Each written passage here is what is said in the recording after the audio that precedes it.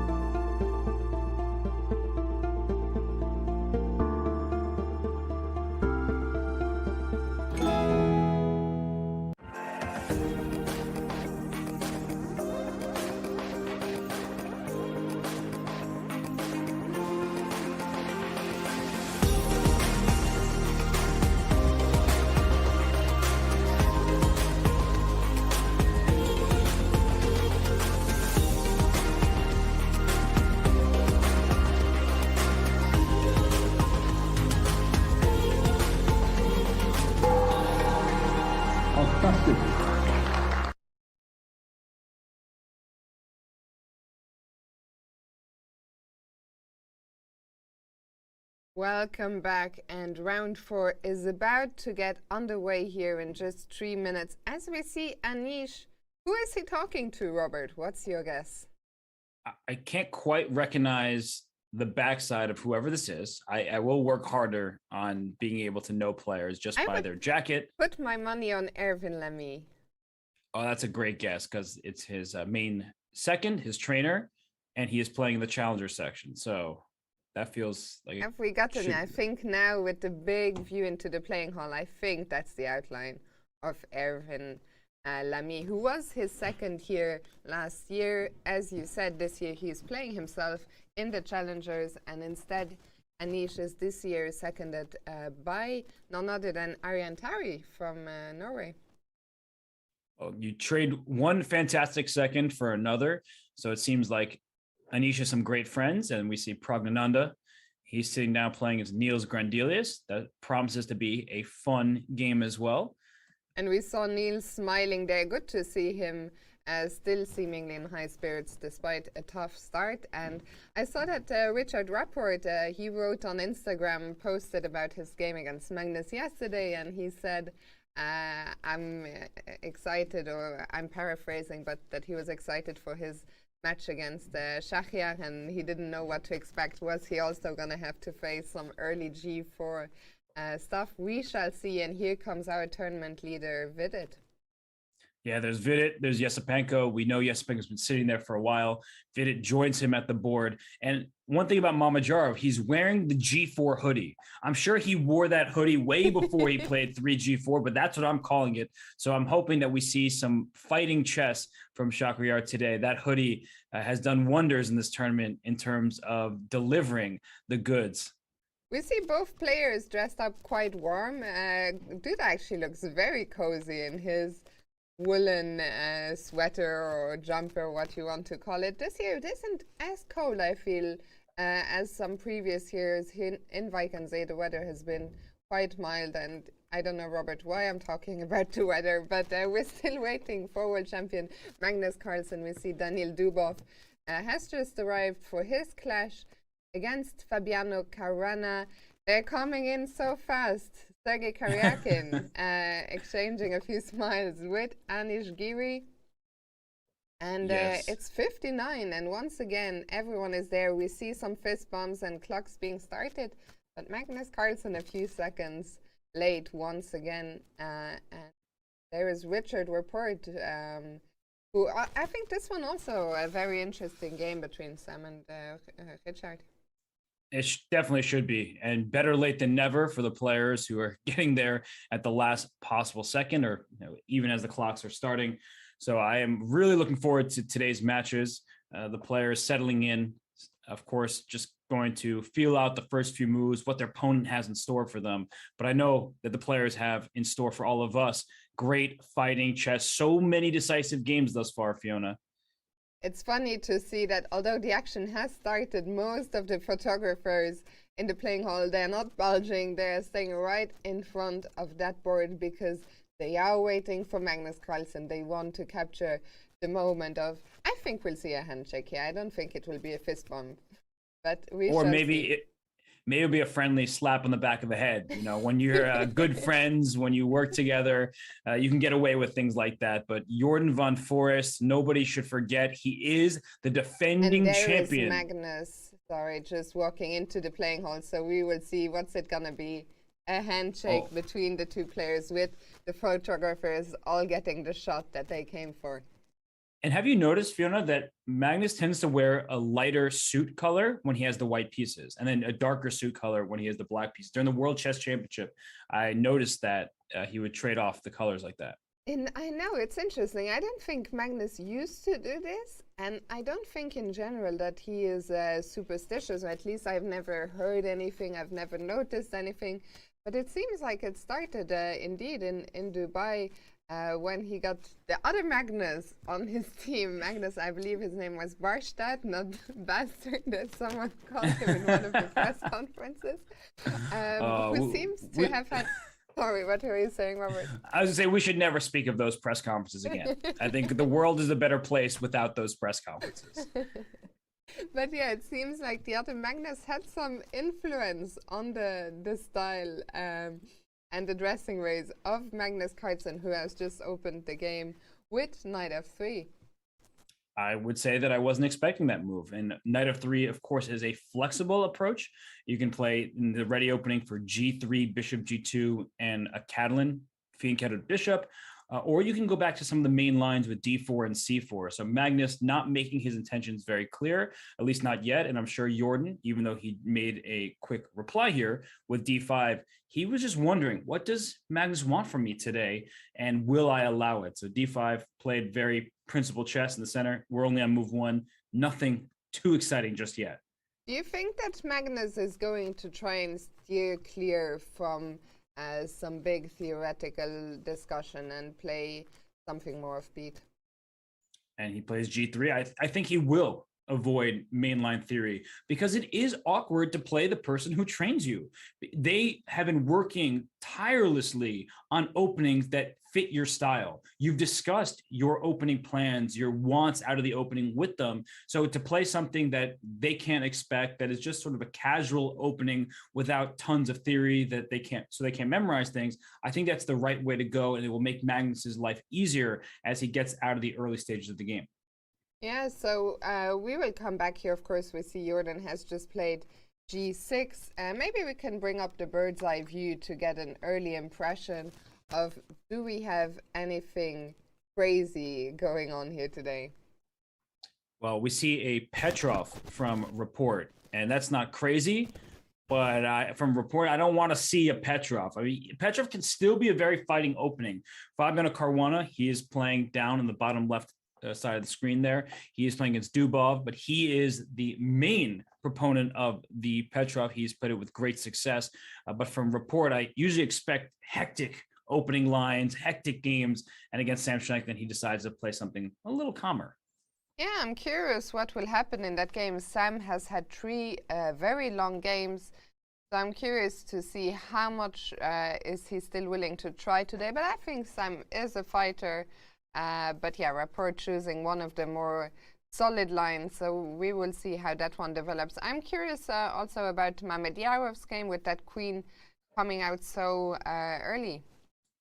Yes, and temporarily Mamedyarov is up a pawn, but this is still part of standard opening fare. The queen on d4 had recaptured a pawn that captured his. And Fiona, before we continue talking about the game's preparation, such a big part of chess, right? Sam Shankland, known as one of the most prepared players on the planet. And he had something special in an interview he did on a podcast where he talked about his preparation, and in particular for this opponent. So we have the image here. It's hard to see at first glance, but then you zoom in to number 6. And does that say Report random BS? Because I haven't read a book in a while, and I still think that's what it says there. It does, and I mean, I don't know if Sam realized that this was going to be screen grabbed. I'm very curious to know what's in that file. I wonder if we can get away with asking Sam about it after one of his games, but an interesting folder for sure. Well, that game is still in just the first 2 moves. I pulled it up here. It has been a Petrov, and after knight of 6, d4 was played. So Sam, he is choosing an interesting line. The main continuation typically is knight takes e5, d6, and then the knight hops back to f3, knight takes e4, and white has the choice. Do I play knight c3 and trade off the pair of knights? Do I play for the move d4 straight away? Many options at this stage of the game, but Sam chooses the move d4, and after takes, bishop d3, d5, he gets to take with his knight on e5. So both knights in the center. These lines, Fiona, can get sharp pretty quickly, and if the players don't know what they're doing, then it can get iffy for the black side, because white, of course, has the first move advantage. Yes, indeed, and well, we will see. For now, both players blitzing out their moves. We will see. Will we get something more sharp or a more peaceful Petrov? For now, shall we maybe check in with the tournament leader, Vidit, who's playing with the white pieces against Esipenko? Sure, let's go there. Not many moves have been played, but perhaps Vidit Gujrathi has been inspired by his opponent yesterday because he is the white pieces. He chooses an Italian. He had success on the black side of an Italian that was really wild. And happy memories, used the opening for himself. And it's Andrei Yesipenko who hasn't made his reply. So for Vidit to play the Italian and Yesipenko to sit here thinking, it's clear that Andre did not expect the Italian from Vidit today. Yeah, and well, I don't know how often Vidit has played it before. Sorry, I don't know how often Vidit has played the Italian before, but Yesipenko goes for knight f6. Of course, black always has two main options, either bishop c5 or knight f6. And what kind of approach do you expect here from Vidit? Will he play something offbeat like Dubov did yesterday, or will we just see a gioco piano with some c3, d3? It's really difficult to predict because even Vidit's first move comes as a surprise. He's a d4 player, and I've considered him a d4 player through and through. And yet in today's game, against the young Russian star, he played e4. So from the very first move of the game, Yesipenko, like, what does he want from me? Why did he change his first move specifically for me? And we get to the Italian, he chooses d3 rather than knight to g5. And I think many of our viewers will be more familiar with the fried liver. And after d5, pawn takes d5. You don't take on d5 with your knight. That is losing to knight takes there. I can't even do it. That's how bad the move is. Knight takes f7. This is a known opening that is very, very bad for black because the queen comes to f3 with check, and the king has to go to e6 just to save the knight, and it's just bad news from the black side. So in this game, Vidit says, I don't want to deal with these lines with knight a5, and black sacrifices a pawn, but gets a very quick initiative. White's pieces have moved a bunch of times, and then black will develop and go for a counter on the king side. So Vidit says, I'll play calmly, d3 and c3. No real surprises, but it's just interesting to note what choices the players are making at this point in the game. Yeah, and we will see here. I think we will. It's not just a repeat, funnily enough, of Vidit's game from yesterday with the black pieces, but Yesipenko himself yesterday was playing the Italian game with the white pieces against Karyakin. So we will see here who keeps the upper hand out of the opening, who will be able to land the first surprise. Well, I mean, you're right in that Vidit landed the first surprise with e4, but Andre well familiar, I think, with these positions from both sides. So we will see what Vidit had in mind. And there was a good question, and yes, I did read the chat. I can't believe it myself. Why don't more top players go for the fried liver, the knight g5 lines? It's because they're more forcing that in those positions. If we go back here, there's so much more theory and computer engine preparation, whereas the game continuation is a bit vaguer, where you can like sort of wander around and try to find a way to outplay your opponent on the board rather than over the engine preparation. So I do think that players like to go for these lines and just go for it at the board to their own devices. It's really a rich opening with many different variations. And I think Vidit might have been inspired by his opponent yesterday. That knight a3 variation was quite cool. And we see he has just castled here. So for now, well, no repeat of yesterday, but we shall see how this game develops. Shall we have another look, Robert, at the bird's eye view? Let's do just that. We have all games just getting underway here. Looks like Caruana against Dubov. They've followed some Spanish variations, the roll-up Hess. We can get into that. There's been a Grunfeld in Pragnananda against Grandelius. It looks similar in Karyakin against Giri. So if Karyakin plays queen a4 check, he will enter the similar lines that we saw Pragnananda play.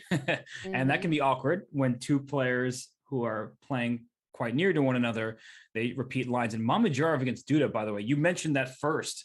Look at that game. There's no queens on the board. Everything's been traded off. So maybe we should head there first in case we miss anything major. Yeah, let's head to Mamedyarov against Duda. Actually, it's funny that those two games, which are mirrored so far, I think we were both on site. It was such a funny story in the Isle of Man. I'm so bad with the years, but I think 2019? 2019, that's correct. 2019, when two games were mirroring each other. In this case, we're quite at the early stages, but they mirrored each other for over 20 moves. And the problem with that was they were sitting one next to another. One of the four players was Karyakin, funnily enough, so he might be involved once again. Shirov, I've forgotten who was playing who. You probably remember, Robert. Yu Yang and Alexei Dreyev were the four players in Exactly, question. And they ended up actually moving one of the boards to another playing hall to preserve the players' peace of mind, because there had been a big group of spectators and just gathering around that. So I'd never seen anything like that before or after.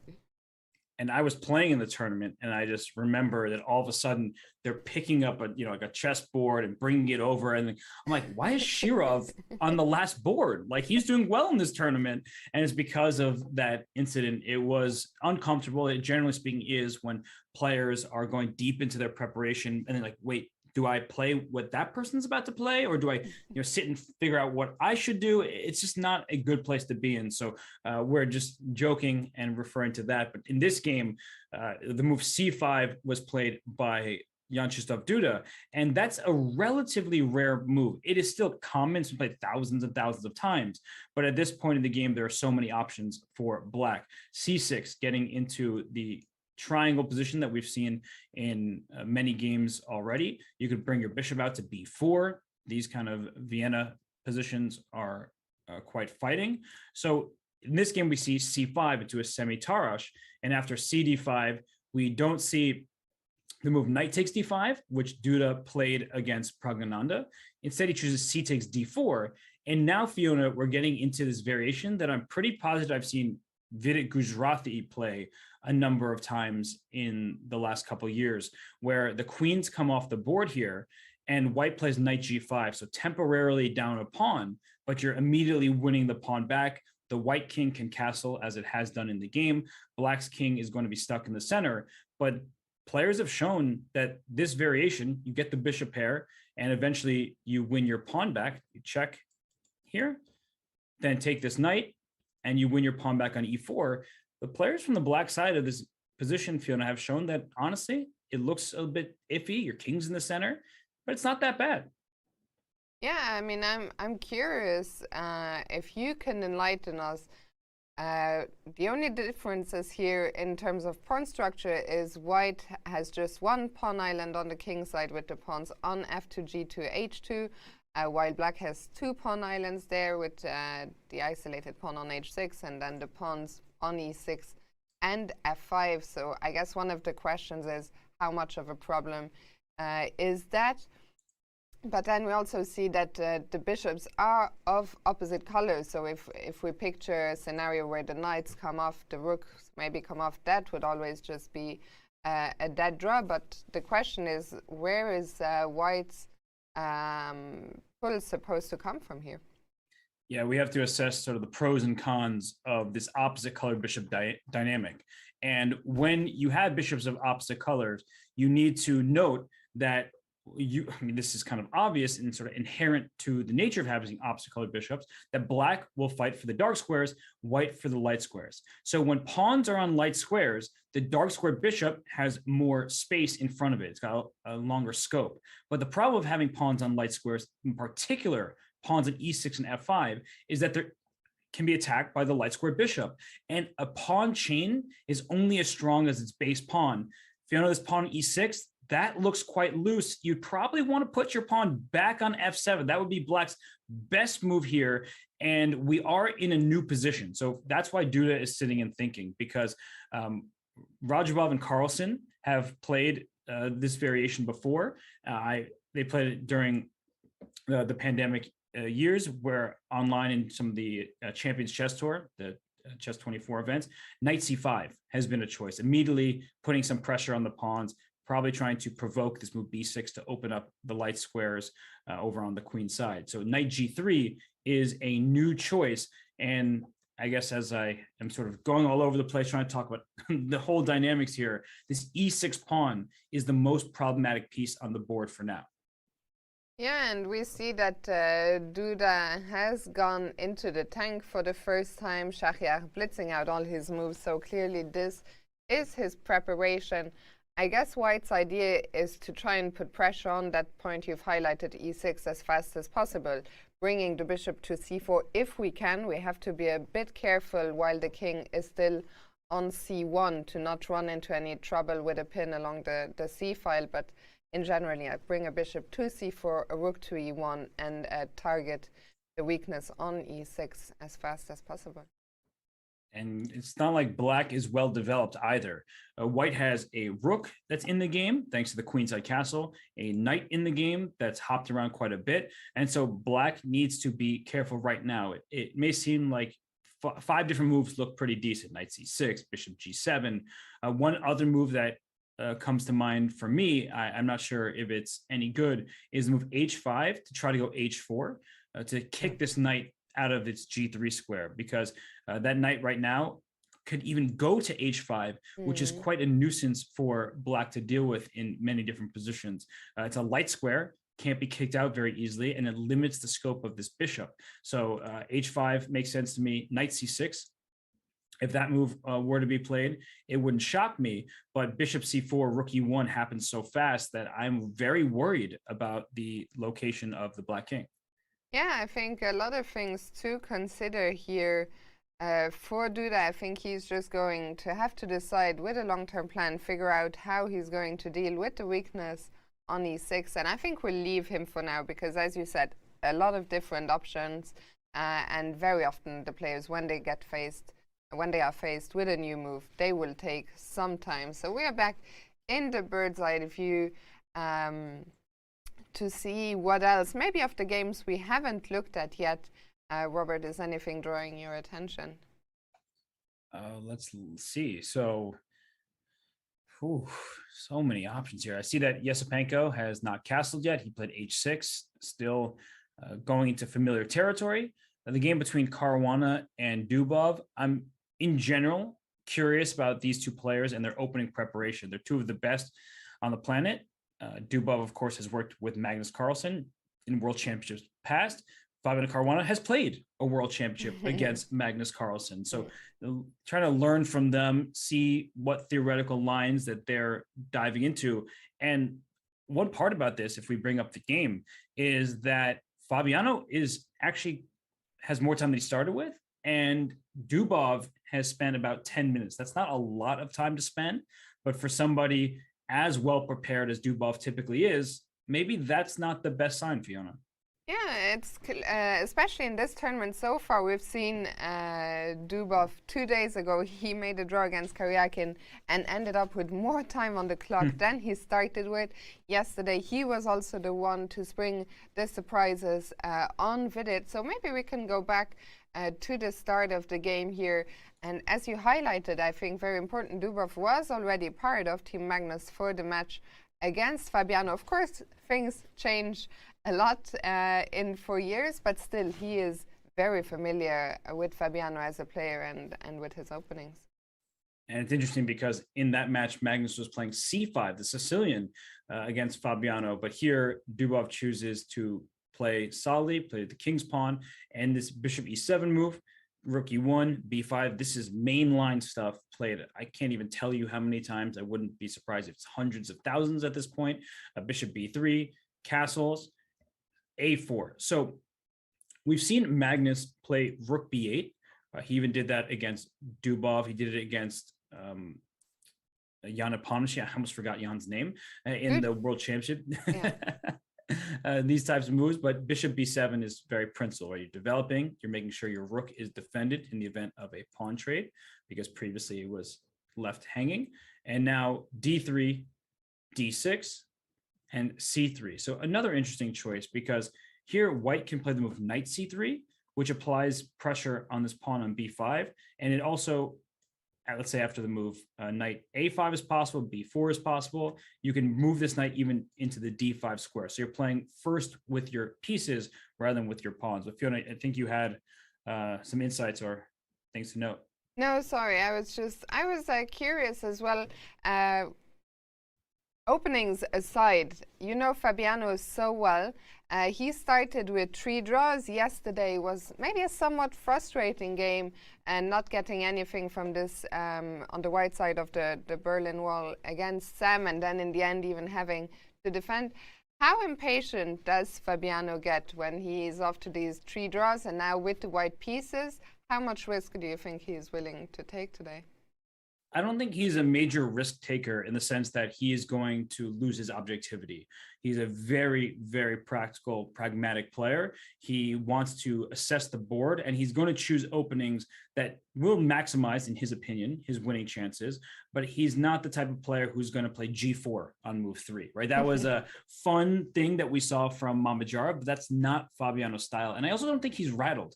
He understands that in chess at the highest level, that draws happen with regularity. So 3 draws against 3 very strong players, I don't think that's going to bother him.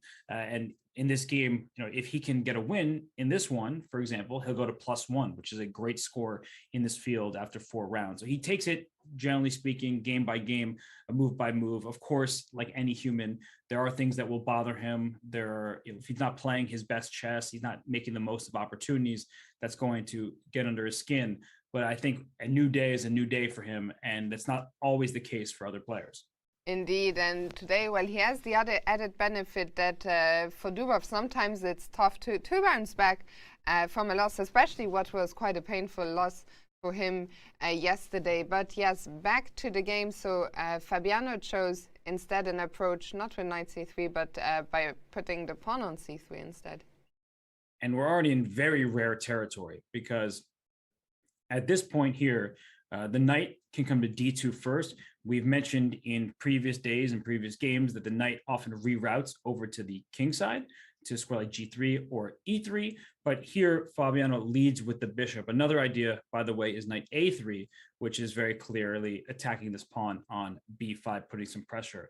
And honestly, my opening knowledge will end right about here. I think queen d7 just to protect makes sense. And I mean, the position is very complicated because no pieces have been traded, and Fabiano going for a rare continuation with bishop to g5. And I have to imagine that this d5 square will be important. Whenever you see pawns 2 squares away like this, e5 and c5, you know that the square in between is one you want to take advantage of. So if this knight does get to e3, you will get that d5 square. And it's true in many different Sicilian positions and in a Spanish where black has committed the pawn to c5.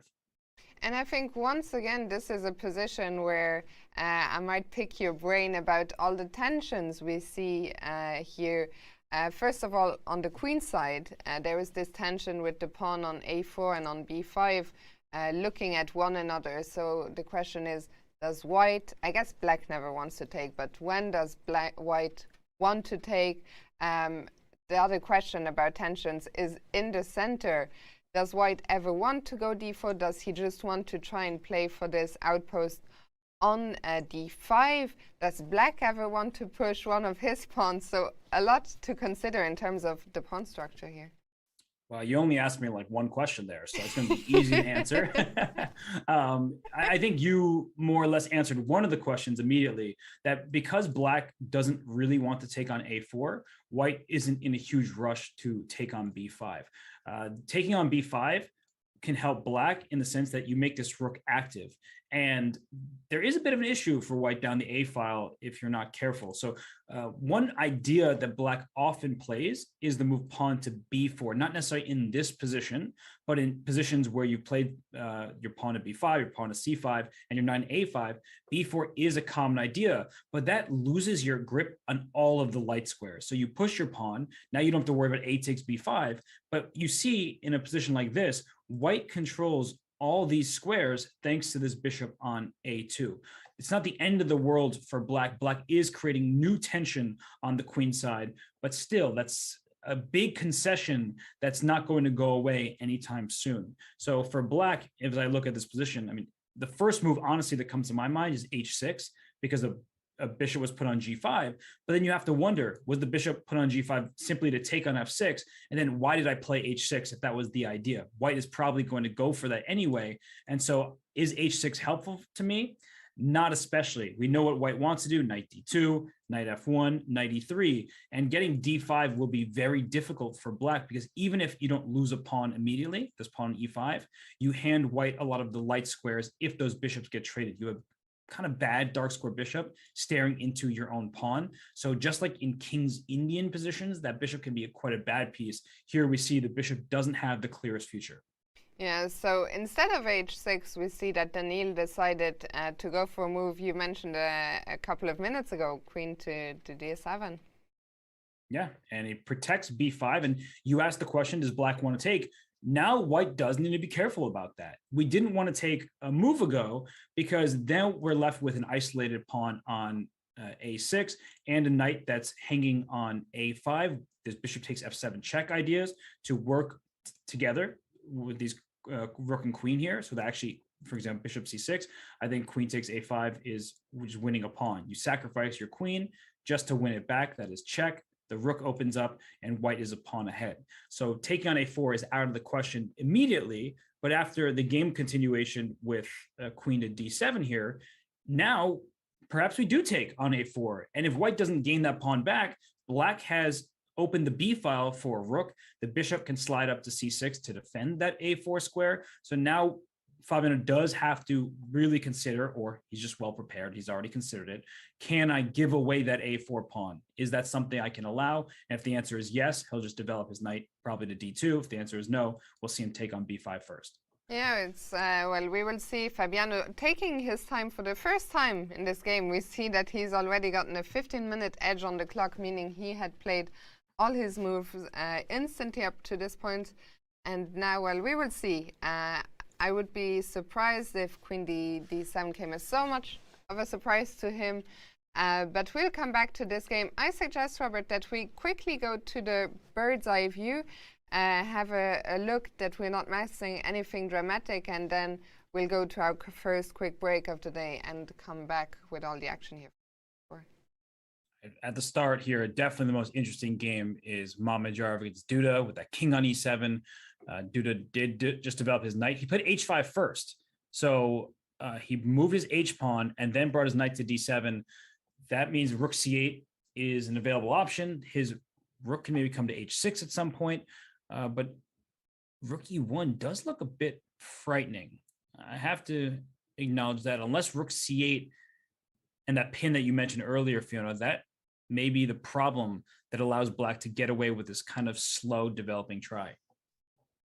Yeah, we just saw Mamedyarov on the camera thinking about these options, so that's definitely one of the interesting games we'll come back to in a second. I know there's also a lot of Prague fans in the chat, so we'll definitely look at his game against Grandelius. But for now, we'll take our first quick break of the day, and we'll be back with all the action here from round 4 in just a few minutes.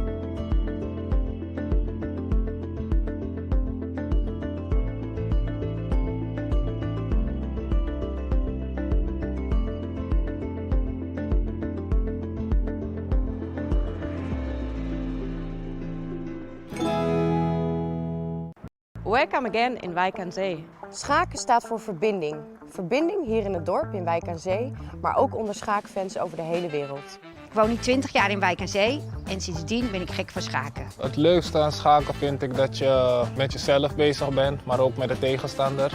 Ik vind schaken een fantastische sport. Het scherpt de geest. Wijk aan Zee is de thuishaven van het schaken. Met schaken leer je vooruitdenken. Ik ben bijzonder trots. Eindelijk weer gezelligheid in ons hotel. Het is een herinnering, elk jaar weer. Herinnering? Eigenlijk het eerste jaar dat Magnus Carlsen bij ons logeerde in het hotel. Dus ze hebben altijd wat te vertellen en zijn heel erg passievol. We beginnen met een lege gymzaal en we toveren het om naar een professionele schaaktoernooi. Deze klus, tijdens corona, hoe vet. Ik kan me geen januari voorstellen zonder schaaktoernooi. Daar leeft Wijk aan Zee en daar leef ik zelf ook. Het is gewoon heerlijk. Echt een onwijs mooie tijd is het vroeg. Verbinding. Tactiek. Thuishaven. Wijk aan Zee leeft.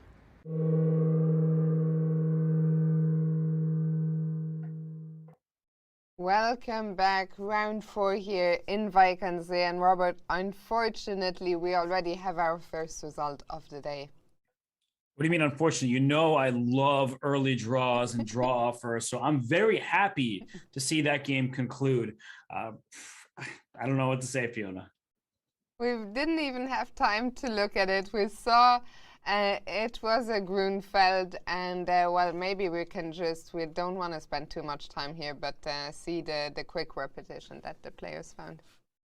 And this is a known variation, and you can't really blame Anish Giri for this. He has the black pieces. He's playing a very, very strong player. And at this point in time, after the move Queen A5, Knight to D2, castles, here White has some options. Bishop E2, I believe, is a move here. Knight B3, of course, play the game. Rook C1, which does give up the A2 pawn in some lines, but gets some quick activity. So here, the move Knight B3 was chosen, and after Queen takes C3 check, Bishop D2, let's count the squares that this queen can safely go to. No, no, no, no, no, no, no, no, no, no, no, no. Oh, okay, and no over there, and no there. So we only have one choice, and after Bishop C1, I'm not going to do all the same highlights, but the queen can only go back. So the draw by repetition is forced from Black's perspective at this point. Karyakin lost yesterday's game. He probably is not in a great mood after his blunder, his huge mistake against Yesipenko. So he's like, let me just get to the rest day. And that is something we see top players do, Fiona, is after a bad result, they just want to make sure that the losing stops. That is true, and I also, my feeling is that very often before the rest day, we see more peaceful rounds. I don't think we're going today to see, I don't want to bring any jinx it, but I don't think we'll see 4 decisive results like we did yesterday, because I think on top of what you said about Karyakin not wanting to take too much risk after losing yesterday, I also think tomorrow is the first rest day, and in general the players don't want to go into the rest day on a loss. So I think in general those rounds tend to be more peaceful, but here with so much, so many rating difference, I mean, it's such a diverse field, I don't think we'll see all quick draws, and thankfully that is so. I think we'll go back to the bird's eye view and see what are the interesting games that we still have going on here, which is most of them. Yeah, the games do look quite interesting, especially the Pragnananda Grandelius game. The Shanklin report game is also heating up. But one game I do want to go back to, just if you don't mind quickly, Fiona, is the one between Mamedyarov and Duda, because I was thinking about a number of variations during the break. And if we just go back a few moves here after knight to G3, I mentioned H5, H4, but I did it in a way that was like, that's my dream. I didn't actually think H5 would be that great of a move with the king on E7, but I understand it much better now that I put some real thought into it. And the reason why is knight to D7. That looks like a very natural move, bring your knight close to the king. But then there's bishop to B5. Now your knight's under attack twice, and I'm just trying to play rook to E1. Very straightforward chess. If you say move your knight to a square like B6, then I'm going to bring my rook to E1. And now I'm threatening knight takes pawn on F5. If you bring your king to f6, I have a knight h5 check, which we mentioned earlier is very annoying. And the knight can often reroute to the square f4 because a knight on f4 will put even more pressure on e6.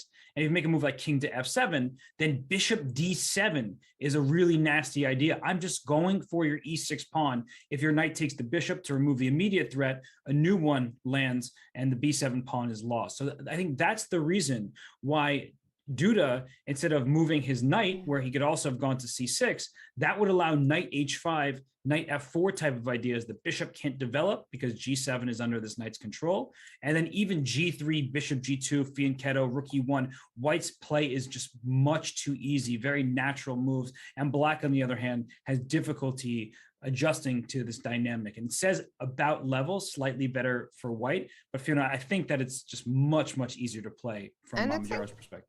It's incredible to see just how fast, after a new move like knight to g3, if you're not careful as black, just how fast you can already get into some very concrete trouble here. Yeah, and the move h5, I mean, seriously, like, I didn't mean it as like, oh, I know for sure. I was like, oh, I would love to kick this knight away because the knight has to go back. But the reason why it's so good is now after bishop c4, knight to d7, the pawn is already on h5. So if bishop b5 were to be played, it looks similar, but the pawn's here rather than h6. Now, once this knight jumps, let's say it goes to b6, and the rook comes to e1, going for this e6 pawn, the king can go to f7, because after bishop to d7, now we see why it's so important, the pawn's on h5. Rook h6 is a possibility, defending the pawn e6. And now, why did you put your bishop on d7? It looks really awkward. It's actually not that helpful because black has covered all of his bases. And now the dark square bishop will develop. This rook on a8 will get out of there. And black, is, as you see, is actually better. So clearing the h6 square, really important. And this particular line showcases why. Indeed, and well, Schach had no interest in putting the bishop there. Instead, king b1 makes a lot of sense. We talked about the c file earlier. You don't want to keep your king behind the bishop and run into some rook c8 with trouble.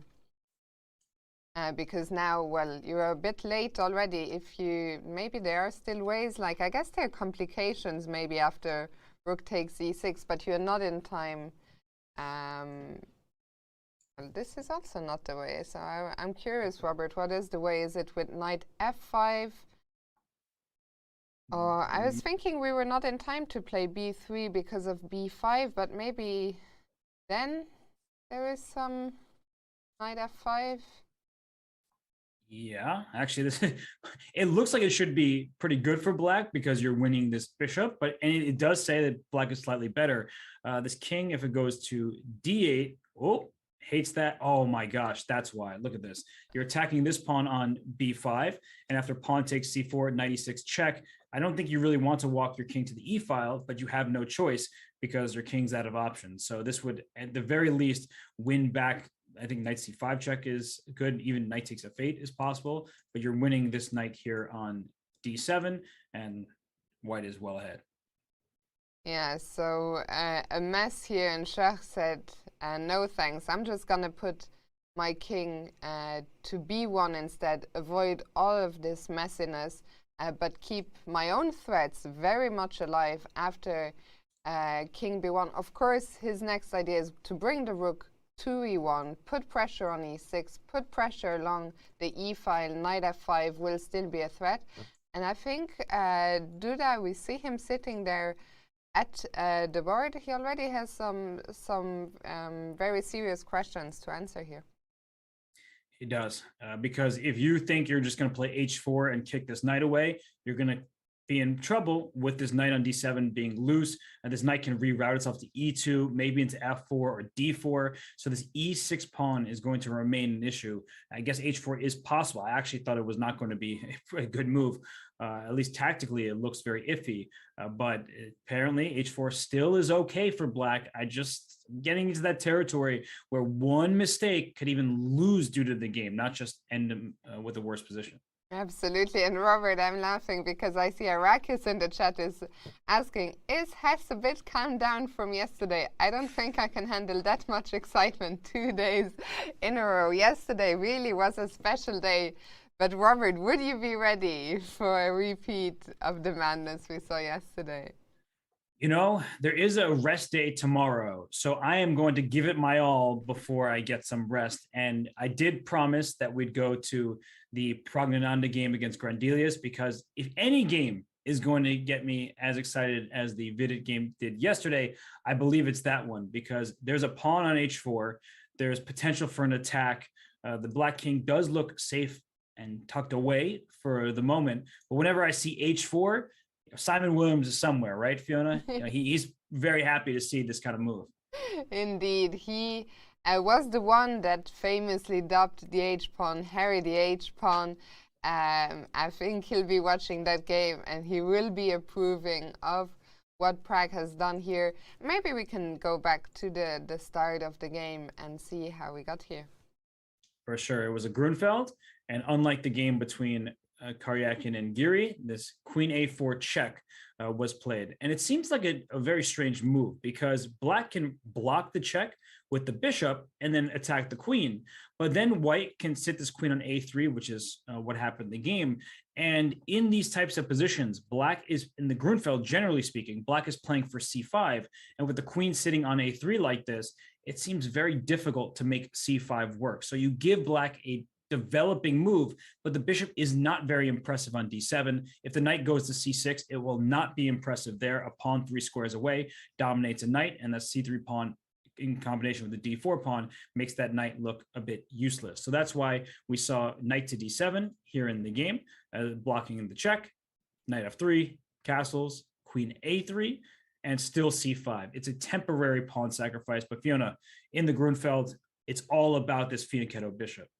Indeed, Grunfeld, a very active opening where very often Black is even happy to give up some material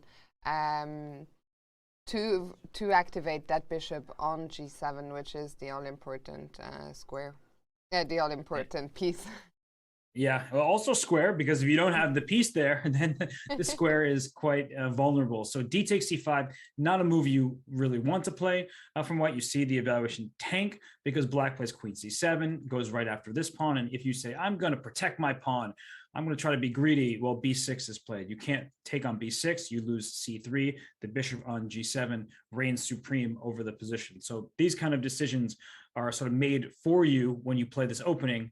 Bishop e2, if there's a swap on d4, not a big deal, b6, and then h4. So I love this move, Fiona, and part of the reason I love it is it encouraged Niels to play e5, because when we're getting attacked, some players think we need to react on that side of the board. But one great method of defense is attacking the center, especially with the White king still sitting here. Now, e5 does just that. It strikes in the center, tries to hit the d4 pawn. But look what Pragnananda does. He goes d5, and now this bishop on g7, it turned from a Grunfeld bishop, which was open, trying to slice through the position, into more of a King's Indian bishop, which is staring into its own pawn. So I really like the nuance here by Pragnananda, because I think strategically he now has an advantage, even if objectively for now the position is okay. Going forward, this is a big deal where you have a protected passed pawn in the center, and this bishop on the dark square is blocked by its own pawn. Indeed, a very interesting fight coming up here. But Robert, I actually, we've got a little surprise for you and a little surprise for our viewers as well. So we're going to go to a quick break, get something set up, and be right back. So stay tuned. You don't want to miss this.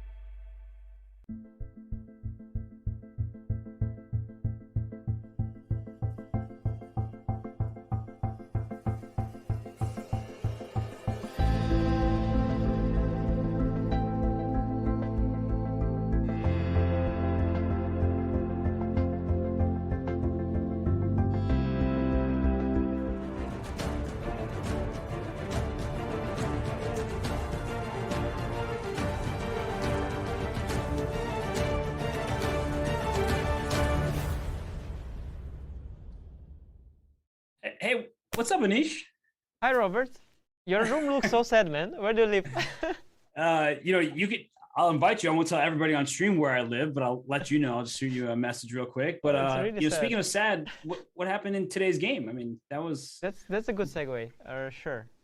No, I was it was quick, I have to say. Especially, I thought you wouldn't do it this way, but sure, possible also.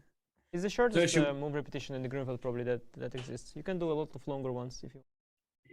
Well, I think we all wanted a bit of a longer game from you. So, you go into the rest day, you have 1.5 out of 4. I'm sure not the result you're looking for, of course. But is this the type of game you get to just relax a little more and have 2 rest days in a row? Well, as they say in such cases, that today's game was not the one to blame, for my standing. And I have to say, playing Sergei, who also lost yesterday, I was really preparing myself for a very dangerous game, for a battle, because he's a very good player, and I thought he would definitely give it a shot. I don't know how much risk he would take, but I didn't know. But I thought he would definitely give it a shot. I guess I surprised him with Grunfeld, and then he just didn't have anything ready, and he decided to just call it a day. But yeah, I have to definitely, some say, do better. Well, how much do you think this has to do with him playing the candidates later? Like, even if he has something up his sleeve, right? When you're playing in a candidates year, you don't want to play your new opening ideas before that. No, it's not that. I think he just didn't expect Grunfeld at all. Because if you expect it a little bit, you can come up with some kind of a small try that is a little bit better than this. I just think it was more him thinking of, like, I don't know, the Knight f6, e6, and the Slav maybe not considering Grunfeld at all, which is, I don't know, a little bit odd, because I think I played it a couple of times last year. But yeah, I don't know. Also, sometimes you don't know, like, people don't have the mood. Like, I'm definitely like feeling like I have to do something. I feel like I want to give it a shot in this tournament. Obviously, it's many rounds to go. But maybe he doesn't like the way things are going, and didn't want to fight it today. Find it out today. Well, he did lose yesterday's game against Andrei Yesipenko after was uncharacteristic mistake from him. So why don't we, if you don't mind, if we go to the game between Vidit and Yesipenko, your buddy Vidit, I mean, what has gotten into him? Yeah, he's played well. I mean, the first round was just a normal game. He played Sam Shankland, and he was playing a good game. Sam had some opportunities to defend, he didn't, and Vidit won. Was characteristic, usual Vidit, let's say. Then he made a draw with Fabi with Wijk. There was also nothing spectacular. But then, of course, he had that game with Dubov, and I've been in that situation myself as well a few times. You are not really the headline maker. You are just getting surprised. You are in a dangerous position. And you just try to fight for your life, and as you fight for your life, somehow the best of your qualities come out, and you win a great game. I mean, I've had that happen to me a lot, and in some way we have similar. Some of our traits, mine and Vidit, are similar. So in some way we have a little bit of a similar style, and so such games can happen. When pushed with the back against the wall.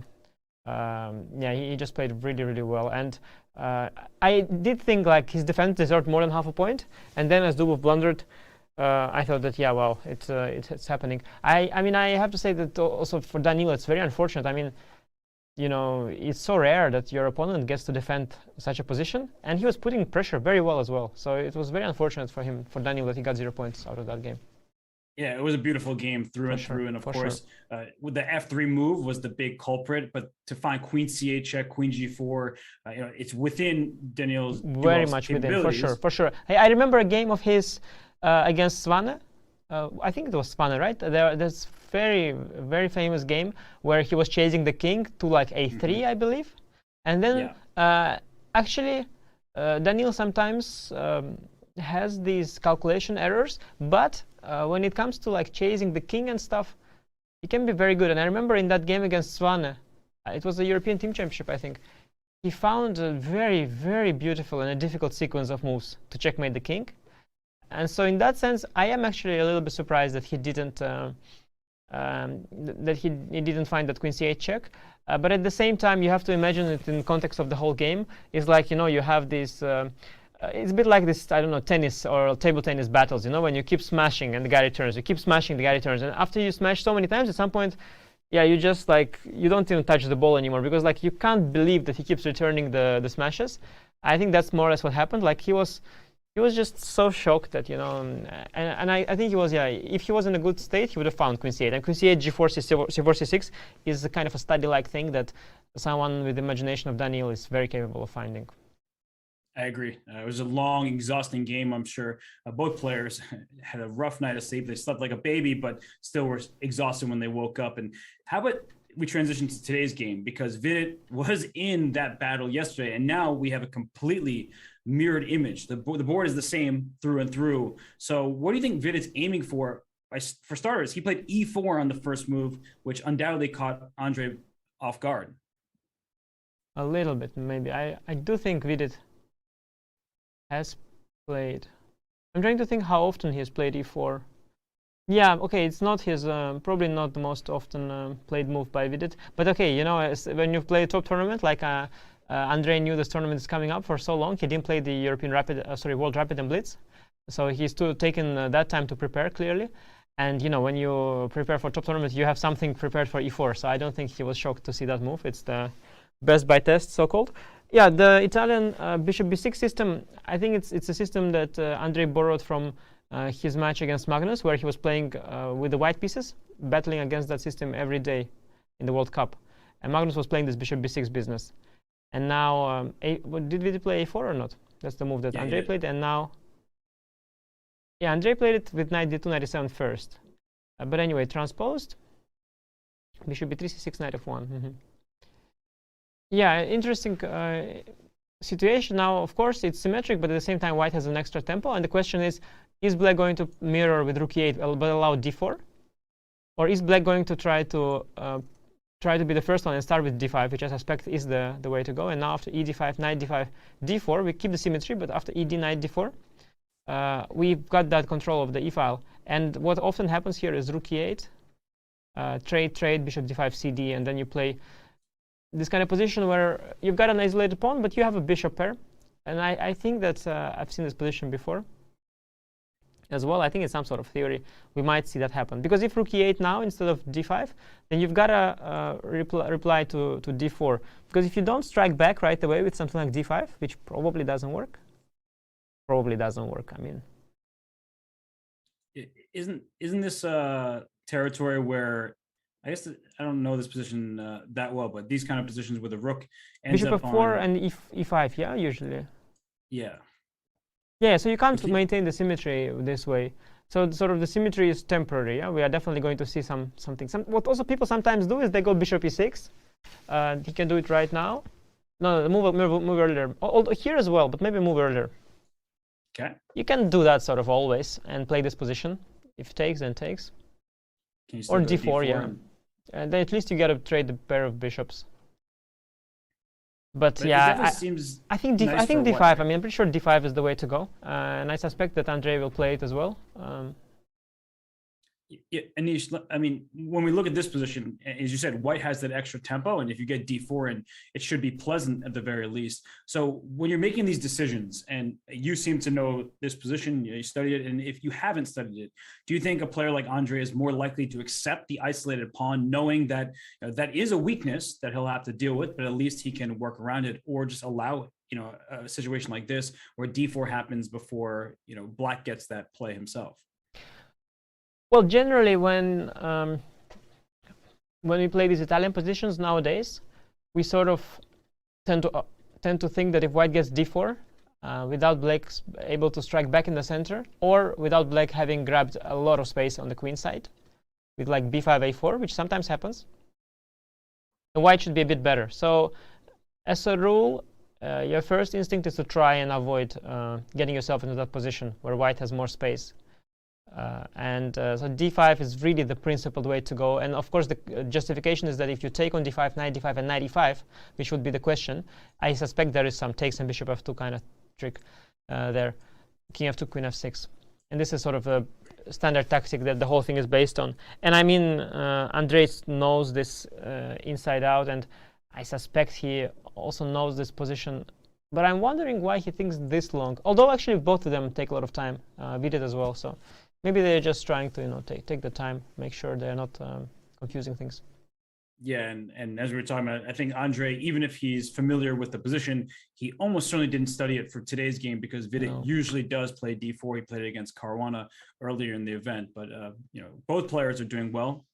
What I suspect with Andre is that he thought that since he knows this a lot with white, he can play it with black. But if this was not his the direction he was looking at with white, then he doesn't know it. You know what I mean? Like he was going for d4 with the knight on d2. These are very different positions. And now he realized that this is not what he prepared with white, and he's trying to figure out why not. But yeah, you can see his hand movement. He's calculating d5, ed. There is a hand movement, knight d5, d4. Yeah, it's coming, d5. There it is, yeah. Question for you, though. When you play an opening from one side, do you enjoy playing it from the other side as well, or do you hate it because you like it from... like, let's say you play an opening as white. Do you not want to play that same opening from the black side because you prefer to play it as white? Yeah, it's a very interesting question. I was thinking about these things a lot because, one of the strengths of players is their being self-aware and knowing what positions you play well. Because, many people are very delusional, and it's easy to be delusional because of your arrogance. You think you play everything well. And you think, okay, I lost that game once and whatever, and in the French defense, yeah, because I had bad luck. That time I also lost because I slept badly. That time I also lost because I was not even trying to concentrate. But you have to be self-aware and try to go for things you're good at. And I was thinking, indeed, whether being good at an opening with one side makes you good at this position with the other, because essentially maybe it's just the fact that you understand the position as a whole. You know what I mean? Helps you play it with both sides. I'm not sure. I'm not sure. You have so many of these positions where one side is attacking the king, and the other side is playing on the queen side, and you have so many players who only want to play the attacking, for the king. So I don't know. I don't know. Honestly, a position like that, this Italian, it's you can be pretty good at it at both sides because it's pretty simple.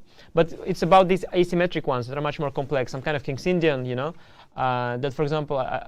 Today, I think we saw it in Arjun Argaisi's game. I think that was a King's Indian. There, it's much more different because it's very asymmetric. Yeah, that's for sure. I mean, this, right, as you're saying, the position is pretty much the same, except the rook is on e1 versus the rook on f8. Anish, before we hop to another game, besides rook e8, I mean, another move that comes to mind is bishop c7 for black, rerouting that bishop into a new diagonal. I'm wondering if at some point black can think of putting a knight on f4 as well. So you said rook e8, that is a position that I feel like I've seen before, but is there some merit to the move bishop c7 here? Yeah, for sure. There is merit to not playing rook e8, because if you don't know about the sequence with taking and taking on d5, you might assess it as very... you might think it's better for white, because besides the d5 pawn, you've got the b5 square weakness. And this is pretty ugly, though you can cover it with the bishop d7, but you could try to stay away from this position. And indeed, any other move than rook e8 is possible. And bishop c7, like you said, comes to mind as well. And then it's a question, because now we have some structural trumps. We've got this isolated pawn, but in bishop c7, you don't have that. So we can see, instead we have the e-file. We can see doesn't this feel like a Vidit type of position, like from the white side, playing against an isolated pawn? It doesn't seem very tactical in nature. Not that, of course, he can handle tactical positions. We saw him do that yesterday, but this feels like the type of position that he ground Sam Scheinken down in round one. Very different, more pieces on the board, but still like that kind of dynamic. Well, there's definitely that potential, and if white trades the right pieces, imagine the dark squared bishops leaving the board. Let's say some knight c2 takes, knight takes. And imagine now also queens, traded and the knight coming like to d4 or whatever. Then, of course, white is much better. At the same time, black still has the bishop pair, and that bishop from b6 is gonna go to c7. And black, at some point at least, and black will, might try to set up some sort of kingside thingy with, at some point, maybe knight h4. You don't know. Bishop c7, queen e5, lining up against. The king is pretty safe for now, but who knows? So black has some Black has some ideas, but yeah, it depends whether Andre will go for it. Like the move you suggested, bishop c7, looks also very natural without burning any bridges. Yeah, and now it's also later. Sorry, go ahead. Yeah, it's a question how white will proceed. You can develop the queen, but also maybe hope with a knight to f5, and some knight df5 is a question, for example. I don't know if the knight is stable there, but it is quite threatening. Leaving with the bishop from b6, like on one hand, it does a good job on c7, but it was also doing a pretty good job on b6. Right. It's just one of these things, like, if not for bishop c7 or rook e8, do we have a third move? Because either we have to accept an isolated pawn, or we remove our bishop from what has been a good-looking diagonal to this point. I don't know. You know what sometimes happens? Like, I don't think it's here, but there are variations similar to this, where black does a crazy move bishop e6. It's not here. But the point is there that if knight e6 fe, then suddenly there is a huge pressure on the f2 pawn. I mean, if that doesn't work, black like knight e4, for example, here, I think here it doesn't work, and then it's really bad. But if it does, then there is a line like that. There's a game, I think, of Ho Yifan against Levon Aronian from a World Cup many years ago, where this kind of thing, I think she took on e6 in a similar position, bishop f2, and it was king h1. I think it was kind of, very exciting complications. And so that is a possibility sometimes. This bishop e6 is crazy move, bishop e6. So there are options for black, for sure. Yeah, and actually options are likely what's making Andre think so much right now, because he's familiar with those types of positions, but not this specific one, most likely. And that's a big mistake that players make sometimes, even at your level, right, Anish, where you've seen a familiar idea, so like, yeah, that could work out, and then it's refuted because there's some subtle difference in the position. Yeah, I mean, that is there. And also what usually happens is the mistake is not only that, the mistake is that you haven't anticipated your opponent going to play, for example, 1e4 or the Italian, and then you haven't really repeated your file. And you've looked at so many things over the past couple months, and you don't really remember which was where. And you've seen the things, you've seen the ideas, but you don't quite recollect. And then sometimes trying to recollect only hurts yourself, because just playing a position without knowing anything can lead to better results than trying to recollect something. For sure. And well, why don't we hop away from this game for the moment, because Andre's still on the clock. We have 6 games still here. Yours, of course, finished in the draw. So Pragnananda's pawn's in h5, so that catches my eye. Which of these games catches yours? I like that you said yours, of course, finished in the draw. Let me see. Well, the Shankland-Rapport game, it's my...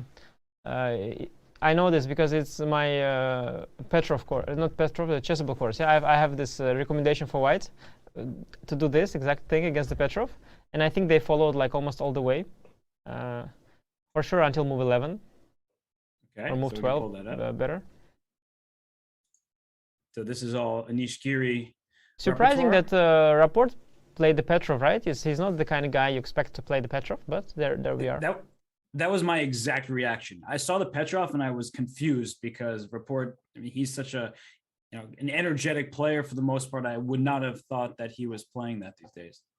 Yeah, Richard is really fascinating. Like the combination of his play, his demeanor, and like he's so random. Random. I think you mean that in a complimentary way, right? Oh, hard always. To predict. Random is a very complimentary word. Well, okay, so you said through at least 11 moves, rook e1, c5, yeah, striking queen in the f3, center. I think that's also the main line is c4, bishop f5, knight e5, d5. Now, I think there's also rook e8 here, but there's also bishop c5. And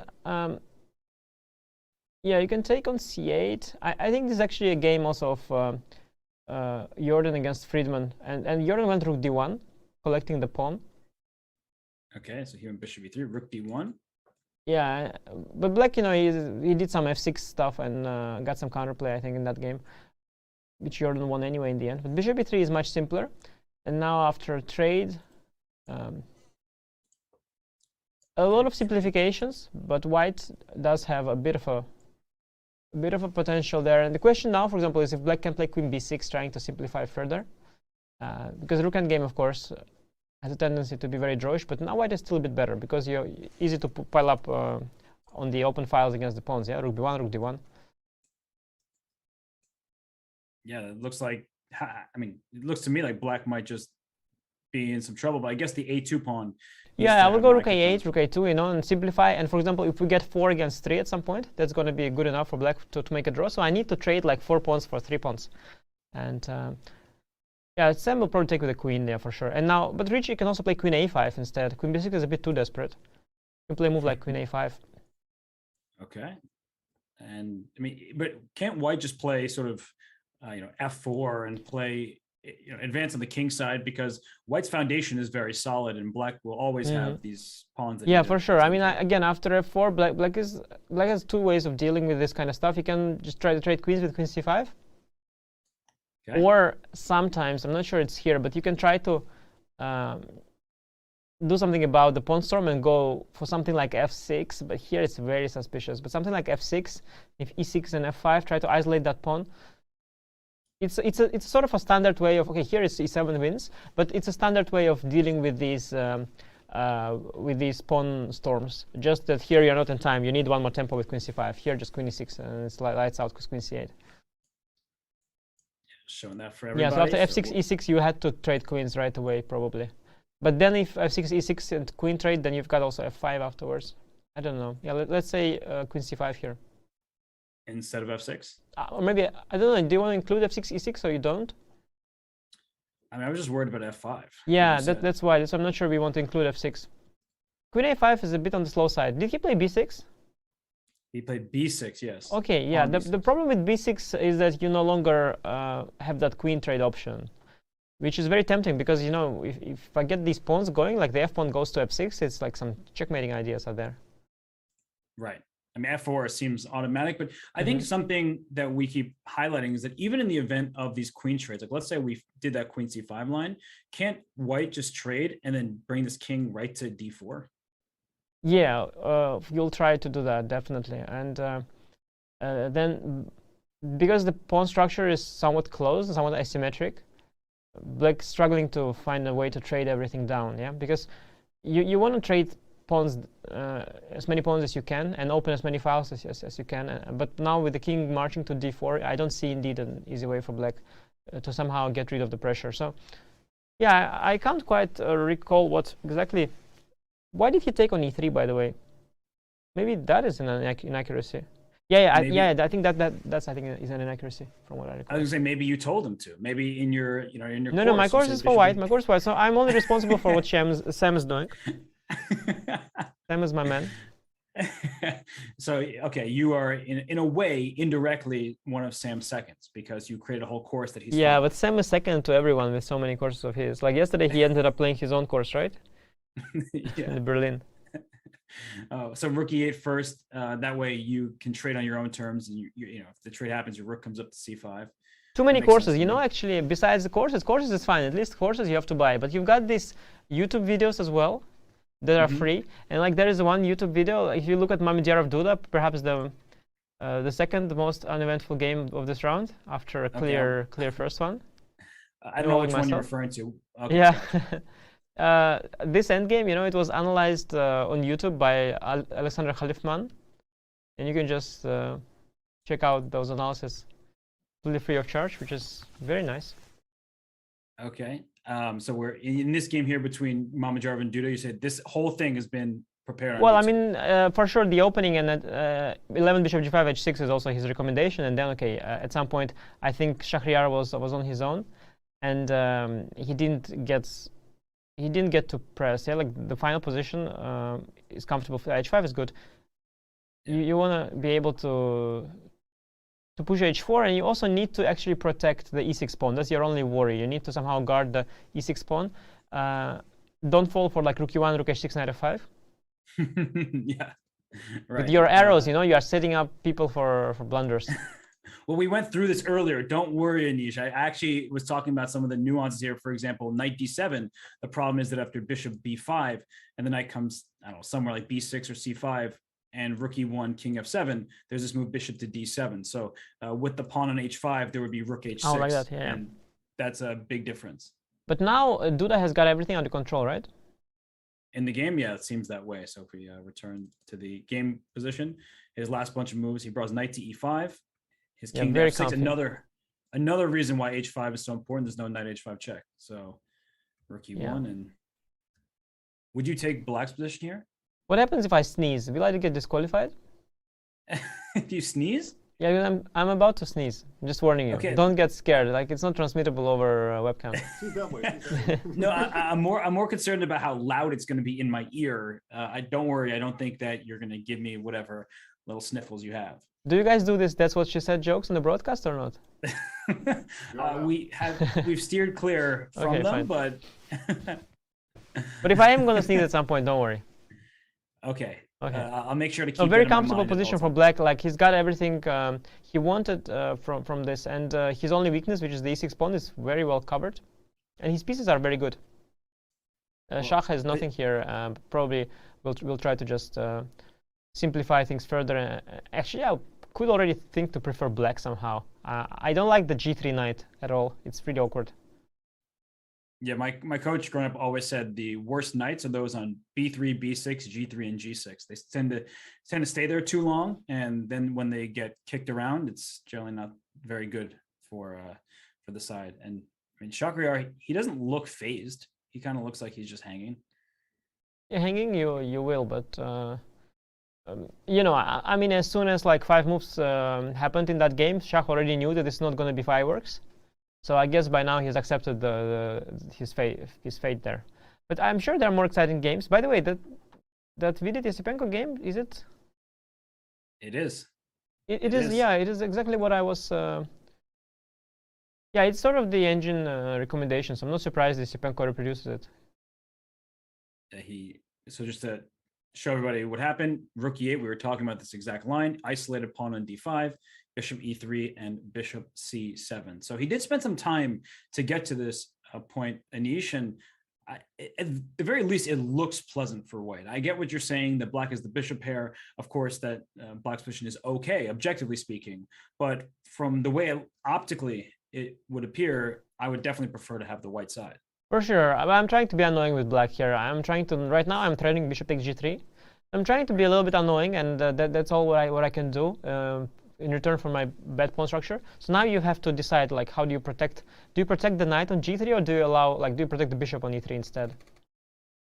And how would I even go about protecting the bishop? Like, some queen d3, queen d2 kind of move. It can get very concrete. Yeah, 95, maybe some. I don't know if I can play queen b5 or not. I like it. You're trying to trade queens. This d5 pawn's that makes me wonder if 95 was accurate. Maybe bishop d7 first. Yeah. And then I'm hitting the pawn. If b3, I'll go. Yeah, I have a feeling that what we're doing so far is very decent. Yeah, now 95 queen d2. Yeah. Okay, if white gets to consolidate. That's a huge compliment. You heard me? So go ahead. I said, coming from you, that was a huge compliment. That what I was doing was decent. I'll take it. Yeah, no, for sure, for sure. You know, whenever I'm complimenting you, it's filled with sarcasm. So don't get too flattered.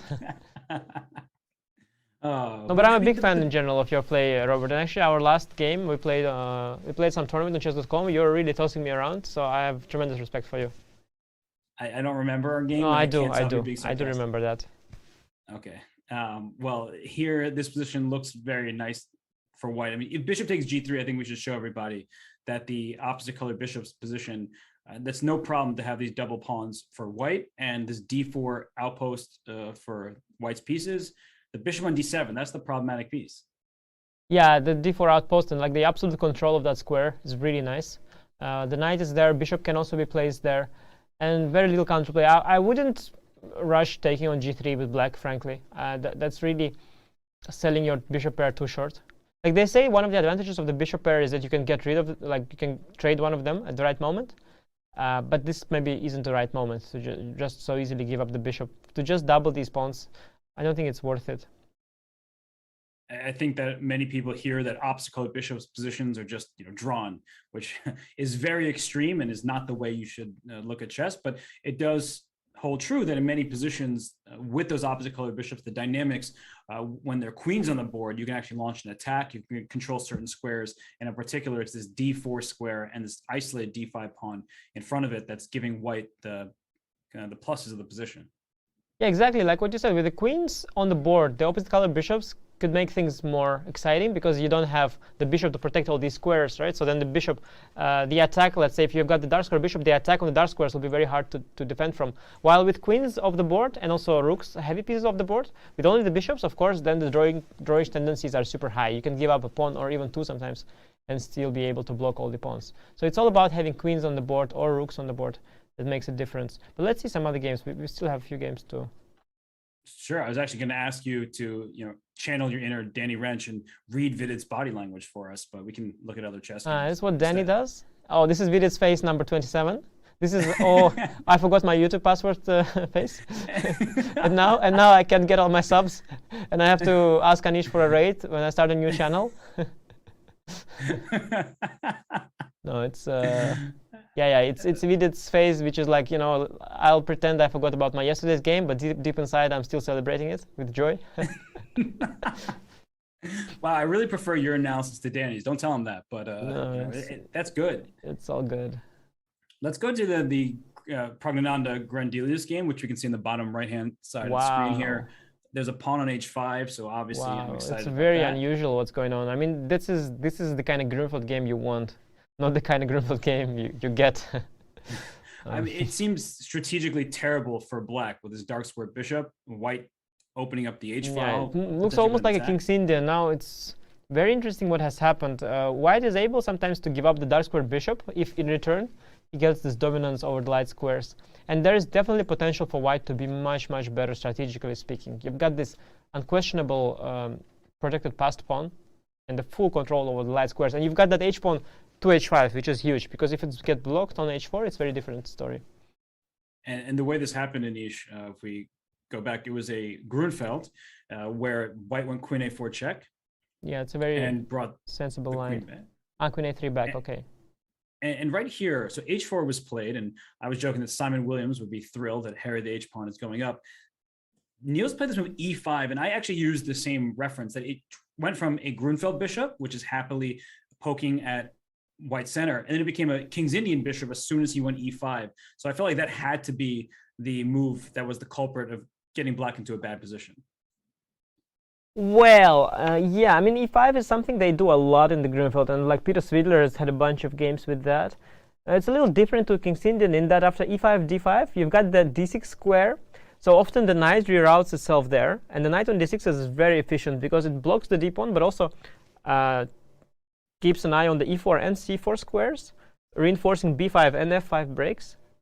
And I feel that Niels maybe thought that somehow by closing the center this way, yeah, he weakens the h5 push, but I'm not quite sure. How did he follow up? Like f5 right away is a bit... Can I go f5 right away, or is just very bad? It could be actually like a must as well. It could be bad, but it could also be like the best move by far. Knight g5, I've got knight f6. I'm not that scared. Can I just try to, go for...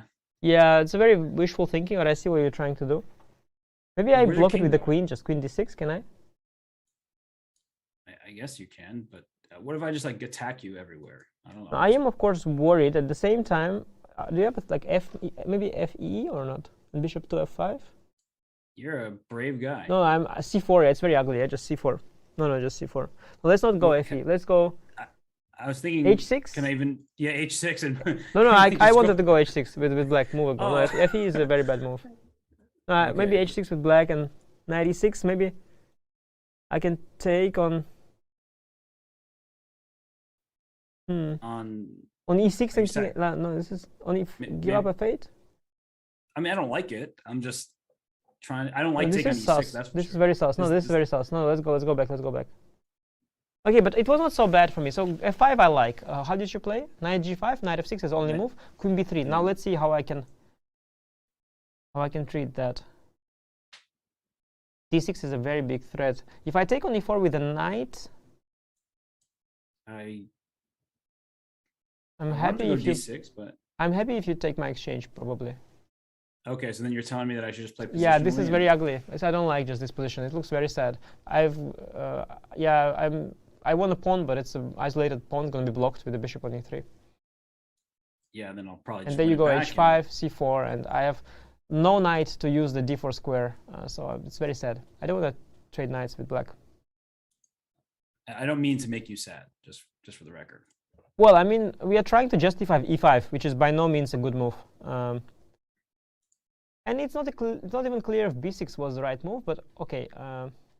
Instead of e5, what about bishop b7? Just attacking the center.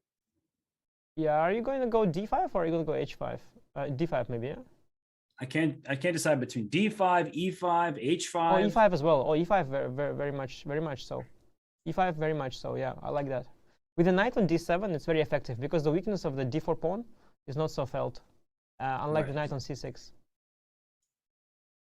Yeah, I like that. No, bishop b7 is also not. Maybe cd first. Yeah, what about cd and then bishop b7? This looks more to the point. Yeah, it's actually the same thing. I could have traded there as well. Yeah, I'm liking a little bit of counterplay here, and I can place my bishop on d5, but then you'll go h5, and I wonder what I've achieved. f6 comes a bit too late. I often wonder what I've achieved, so I get the thought process. You're a commentator on chess.com. Come on, Robert. What more does a man want? Or a woman? It doesn't matter. I see Fiona there. What about knight f6, by the way, instead? Because if knight f6, e5, I would have knight d5 square. But now anyway, h5. Also haven't achieved much. No, not good, not good. So maybe this is just a good line for white. It's what we're getting. No, black could also. I mean, b6 is a question. I don't think b6 is a must. So b6 is the move that you wouldn't have gone for? We would find out. Certainly, the game would be more interesting if Sergei went for this line instead. What he did. Oh, actually, I see.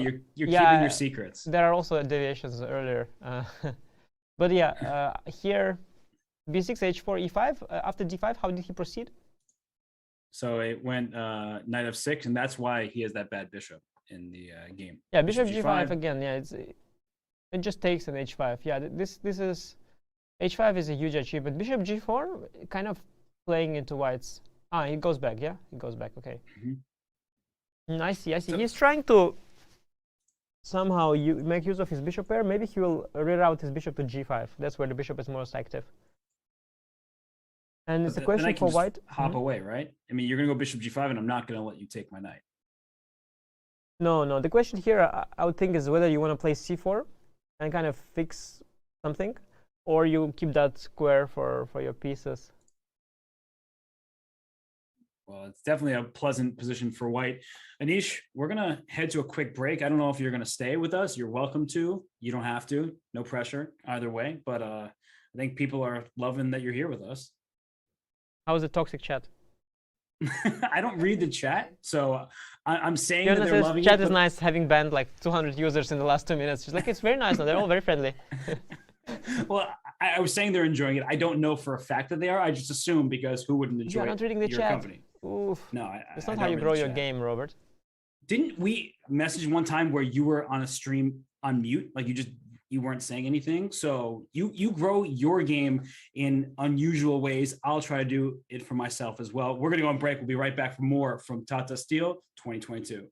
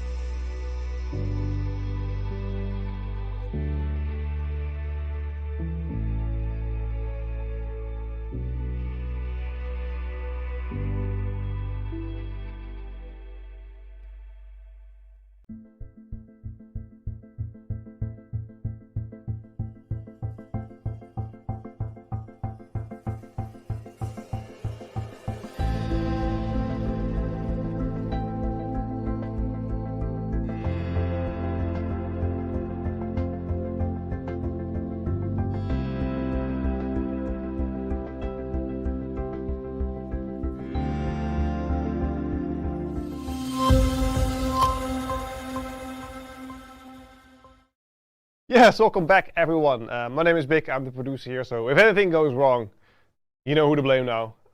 We have the Challenger checkup right now. Every day next to the Master section, we also have the Challenger section where we check in to see how they are doing. The winner of the Challenger section will be playing in the Master section next year. So there's a lot to play about, there's a lot to fight about. And today I have a game of Maurizi versus Pierre. Two grandmasters now playing in the group. Pierre actually was the one that we had on the first day, but now we're looking at for round number 3. We have a pretty equal position right here. The king is still central. Black's king is already castled, already very safe. So the first thing I do here is to castle long, make sure everything is defended, and knight trades off that knight for the bishop and goes away. Queen c7 to make sure everything is handy dandy. We see a slight edge for white because we have the open file here for the rook, but nothing too crazy just yet. Now, the next move, rook to d6, is a little bit provoking. Why doesn't black just play b6? Hit this pawn here, it is very weak. It is for the simple reason that we are going to double up. We look at this bishop. If you play bishop e6, there's a bishop here on c6 as well.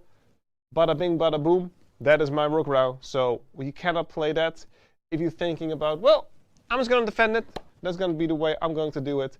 Then we're going to take away this pawn, make sure the queen is taking the pawn, so you lose that bishop.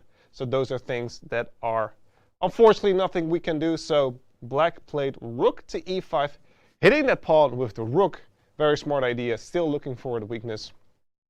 And after rook to d1, we have a little bit of a pressure on the d-file. And now bishop to f5, which is a very interesting move to make sure, well, I'm going to get out of the way. It makes all sense. Boom, we hit him with the e4. e4 is being played. It's chasing the bishop away. Not really, by the way, because if a pin on the queen, there's nothing forward then. But queen to h5. And here's where things get interesting. We see two rooks looking at d7.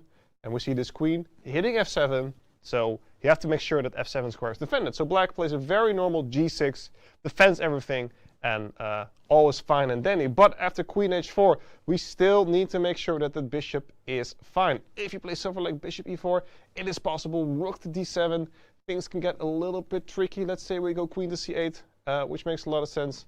We trade these off, and finally the queen comes to f6. You have to defend, but even though this is a position that is equal, look at these pieces being trapped. f7, there's so much pressure on it. These pawns are going to go up and attack on the king side, so this is not something that we can go for. So after queen to h4, black plays bishop to e6, hitting it back. Make sure to have some nice attack on the queen side, and we don't have anything here. Queen comes to f6, jumps in there, hitting this bishop, and this rook is being completely cut off by, by its own bishop. So bishop to g4 actually has been played, and this is where things get very interesting because white played bishop to f3. It's defended by the queen, and you cannot take it. However, black did take, and what happened? Bishop takes f3, rook to d7, and we actually had a resignation because this f7 pawn cannot be defended anymore. If we lose this rook, queen f7 check, king h8, we have a mate on h7 or on g7, whichever one you prefer. So what else can we do? There's a very interesting position, a very cute little idea there at the end that, let's say we go back. We return to c8. We're going to say like, well, this is not something I want to go after. We're going to do this. After rook to d8, rook to e6, hitting this one, we give a check, rook to d6, and now you can see, after, let's say, bishop e6, all of these pieces are trapped in, especially the queen cannot even trade itself because of all the back ranks. So the move the engine suggests, which is actually very funny, is play king d2. With the idea is to walk its way to h6 and deliver the checkmate on g7. And it's actually very difficult to stop this king from going over all the way there. We're making some random moves, but you get the idea that after this queen, king gets all the way to h6, there's actually a mate in threat. Now, why don't we just play after king d2, let's say queen to e7, which makes very much sense. After take, check, king g7, which is the only move, we play our rook all the way back, and we start eating these pawns up. So the position, it all starts and it all ends with this pawn on c5, which is an amazing idea, amazing play by White, well-deserved win.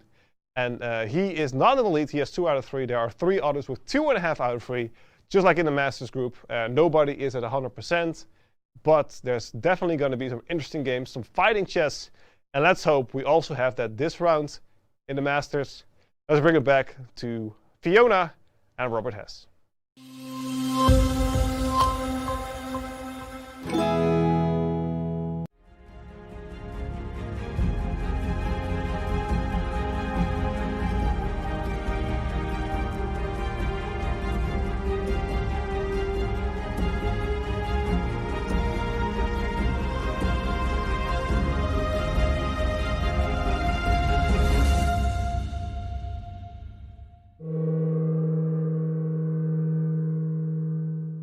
Hello and welcome back here to round 4 at the Tata Steel Chess Tournament. Robert, I'm afraid you're going to have to make do with me again.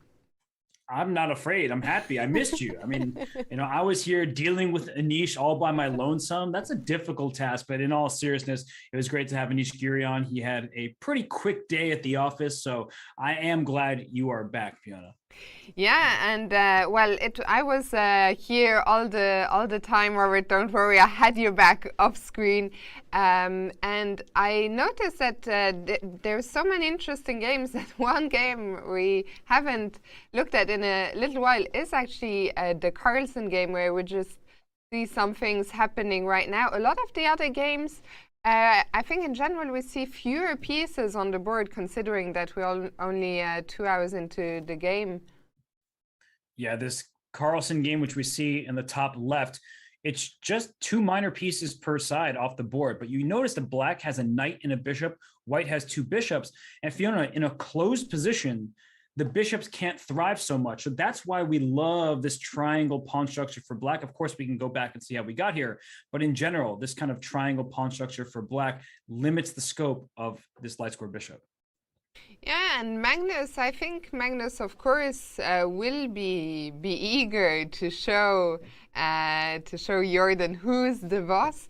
Last year he was held to a draw, but he was playing. Magnus was playing with the black pieces. So this year, of course, he's out for blood. We see him there play bishop d3.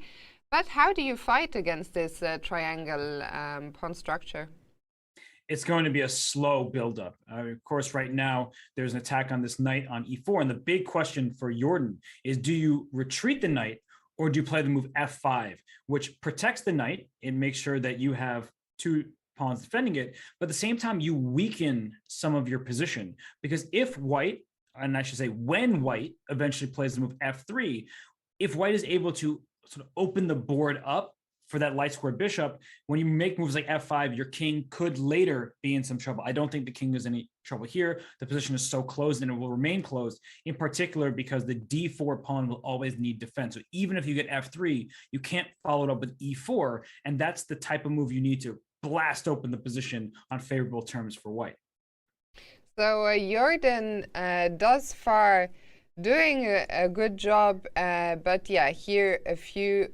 Well, just as we say that, he goes for f5. He has no fear. And why should he? It's a very solid setup. No weaknesses in the position for either side. And we can go back in time to look how we got here. It's funny that the game between Magnus and Jorden, the reigning world chess champion and the defending Tata Steel champion, not an important game, I would say. It's just, I mean, it's also a testament to just how many exciting games we have going on here. I think it doesn't happen so often, and once again, it's also, I think, just had such a great tournament with a big field, 14 players, a 13 round robin event. Robert, I don't know what it is today. I'm struggling to speak, but always such a diverse field and so much action for us to look at. Yes, and not every single game will be as sharp as Dubov versus Vidit.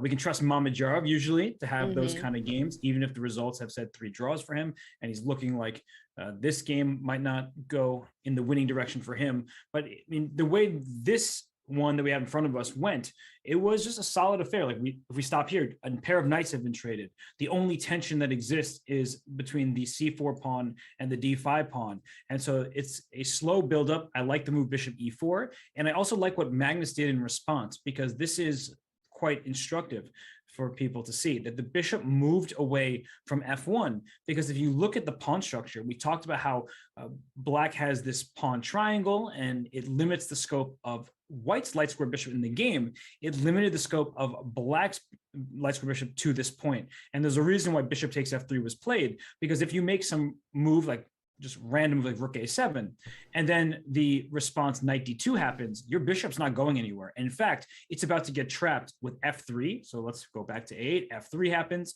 and then g4, and your bishop is lost. It's just trapped. So when you have pawns on the same color as your bishop, that means that the bishop is limited in terms of its mobility, and that is why we saw the move bishop takes f3, and we got to the position we see. First of all, knight c5, taking advantage of a hanging bishop on c3, so you can't just take. And then we get to the game position, Fiona, where, I don't know, I'm kind of impressed with how Jordan's playing, generally speaking, and I think it's a good start for him. But when you've covered a lot of Magnus Carlsen, while I like what Jordan's done, is this not the type of Magnus Carlsen position that he ends up winning like 5 hours from now? Yeah, absolutely. I like you. I like what Jordan has done so far, but it isn't enough just yet. Against Magnus, you can never relax. He's going to play this position here with the bishop pair until the cows come home, as they say. Also, all 8 pawns still on the board. Magnus, I think, very often understands pawn structures better than anyone in the world. So Jordan, very impressive so far, holding his own, but he's going to have to continue doing so for the hours to come here. I like what you're saying. Oh, sorry, no, go ahead. I was just saying, I like what you were saying, that no pawns have been traded. He knows when to trade, whether or not he'll play c takes d5. Of course, black is not going to take on c4. That would give white the whole center. And maybe white will play c5 at some point and start targeting the queen side. So back to you, Fiona, but my apologies. No, don't worry. I was just going to say, before we move on to that game, we have Magnus here on camera, and his portrait is now ready as well. So let's have a look at that and see what Magnus had to say before the start of the event.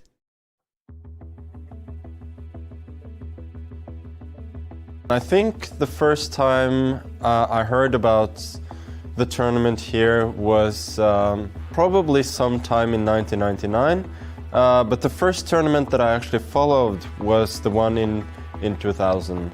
So I would say that's my first firm memory of the tournament here. Probably my best memory from the village here was the year that I won, and people of Wijk sang a nice little song for me. I really appreciated that.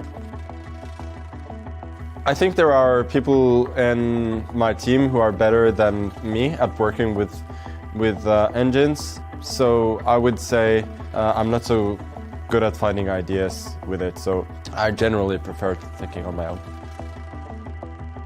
Solving chess is way, way out there, and frankly, I hope that it won't be in a very, very long time.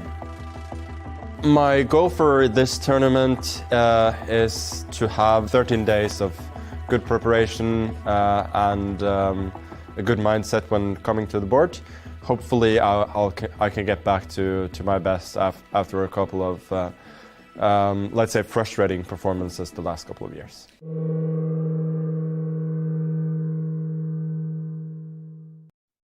Magnus Carlsen, who has been coming here to Wijk aan Zee for 17 years. This is his 18th participation here in Wijk, Robert, and as we heard, he has plenty of good memories from the tournament.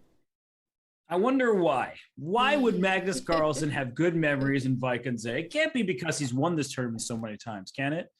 Certainly not. Certainly not. I thought it was very cute how he said, you know, he has great memories of when the villagers sang a song for him. Magnus Carlsen, he has won this event hope I'm not getting this wrong, but I think a record 7 times.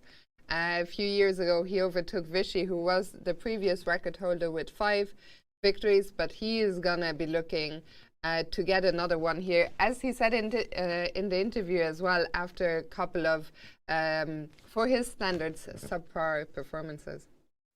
Yeah, I think Magnus is the type of player, once he has a bad event, he remembers that, and then he wants to right the ship and then win it. So he feels that energy from a substandard performance for him. And I kind of echo what you're saying, that it's really sweet to hear him talking about that experience with people who are from Wijk aan Zee, people who are from the Netherlands, who usually in non-pandemic years come to play in all of the amateur tournaments within the festival, and also to celebrate the top players, because the Netherlands has such a rich chess history. So many people play the game and they love the game. I remember the opening ceremony several years back where there was somebody, I believe in his 80s, who told me that he'd been coming to Wijk aan Zee for the chess festival since he was in his teens. So he's been to many of the festivals, and that spirit that is throughout the country of the Netherlands. Indeed, a tournament that is so dear, not only to the locals here from Wijk aan Zee and the surrounding villages and towns, but to Dutch chess players from all over the country. And we certainly hope to have the amateur groups and our spectators back next year. But for now, we're back in the bird's eye view. And Robert, what is catching your attention here? Well, honestly, it's the game between Shanklin and Rapport, and not because it's an end game and I want to torture you without queens and attack. But if we go to that game, it's a bit surprising, the transition we saw. Anish was on, he was talking about how he's made a whole course to this point, and I'll put the position back where that point was here, and the move b6 happened. You can see my arrow is still there. Push the f pawn, try to take advantage of the fact that black has this backward d pawn. White can push the majority. We cut the board in half. White from the e file through the h file has a 4-on-3 pawn advantage. So you want to use that and push your pawn up the board, maybe go after this black king. What Sam did, rook d1, that makes sense for sure. Queen d7, and then he played e6, immediately trading queens here. And after rook c5, the rook protects d5 and is coming to a5 to attack a2. Honestly, if anyone is better, I would say it's black. Robert, I'm so disappointed because, well, I was sitting here the whole time that Anish was on and listening to you guys. And when Anish pointed out this idea of the f-pawn running up the board, I looked at it and I thought, that looks really, really good. And so I am quite disappointed, not just to see the queens come off, but yeah, to be in this endgame now when I don't know how easy was f4, f5 to parry. Of course, it was far from a decisive advantage, but it did look very promising.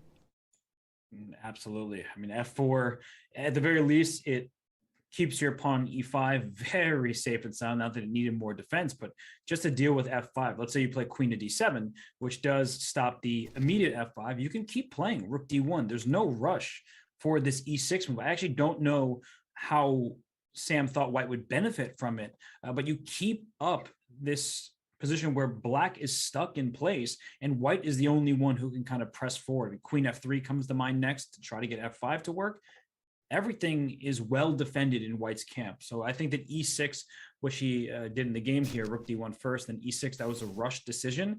And he might be upset with himself after the game because he went from having a plus to now where he has, to my eyes, really no winning chances. And if he's not careful, this can do a sort of a Caruana Shanklin from yesterday, where the side that has the advantage isn't quick to notice that he's lost the thread, and then black could even be better in this game. Yeah, and I think Richard Rapport is going to be quite relieved here, and I'm curious to see if we will hear from Sam after the game what his thought process was. I wonder if there was anything he could have missed, or if maybe he thinks this endgame might still be better for him, but that's hard to believe, surely.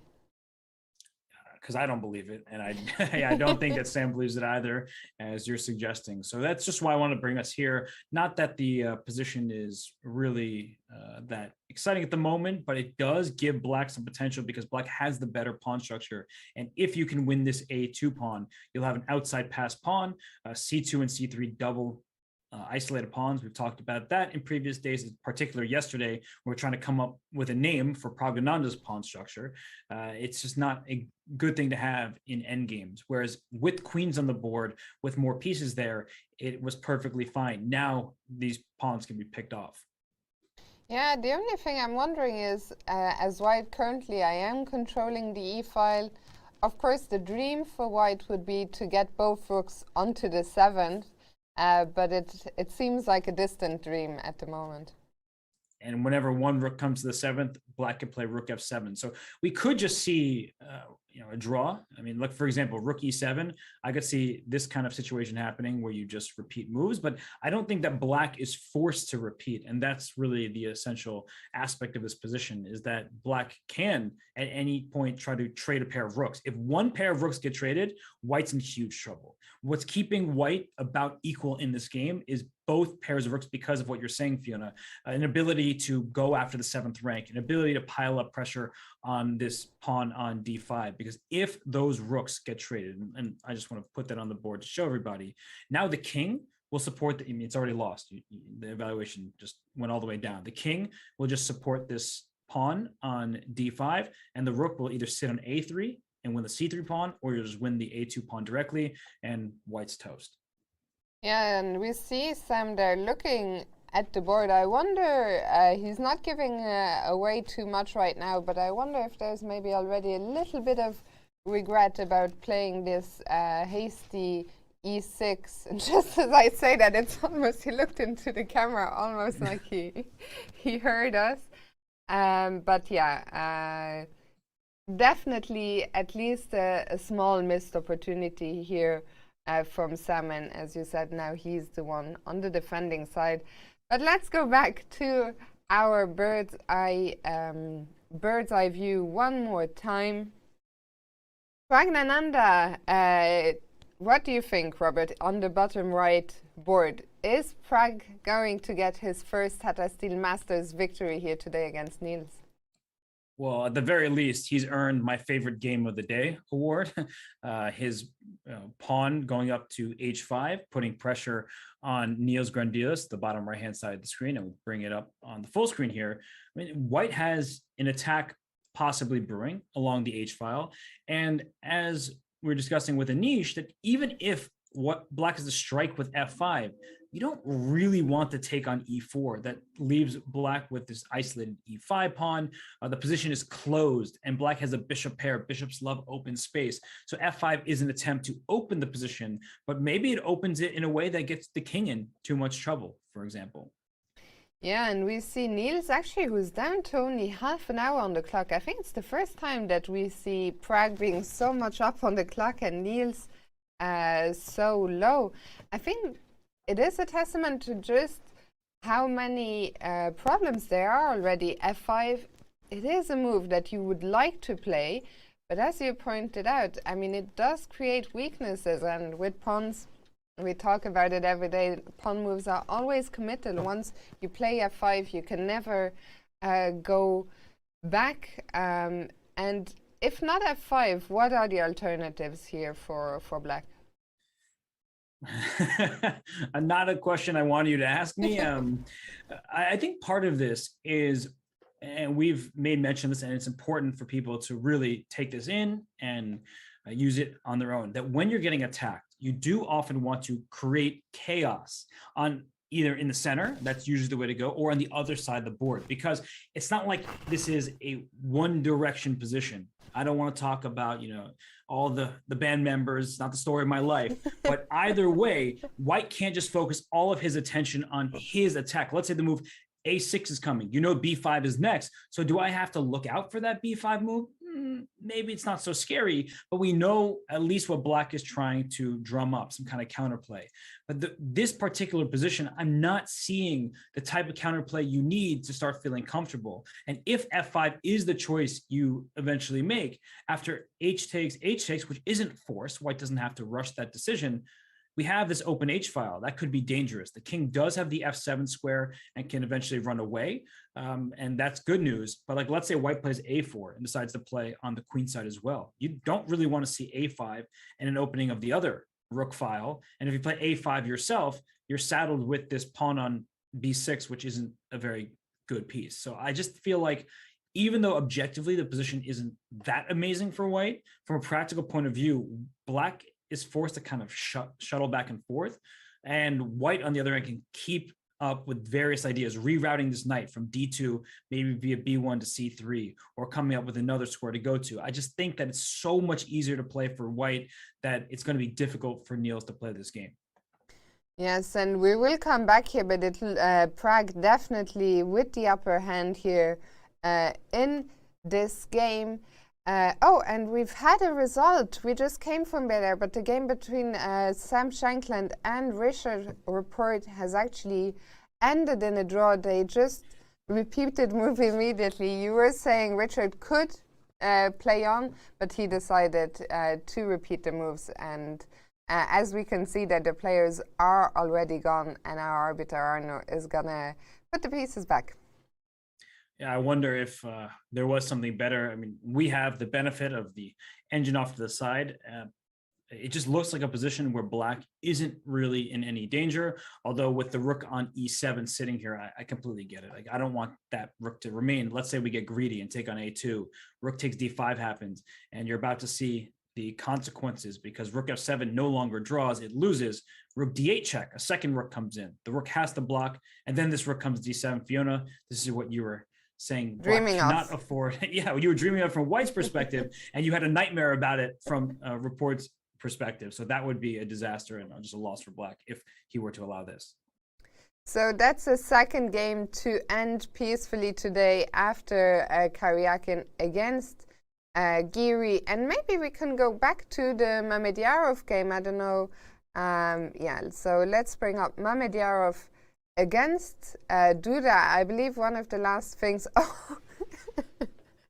during our last break, I was complaining that I was feeling a little cold here in the commentary room, but it looks like I'm not the only one. Yeah, or Mamedyarov just trying to drown out every other noise, every other person in the room, and you know, he's just a man by himself trying to figure out what move to play. I love that for you. I think it's so rare. I think in some, in open tournaments, we might see a lot of this, but in an elite tournament, sorry, this is too funny. I think it wins him fans, honestly. Look, it's good to be dressed well. I don't think he's dressed badly. I think, he's comfortable, and people like the hoodie, right? Yeah, and there is no, I saw there was always questions. I don't think there is no dress code here in Wijk aan Zee. I also think it's not an outrageous hoodie. I don't think this is shocking. And it could just be, that he's cold. It could be that he's drowning out the noise. But yeah, it's just an unusual image to see during an elite event. But let's talk about the position. Is he maybe trying to hide himself? What do we make of the position on the board? I think he's a man of the people. He represents the masses. People wear hoodies. That's what they do. But on the chessboard, he is really as unique as they get. So Mamedyarov, he is trying to figure out a way forward here. But when we had Anish on, he was saying how, honestly, I might start to prefer black's position. So why is that? Black has this pawn on E6, which has been a problem. But right now, it's actually quite well defended. And this bishop that has gone to A4 can eventually come back to the B3 square, and that would be a nuisance for black to deal with. So it's going to be interesting to see right now what Mamadjara plays because he can retreat the bishop to attack the pawn. I see what's happening here. I'm going to defend my pawn on e6. I can't afford to lose it. And I would be thinking about rook to d7, going after the b7 pawn. The issue here for white is you're just thinking, I'm going to get active. I'm going to be aggressive. I'm going for e6, now b7. But what about your own pawns? h4 is already hanging. Bishop c5 develops and not just attacks a pawn, but attacks a very important square. If you play f3, no longer do I win a pawn, but I win a piece because bishop f2 is a dual threat of rook and knight. So I think that Mamadjara has to be very, very careful at this moment with his bishop trying to land on c5. It seems like black has coordinated quite nicely at this point. And this h4 pawn, that's why the rook is up here on d4, Fiona. That's not really the type of defense you want for a pawn on h4. No, and well, Shahriar Mamedyarov here clearly has a little bit of groveling to do. Do you think this is an opening novelty gone slightly wrong, this knight g3? Do you think it has backfired? It's a really good question, because if we go back to that moment, h5, perhaps that's the only move. And there are other moves that keep the game within an objective balance, but it was the only move that allowed Duda to neutralize most of White's initiative and then come up with counterplay of his own. So I love the move h5. I didn't understand how deep it was. It was sort of something I threw in there because I realized the h6 square could be important. Kicking the knight would be great. But the way Duda has played this, he's fended off the novelty very well. And he's getting activity for all of his pieces, his king up in the center. And I mean, it's odd. We have to say that, Fiona. Playing rook e8 to e7, not developing your bishop, bringing your king all the way up to f6, which is defending a knight on e5. This is not how we typically see chess played. No, indeed. A very sort of fresh position here. Not just fresh, but unusual position. And Shahriar, well, he is at home usually in this kind of battle. But yeah, we see him there deep in thought, and we will see what he comes up with. We will leave him to it for now, and let's bring up the bird's eye view again to see the two results. Two games have ended. Karyakin against Giri and Shankland against Rapport has ended peacefully. Maybe we can go back to we haven't seen, or at least I haven't seen, Fabiano in a while, and of course we'll have to go to our tournament leader Vidit. Where would you like to start, Robert? I have a quick question for you, Fiona. Did Magnus Carlsen go up a pawn somehow? Am I counting correctly? Does he have 8 pawns and Jorden has 7? You're correct. Somehow there seems to be one board that both of us are missing. For you yesterday it was the board on the bottom right corner. For me it's the one in the top left corner, and you've pulled it up. Let's see where that pawn has disappeared.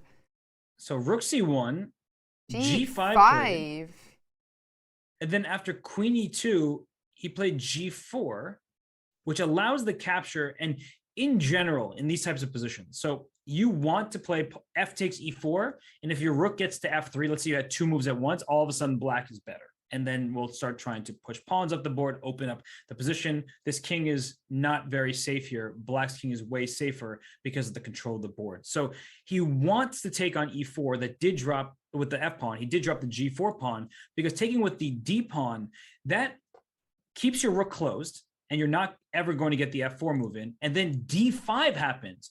It is a position where white is ready to open up the center thanks to the placement of the rooks. You say, oh, wait, that's a free pawn, right? I go up a pawn as black, and then this rook lands on c5. d5 falls. a5's in trouble. I'm not even sure which rook you take with on d5. It depends how black plays here, because you might win the second pawn, or you might take with the c rook and land on the 7th rank. So black's position just falls apart immediately had he taken with the d pawn, which is why he took with the f pawn. But Fiona, a pawn is a pawn if my math still serves me well. A pawn is most certainly a pawn, and to be honest, I'm confused, because we talked so much about giving up material, sacrificing a pawn, the compensation. It doesn't always have to be something concrete. Very often it will just be active piece play. But here, I mean, I will have to ask you, Robert, to explain to me why did why did Jorden go for this g5, g4, which clearly the idea was to give up the pawn? What does he have in return? Where does the compensation lie? I like how you framed it, because it is intentional on Jordan's part. So if we just go back a couple moves before he started marching his g-pawn up the board, after rook a to c1, and then g5, well, I don't want to make the g-pawn move. Let's start here. That black doesn't have an active plan. So while the position is all right for black, in chess, we think about strategies, not just moves. If you're just making individual moves, you're not really playing chess, because it has to be a coordinated effort. So Jorden sits here. He's like, what do I want to accomplish? And the answer is, I don't really know. So his plan is not very clear. Whereas for Magnus, we have potential to take here, bring our rook up in the c file. Rook c2, rook c1, queen e2, maybe f3. All sorts of ideas come to mind. So it is easier to picture a path forward for white. So what he did in the game, which does lose material here, let me get rid of those arrows, is he made his life easier at the same time. I could see a rook landing on f3, a queen to f7, and if the center of the board and queen side can remain closed, that's a big if, then black has an initiative over here on the king side. Black is down a pawn. I am not convinced the queen side will remain closed. So ultimately, I really like how this position has gone for Magnus, because the bishop on e1 doesn't look like a very good piece, but it defends this f2 pawn, and that's an open file. So having the bishop here is of the utmost importance. I do think that Jorden has play, and some sufficient play at that, but as this game continues, he's going to need to prove it, because if he doesn't have some threats of his own, Magnus is just up a pawn and will try to convert that pawn advantage into a win. And you talked about the queen side. I mean, it's very hard to see how black can manage to keep the queen side closed. White will be able, whenever he wants to either take on d5, also the pawn on a5. As soon as the rook from a8 leaves, that is going to become very vulnerable. So this is not the kind of position where Jorden can just bring all the forces to the king side without having to worry about the queen side. So I'm starting to like Magnus, but of course Jorden, he let's not underestimate his idea. He went for this quite confidently, and we'll see if he can prove me wrong. And we can give everyone a visual of how the locked up queen side can make black's life that much better, because I'll just make some moves and they don't have to be good. Don't worry about the evaluation bar. Let's just do it. So c5, b5, b4, a4. I did made it move so quickly. The evaluation bar at first didn't move, but look at it now. White is up a pawn, but according to the evaluation bar is just in huge trouble. And the reason why is the queen side is closed, which means that white can't make any inroads there. There's nothing to do. It's a pawn chain. You can't get to the base pawn. A pawn chain is as strong as its base pawn. Good luck getting there. Now, black, on the other hand, can put one rook on f3, can bring this rook up over here, can play h5, and white is helpless to do anything on the king side besides sit and wait. And that's why this position is maybe just winning for black, even though you're down a pawn. So that shows you that Magnus cannot close the queen side. He would never do that, but his attack on the queen side, if you will, his potential to win a pawn over there and open up the position, that is what is keeping him ahead, not just the extra pawn. And we'll move on from here in a second, but we saw that Magnus captured on d5, and of course Jorden recaptured with the e-pawn. You don't want to allow white to open the c-file. Although the bar is starting to again go into black's favor here. He goes rook c5, trying to get after this pawn, and b6 is not really a recommended move because the rook will retreat to c2 where it covers the weak point, and you can double on the file over here. It is saying though that black is doing well. I think it's because when this rook comes to f6, it defends the queen side, and so the queen side is closed enough, and black can bring that rook over to the f file, double rooks, and Honestly, I see the promise in the position. Maybe this was a really deep sacrifice by Jorden that I saw Magnus up a pawn. I'm like, okay, it has to be good for Magnus. But credit to Jorden van Foreest, who has given a pawn to his boss, the world chess champion, and saying, I don't care about material. I'm going for your king.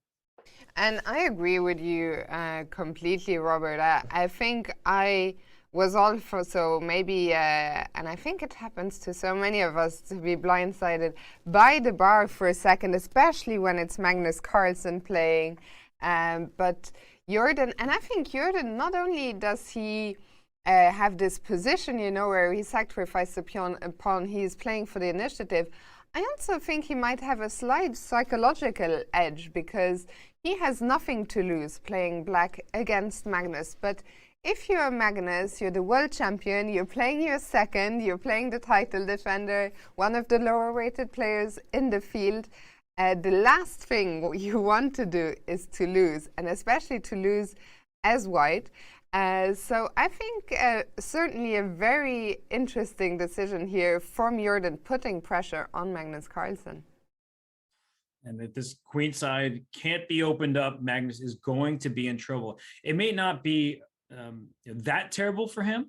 His king side is defended for now, but if that H file opens up, we see an H5, H4, pawn takes G3, like we are seeing in the Pragnananda game, where you see that Pragnananda game in the bottom right and the Magnus Carlsen game in the top left. If Jorden can do what Prag just did of pushing the H pawn up the board and trading it and opening up that file, that could be big danger for Magnus's king.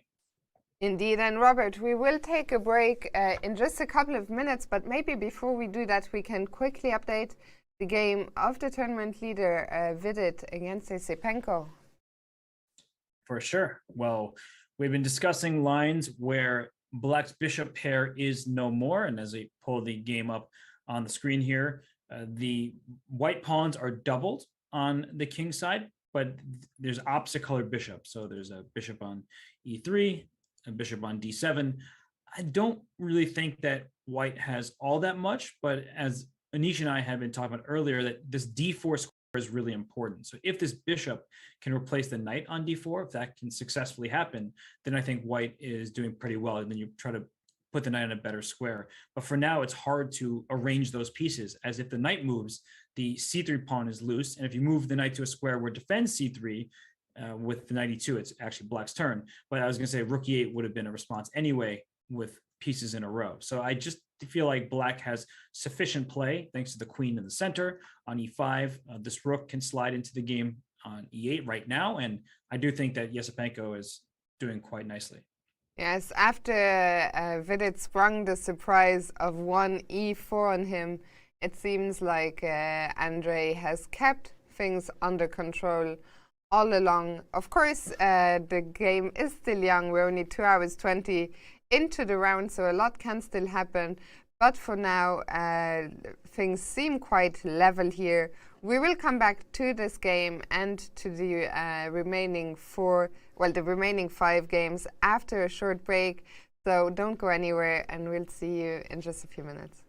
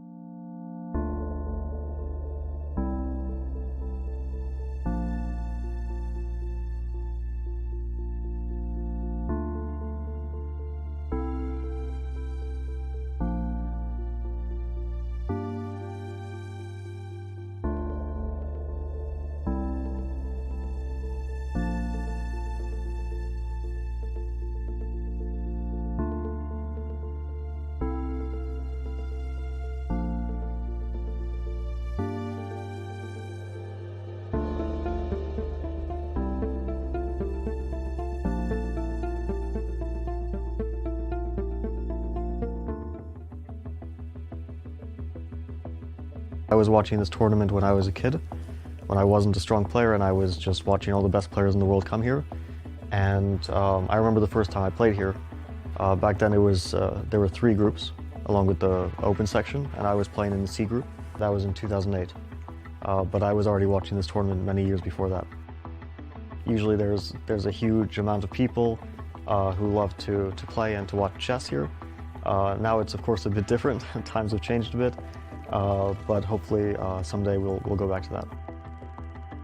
Yeah, I grew up analyzing with a board, but things are very different now. Most of the analysis is done on the computer, but still it's nice to go back to that sometimes, and I think it's also useful to analyze over the board because it helps your understanding of the position.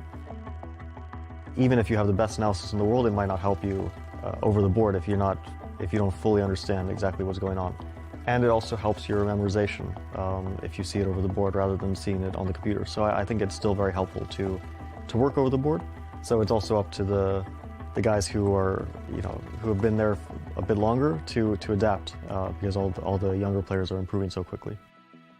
Yeah, my goal is to win the tournament.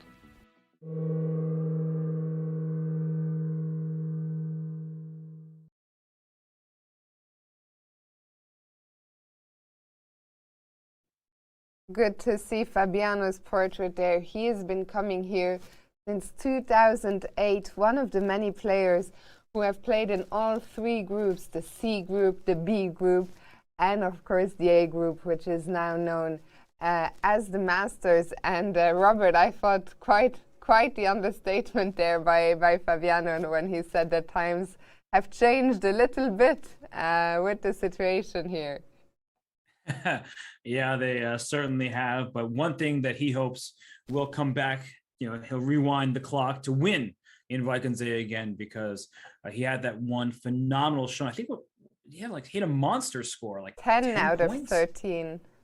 Yeah, that is absurdly good. And his start here, honestly, Fiona, not looking like he's going to get near that score, because we have his game in front of us. Dubov has neutralized most of White's initial advantage out of the opening, and I think that Daniil, after a loss yesterday, he's playing quite nicely on the black side.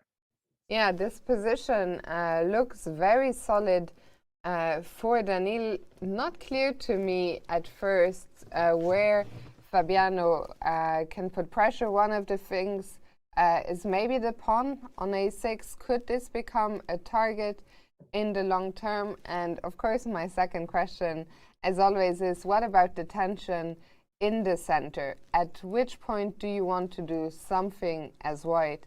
If you decide to do something, what's it going to be? Are you going to take on e5? Do you ever want to play d5? And same for black. Do you want to take, or as black, do you just want to sit? And all great questions. And I think one thing that benefits black here is there's no presence of c-pawns. Because when there are c-pawns on the board, the bishop can't safely go to b5, because White would have a pawn to push to c4 to kick the bishop out of there. So this bishop can just sit on the b5 square. He goes rook b8 first, which I really like, attacking this pawn on b2. But if that pawn on a6, which you point out, Fiona, is attacked, then the bishop just goes to b5, and it's an active defense of that pawn. So maybe we can go back a little bit just to see how we got here, because the queen was on d7. That was, I think, one of the last times we looked here, and he took on a4, which in some ways you don't want to make that move. But Dubov, he said, looks good to me. Yeah, so he captured that pawn, which right now cannot be recaptured. But after Fabiano retreated the bishop to b1, there's already 2 attackers on a4, the white queen from d1 and the rook. And Daniil tried to hold on to that pawn for a little bit longer, bishop c6, and Fabiano decided to strike in the center. Yeah, he went d4. D5 could be an option. The pawn e5 is already loose. And after swapping a pair of pawns, Daniil said, I'm just going to play h6, deal with your bishop. Fabiano retreats rather than captures, because if he captured on f6, the bishop takes back and applies pressure on white center. So he backs it up, and then knight to h5. So it's saying your bishop's coming off the board. Let's get rid of those pieces. And after bishop c2, it's clear. a4 is going to be lost, but Dubov had no issue with that pawn leaving the board, and he played a clever little move, knight to b3. If you're going to win my pawn, it's going to be without this knight hanging behind it on the a file and then that a6 pawn. So knight b3 swaps off the knights in a way that allows black to regroup quickly and attack this pawn in the center, and then Fabiano retreated his bishop. So he kind of stole a couple tempi from Fabiano, who would have loved to take on a4 in one move and had a knight back on d2. So let's just show that to make it as clear as possible. If knight f6, the move bishop takes a4, this knight defends e4, as does the rook. If you take and I take back with my rook on a4, I'm already putting pressure on that pawn that you pointed out, Fiona, and white is much better. Yeah, so Daniil cleverly playing this here in a way not to give Fabiano any pressure along the a file, and after those few moves we saw, the bishop went back to c2, and Fabiano has just decided to go b3, so defending that pawn by advancing it where it is well defended by the queen and the bishop. One question I have for you, Robert, as black, do I want to try and push my a pawn, try and get in a5, a4? I can't do it right now. Or do I want to keep that pawn safely tucked back all the way on a6? It's a good question. I think for now, the pawn sitting on a6 is good, and bishop b5 is a natural follow-up, because now the pawn and bishop defend each other. So you don't have to worry about leaving a more major piece like a rook to handle that pawn. And the center is defended from both sides. e5, of course, defended twice. e4 defended twice for white. And I could see this game turning in a way that is more comfortable for black, because this bishop on c2, it's protecting this pawn on b3, but look whose bishop is better. Both bishops are doing the same job, but black's is better placed. So I would slightly prefer black's position, even though I acknowledge the position is quite level. And I think that this game, if you force me to predict, which sometimes you like doing, Fiona, I would say that this game will be a draw in the relatively near future.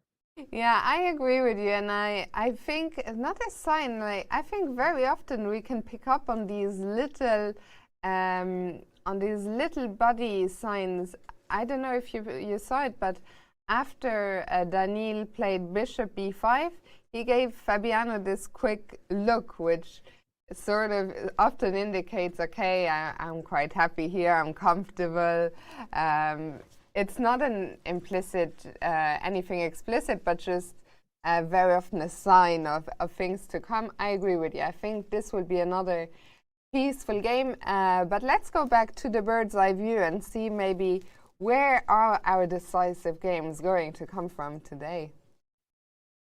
Okay, the Mamedyarov Duda game still looks really interesting. There's potential there.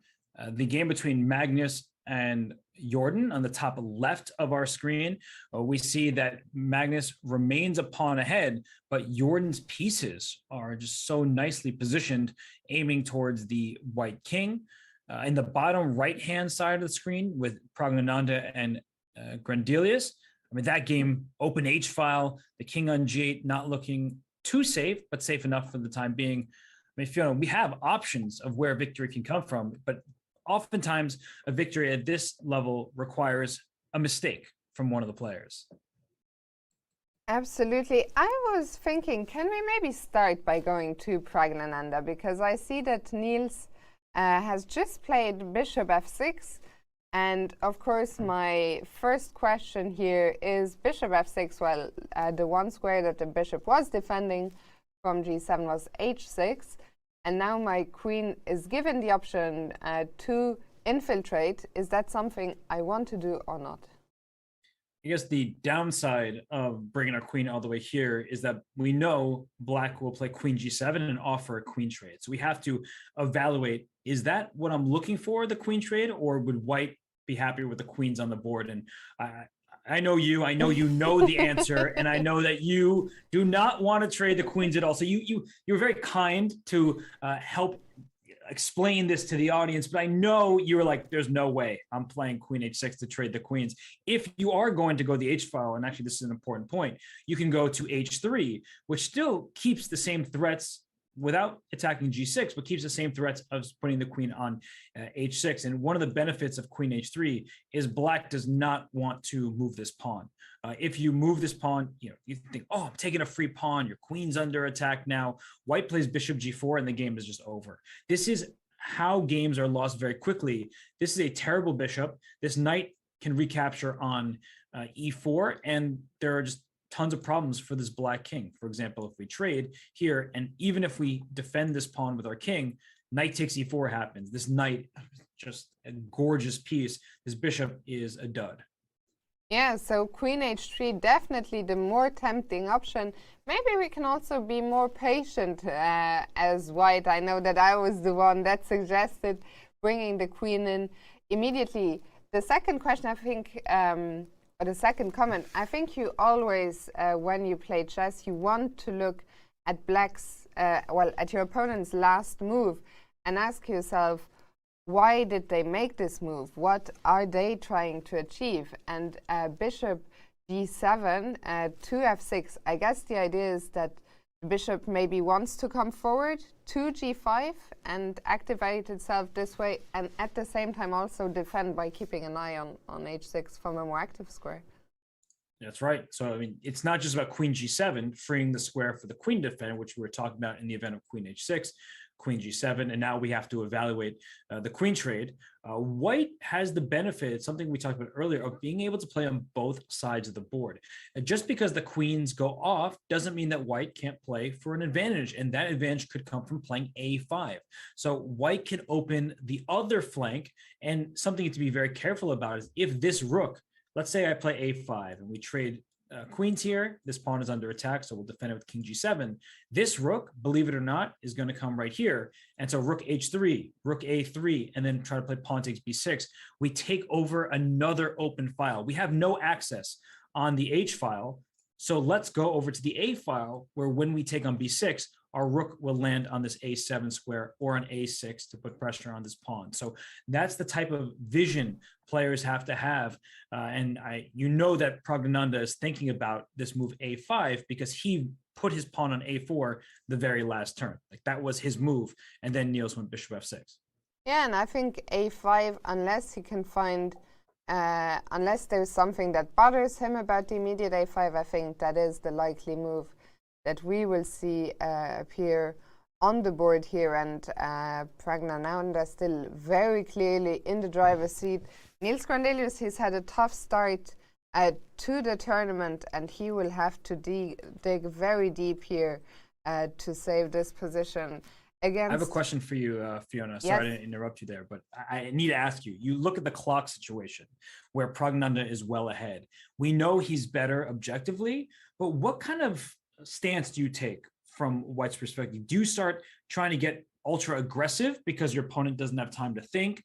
I mean, how do you think Pragnananda will handle this position with the edge, but also the lead in the clock? It's an interesting question, because I think very often younger players and more inexperienced players, they will be tempted to try and punish the opponent immediately as their time is ticking down. But Pragnananda, although he's still only 16 years old, I think he already has the maturity and the experience to try and put Niels' clock situation to one side, not let his moves be influenced by that. And I think he will try and make what is objectively the best move on the board. And I think in general it is good advice. Don't let yourself be rushed by your opponent's time. Very often, if you try and play against their low time, it tends to backfire. That's for sure correct, and I've had experiences of that myself. Usually I'm the one down on the clock and my opponent's trying to win on time. And what the mistake we often make is thinking that if we go for some kind of checkmating attack, that's scary for our opponent. But oftentimes, if we're going for checkmate, there's only like one or two ways to stop the checkmate. So the moves are, in fact, are easier. If queen h6 is played, Queen G7 will be like the automatic response by Niels. There is potential for the king to escape to F7, and I'm going to acknowledge that. But the point is that this type of move is so natural for Niels to play. Whereas if the situation is a bit more ambiguous, or if there are some, instead of immediate threats, we're just maintaining the pressure in a way that leaves it for a while, that is where our opponents often have to spend the most amount of time. Of course, if there is a checkmate attack and it's going to work, you go for it. But in a position like this, I wouldn't be surprised if a slower method is chosen by Pragnananda. Absolutely. And before we move on from here, I see a lot of comments in the chat of people liking Niels's sweater. And where did he get it? Why is that? A little insight. Niels Grandelius, he does most of his shopping, pretty much all of his shopping, in second-hand shops. So go Niels. A great way to promote, to do something sustainable, the fashion industry. I mean, there's so many clothes being produced, but Niels, he's not supporting that. He's buying his clothes secondhand. I know he got a new suit in a secondhand shop before the tournament. He was very happy with that. So I encourage you all to do more second-hand shopping as well. And with that little plug out of the way, Robert, let's go back to the bird's eye view. I was about to say, is Niels trying to become a clothing model here, and you're just his PR person? You're doing a great job. Like now I'm curious. I wasn't curious before. Now I want to know where the clothing came from. But this Mamedyarov game against Duda, we see that second from the right on the top level here in our bird's eye view. The eval bar swinging in Duda's favor. That's bad news for the fans of the hoodie. Mamedyarov, he's going super aggressively, but he's down a pawn, and if he can't justify it with an attack, he will simply be worse. Yeah, and I loved our camera work there, swinging over. And what's happening there? Sorry, Robert, but did you... I think Shahriar offered a draw. Did you see that?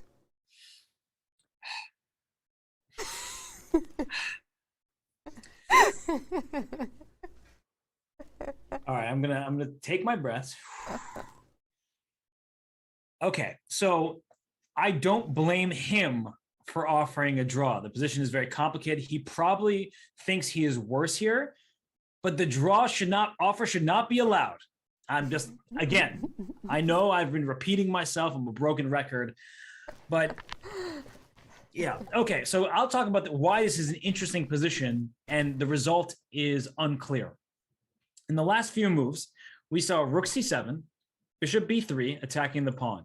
e5 was the choice of Duda. His pawn was under attack. He pushes it. Now Mamedyarov goes to the last rank. That rook was doing a job. It was defending h4. The pawn is captured, and he made the move rook to e8. I don't know why that move is frowned upon by the engine. Duda doesn't have an engine at his side helping him figure it out, but this pawn on e5 is under attack. The rook can stop one square short with rook e6 check, and then that king is in some danger. For example, if you play the move e4, you are protecting your e5 pawn, but after rook e6 check, where's your king going?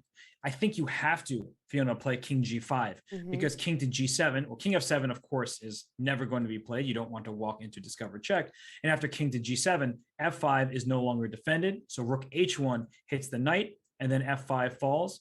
And that is a really bad situation. Maybe we can just point out, I think bishop e7 here, there's some tactical problems, right? If after rook h1, if you try and defend the knight, I guess we can capture the knight, and after bishop takes, in comes knight f5 with the fork, and we're going to get the two pieces for the rook. Exactly. So too many tactics available to white to be able to just retreat your king, which is why if e4 were to be played, which is a very logical move defending your pawn that's attacked here, but e4, rook e6 check, you have to play king g5. And if I'm Duda and I was just offered a draw and I'm visualizing this position, I could see myself being like, yeah, I don't really want a part of this because my king is here. One check could lead to mate. That's not the spot you really want your king.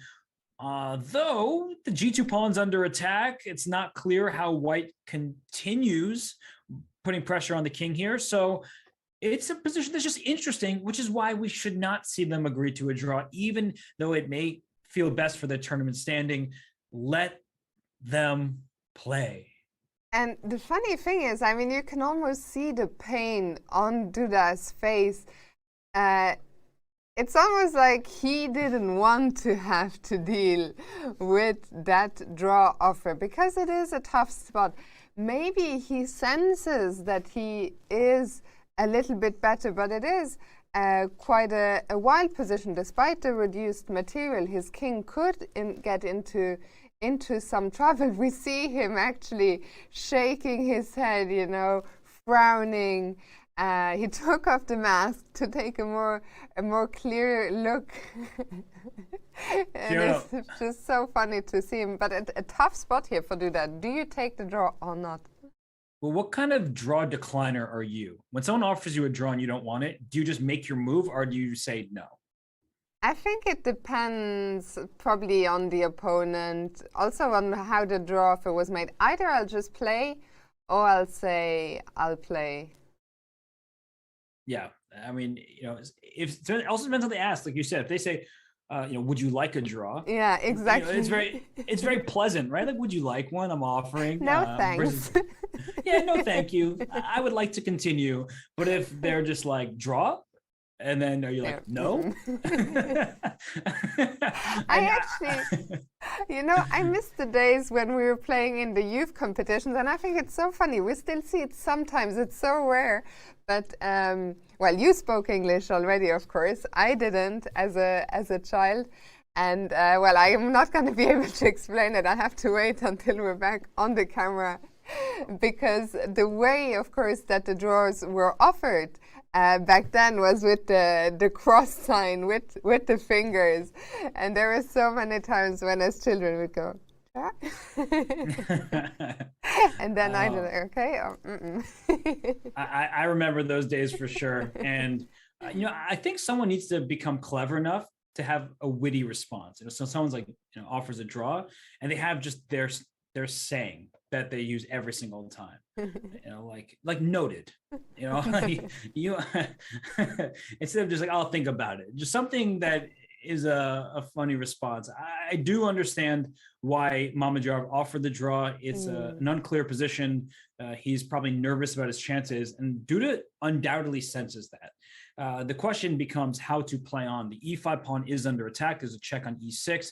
I think, Fiona, if he plays on, his king will very likely have to go to the g5 square. I don't really see a clear way around that. Rook e7, I guess, is a way to save your pawn, but it just looks so strange when there's this rook on the last rank. Knight takes h5 check is not out of the question because you're distracting the rook on h8 from the bishop on f8, so maybe that pawn will fall. It's really an unclear situation. So if Duda accepted, I wouldn't blame him. I'm going, maybe hopefully the last time I have to say this, I just hope that the draw offer is removed from chess.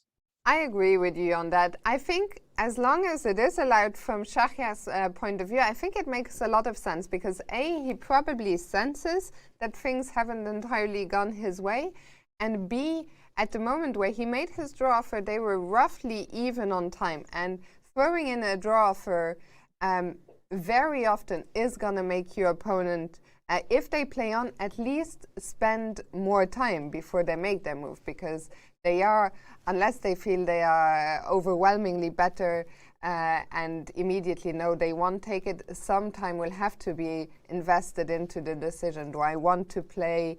How much risk am I taking? So from that point of view, the draw offer makes some sense if Shahia is not feeling completely comfortable in this position. And Duda, he's working hard because he has that offer on the table. He can spend quite a deal of time working through these complications here.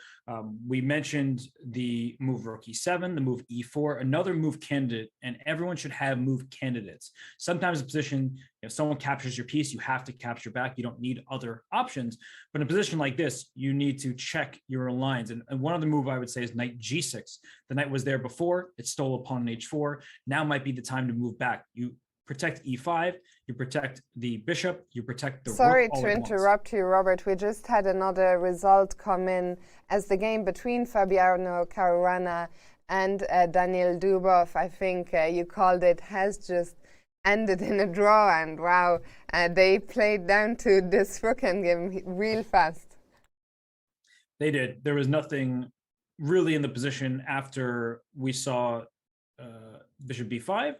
It looks like they just forced all the pieces up very quickly. Knight g5, instead of trading queens, just trade pawns, trade bishops. They knew the draw was coming. This was their way of offering. They played it out to a position that was extremely clear. Trade rooks, protect, trade pawns in a funny way, and then it's rook and four. Pawns are exactly symmetrical. It's just completely even. I am okay and more than happy for them to offer the draw. And you're about to be even happier, Robert, because Duda has played on. Oh, okay. Well, I think that will likely make him even more of a fan favorite. He has gained so many fans by winning the World Cup, but even ignoring for a moment his successes, his tournament victories, the way he plays chess is so exciting. And he has the respect of everybody. You know that Magnus Carlsen deeply respects Jan Krzysztof Duda's game. In fact, it was Duda who eliminated Magnus in the World Cup. And so in this position, he played knight back to g6, saying, no draw for you, rook e6 check. And Fiona, it's time.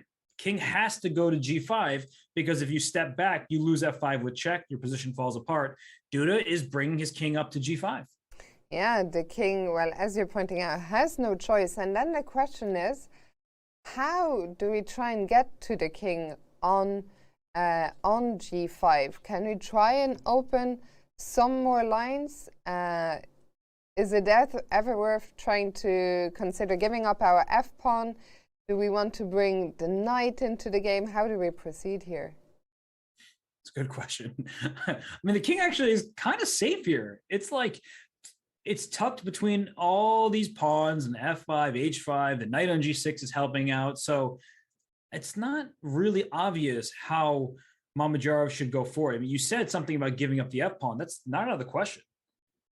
And actually, just one thing, for a second I thought, oh, could I consider taking on e5 with the rook, and then f5 is not to be defended, but then I realized actually rook c5, and, well, yeah, rook c5 still defends the pawn, so that I don't think, oh.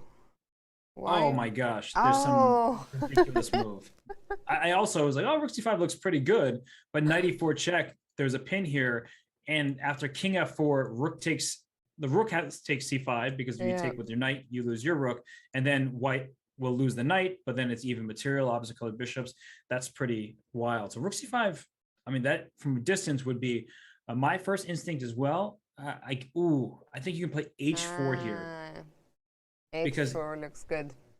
If the rook takes, you bring your king back. And now if the knight moves, you lose the rook. If the knight doesn't move, you lose the knight. And if the knight took on f5 instead, you have your move, rook c5, forcing a trade of rooks, and then black is completely winning in the ensuing endgame. Yeah, so king g5 is on the board, and well, very interesting moment here. What is Shahriar going to respond? We will leave him to think about it. We'll go on a short break. We are only an hour away from the first time control, so things are going to heat up. Don't go anywhere. We'll be right back.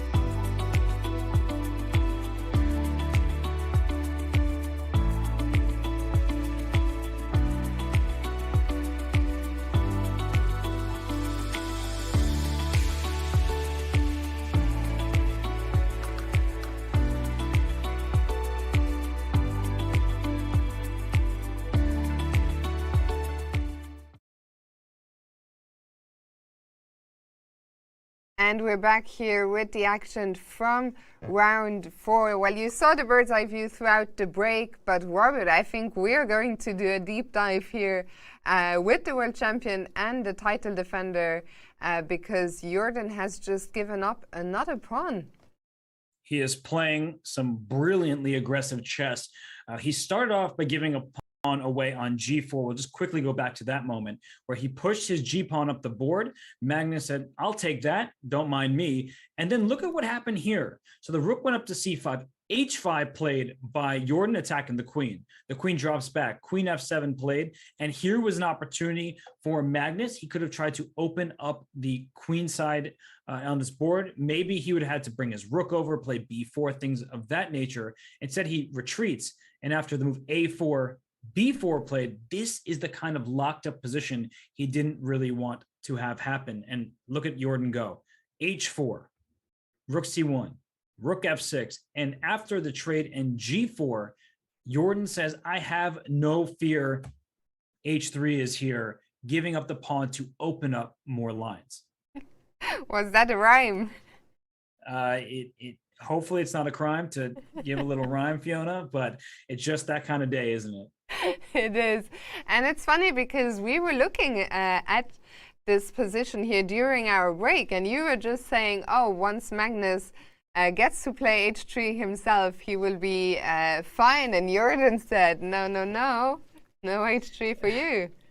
And I was wondering, like, if White had, let's say Black just made some moves to the corner and White played h3, how does Black ever increase the pressure? Because you can put one rook on f3, but you can't attack this pawn a second time. So I felt like it would be difficult to see a way for Black to ever punch through.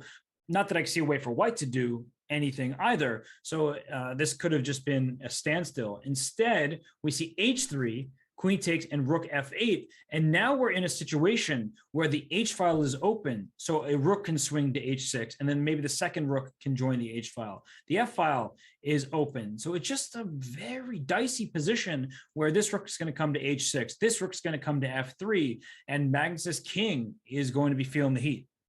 I mean, a couple of hours ago, I remember when Jorden gave up the first pawn, I wasn't too sure where is the counterplay, where is the compensation going to come from, but he has certainly shown me, and if anything, although in general I prefer the material, I think I would like to play Black here. And we see Magnus not looking too happy.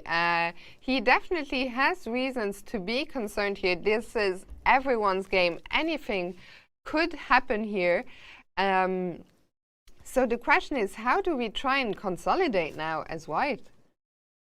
I don't know if it's about consolidation as much as it is about hope, because rook h6, rook f3, these ideas come quite obviously. So one idea I have is tied to this pawn on c6. So the good news for White, if you can even call it good news, is that Black can't just crush you, as this rook does need to stay attached to this pawn.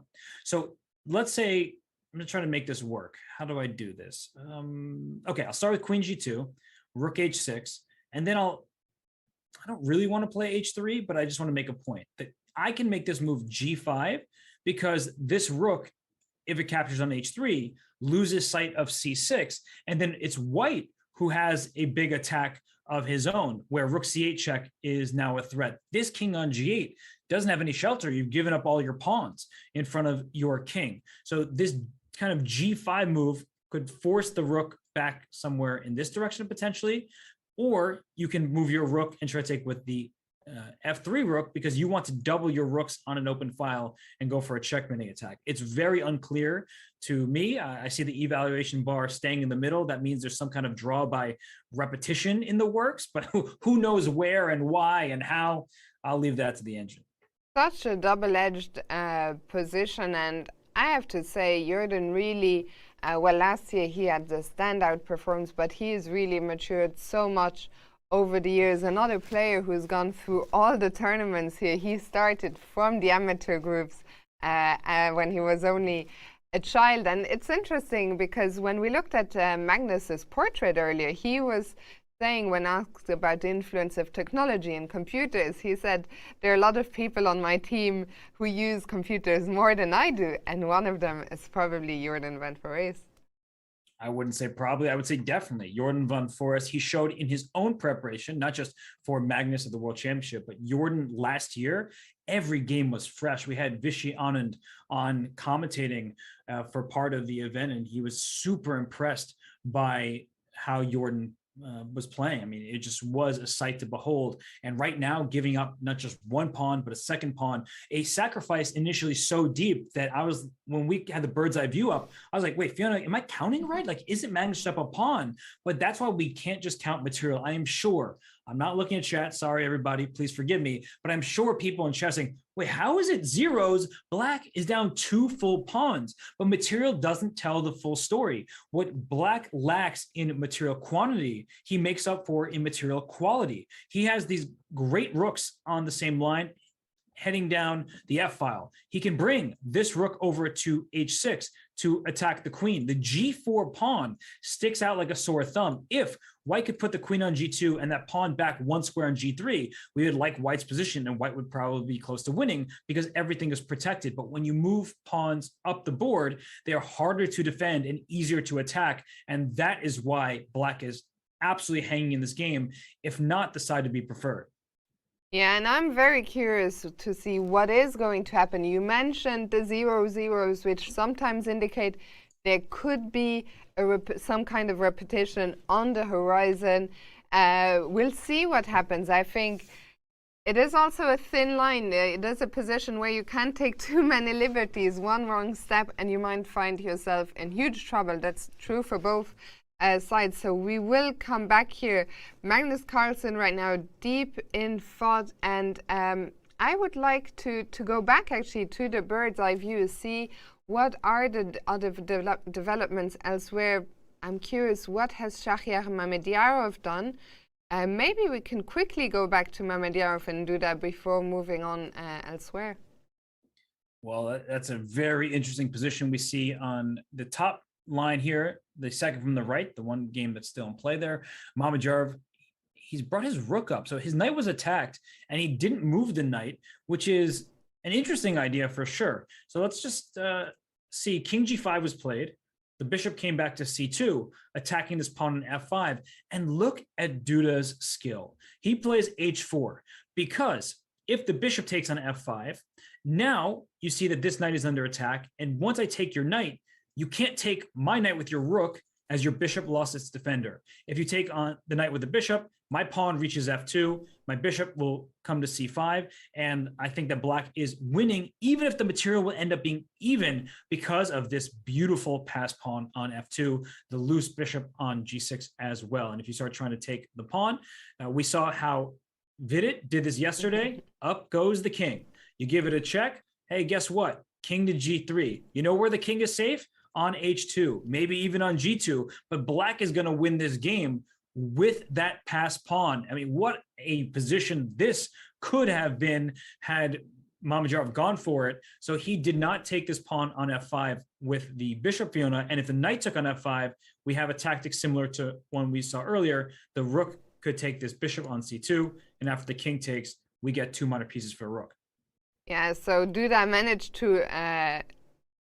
Shahriar managed to avoid that, but he might not be faring much better in the game. So what's happening now? Yeah, rook E3, please take me. I would like to take back and get your knight on G6. You're in check. So Duda shuts down the diagonal with E4, and after knight takes F5, he's hoping for king takes F5, I think at least, and then after a rook takes on E4, there's problems on this diagonal. But no matter what, Black is going to play rook takes C2 at some point. It could be in this position to start with, just rook takes C2, but king takes F5. You can't take on E4 with the bishop because the rook is loose. And if you take on E4 with the rook, then rook takes C2, I believe, is forced because of the king's placement.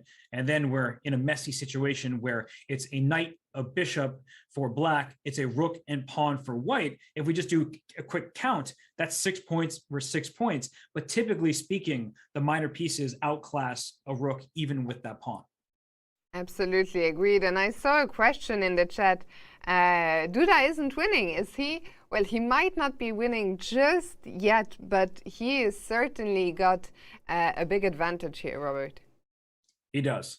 This type of position is one where he can play for a win without too much risk, even though his king is up the board. That knight on g6 is such a good piece. And he's just about to make a move, and he has taken on f5 immediately. So what do we expect? After a rook capture, he will take on c2. I think he has to, because your king is in line with this bishop. Mm-hmm. And if you move your king to g5, I will take your knight with check, because I'm giving up more material to put your king in the line of fire with my bishop. And this is important. At this point, you don't go rook e7 check, because the rook can take the bishop. You go rook c4 check to interpose on the file, still a check, and then I win your rook, and then white is up a pawn. So that would not be good for Duda, of course. No, and while rook takes c4 is on the boards, and there he goes. He has snapped off the bishop on c2, and we will see this endgame here unfold, where Duda is playing 4-2 results with the two minor pieces against the rook. And Robert, I guess you fancy his winning chances. I certainly do. This rook on e6 has one move that's safe because of this knight on g6. So, for instance, if bishop c5 or bishop g7, I think the future for Mamedyar's pieces will include rook to e8, but I'm really concerned about this pawn on h4. If you ever try to trade it with g3, you're welcoming my pawn to the other side to promote. So I really feel like this g2 pawn will be a target. Maybe bishop g7 isn't the correct choice, but if bishop c5 is better, which attacks a pawn, and then you make a move like f3, white is frozen. It's not a fun position to have for Mamedyarov. And actually, I just want to go a little bit deeper, if that's okay, Fiona. At this point, if I kind of force the issue, let's say I make this move to get the rooks off the board here, I think that this bishop will land on g3, and this knight first comes to f4, because after rook g8, there's bishop f2, bishop g3, pawn and bishop protect one another, g2 is in trouble, and that's exactly how Black could win this material imbalance. Yeah, once the g-pawn drops, that will be the end of the game, because the black h-pawn will then decide the game. So that is one in the ways in which we could imagine Jan Christoph winning this game. Richard is long gone by now, but let's have a look at who else is still fighting it out here. So the two main clashes we were looking forward to are still ongoing: Carlsen against Van Foreest and Vidit against Yesipenko. Shall we maybe go to Vidit and Yesipenko first, Robert, and then check in with Pragnananda and Grandelius?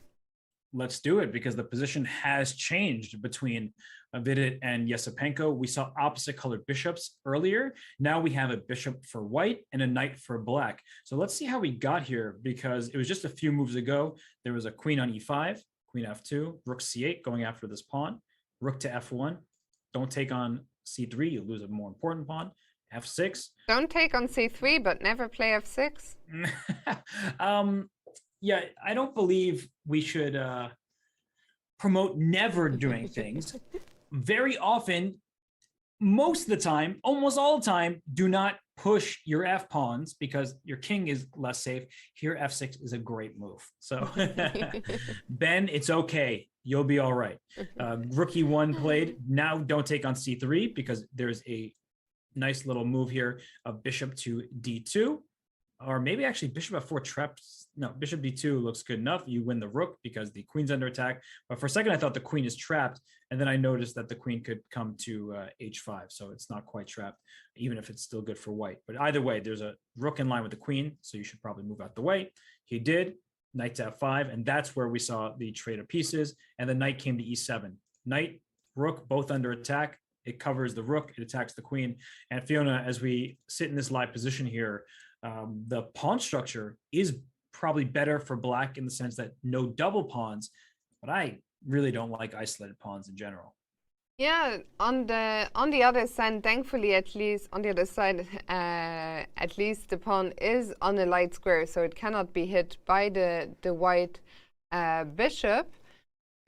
I'm wondering if, as white, we can make anything happen. I wonder how safe is the black king. I guess it is safe, but the pawn structure is looking somewhat weird in front of the king with the pawns on g7, f6, and h6. But yes, I agree with you. d5 is definitely a weakness. I imagine Vidit will put his bishop. Well, I guess first things first, we have to deal with the pawn that's undefended on c3, and the queen, of course, which is under attack. So I guess the queen will come back to d3, or can we create some threats and avoid and give up the pawn? Yeah, the g3 pawns, I just noticed that pawn 2 was under attack. I was going to actually compliment Black's pawn structure on the king side, because these 3 pawns here restrict the axis of this bishop. If this bishop gets to d4, we of course know the queen's under attack, but just speaking in terms of strategies here, the bishop doesn't attack anything. The pawn on f6 is blocking it, and it's protected by a pawn on g7. So the queen needs to move. Where to? If you go back on the f-file to protect g3, you lose c3, which does not seem like something you want to do. You can go queen d3, but as we mentioned, you lose the g3 pawn. So queen to g4 could put some pressure on the h6 pawn because of the pin. Queen f4 is also plausible because after queen f4, we're attacking the queen. And if we see a trade of queens, I'm pretty sure you can take with either the bishop or the pawn. And the reason why the pawn works is because after rook takes c3, there's a hanging knight on e7. So bishop d2 will at the very least pick this pawn back up because the rook needs to drop back to defend the knight. And Vidit has just made a move, and he's dropped back to g4. So that is looking down at the king on g8, and we're threatening to take on h6. I was wondering, Robert, what happens here after rook takes c3? Yeah, it's one of these moves where I think a lot of players would say, no, you can't do that. Bishop takes h6 is hanging. But then you realize that that's not the end of the world. And in fact, it's not going to be good news for white, because the rook on c3, it attacks b3, sure, but look that way, the g3 pawn. So rook takes c3, bishop takes h6, and let's wait for the bar to drop. Oh, it didn't drop too much, but rook takes g3 is an issue for white. g7 is protected by the rook on g3. The bishop is able to be captured if the queen moves out the way. There is queen f4, and that probably saves the day because you're offering a queen trade. And if the queens do get traded here, that's not a good thing for black. Rook and knight both under attack. So I think you have to give a check to save the queen. And then it's a mess, Fiona. I mean, this knight is a little bit loose on e7, but the rook is hanging and the bishop is stuck over here. So it says slightly better for black.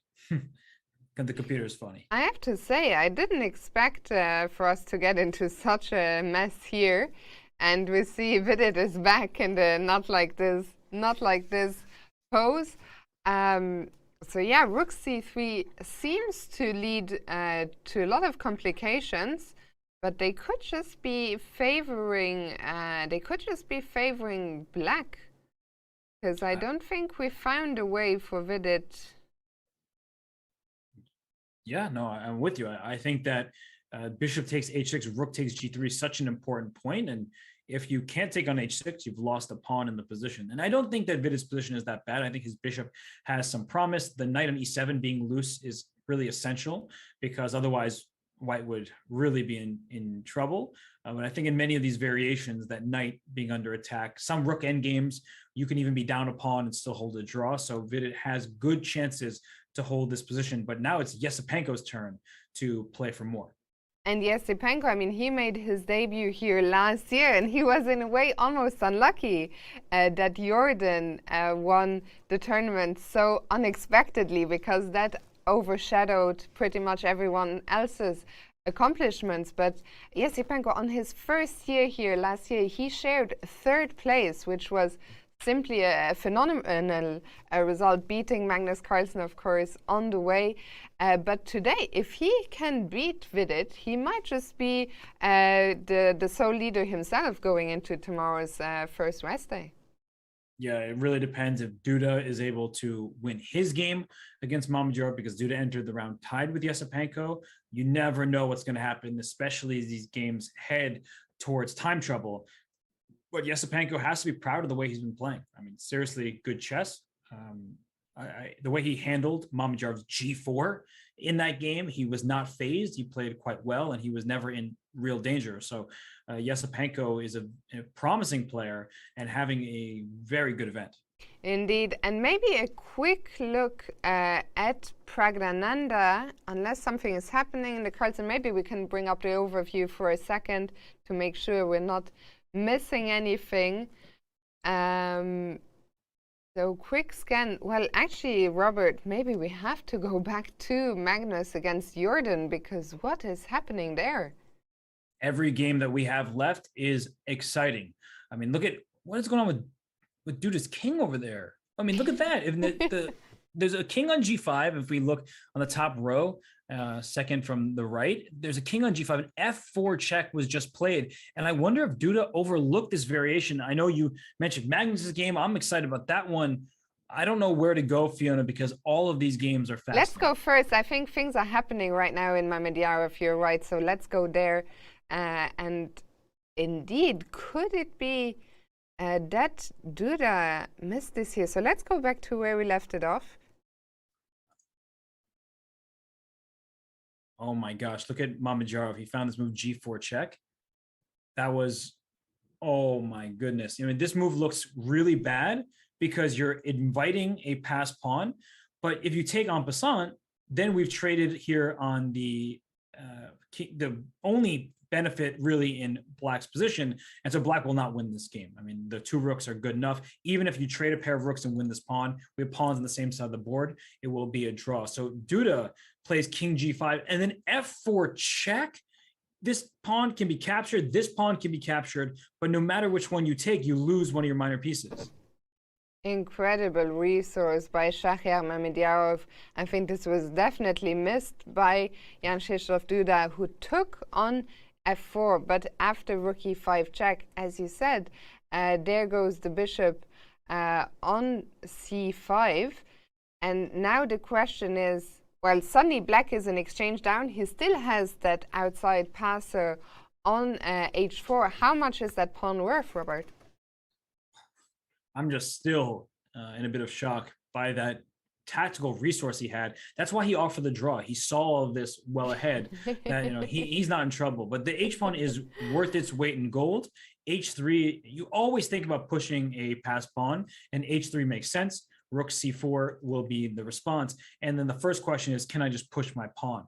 The answer seems to be, at first glance, yes. But then you see, there it goes. And the reason why this is so good for White is that this rook can come back to F1 to take care of this pawn here. And then there's going to be a rook C7 at the end. And I'm not even sure you can queen right away if you are Black, because if you move your king back here, rook F1, we get this situation, takes rook C7. I mean, you're just losing this endgame. You get a rook back, but you lose your pawns.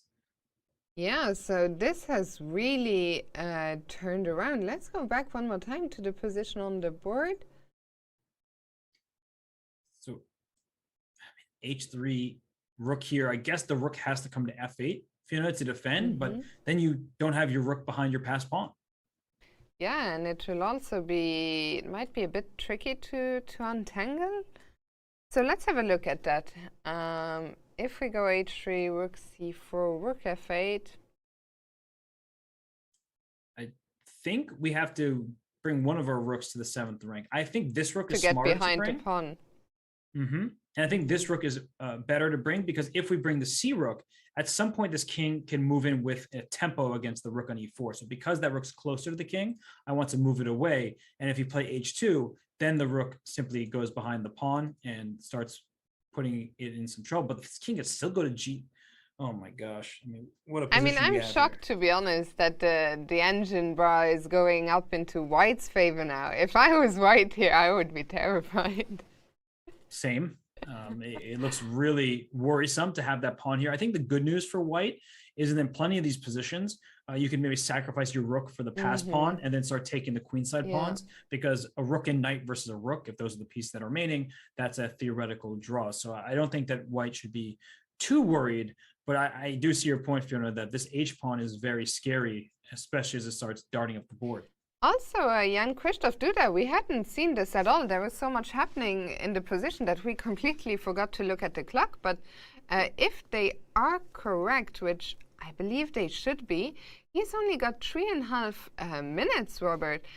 Thankfully, he only has 6 moves to make, but still, 6 moves in this position, especially when you've just had this what must have come as a shock, this tactical resource with this whole g4, f4 check. 1 minute you think you are pushing with no risk at all, and suddenly you find yourself here. Not an easy spot to be in. Yeah, the emotions are going to be running high for Duda. He probably felt like he was better, if not closing in on a win after declining a draw offer. And then when you miss a tactic, I think that's even more important than the evaluation of the position, because sometimes, like, how could I not see that? Like, of course that was going to happen. What's wrong with me? Why am I not calculating well? You get in your own head. So Duda is a professional. He won the World Cup, and the World Cup is one of the hardest tournaments to win. It's so nerve-wracking getting into tie breaks, but here he has a tough task to settle himself with just a couple minutes in the clock. I do think that with proper play, he should be all right, thanks to this pawn. But now it's Mamedyarov who is in the driver's seat, and, well, the hoodie speaks. Yeah, there will be no more draw offers here. And that's also a problem. Sometimes you turn down the draw, and then it gets hard to not. You shouldn't beat yourself up, of course. You should never beat yourself up for turning down a draw offer, but sometimes that can later on linger at the back of your mind. Robert, we're going to go on a very quick break, the last one before all the time control action, so don't go anywhere. We'll be right back.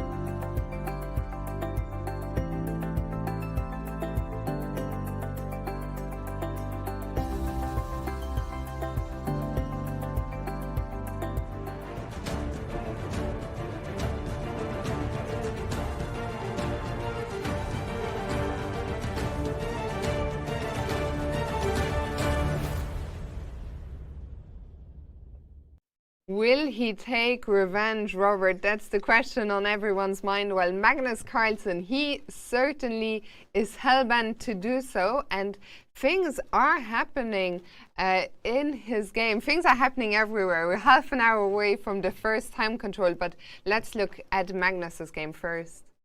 Yeah, we'll jump everywhere. Don't worry. We will do our best to cover all of the exciting action here. And we were just looking at this during the break.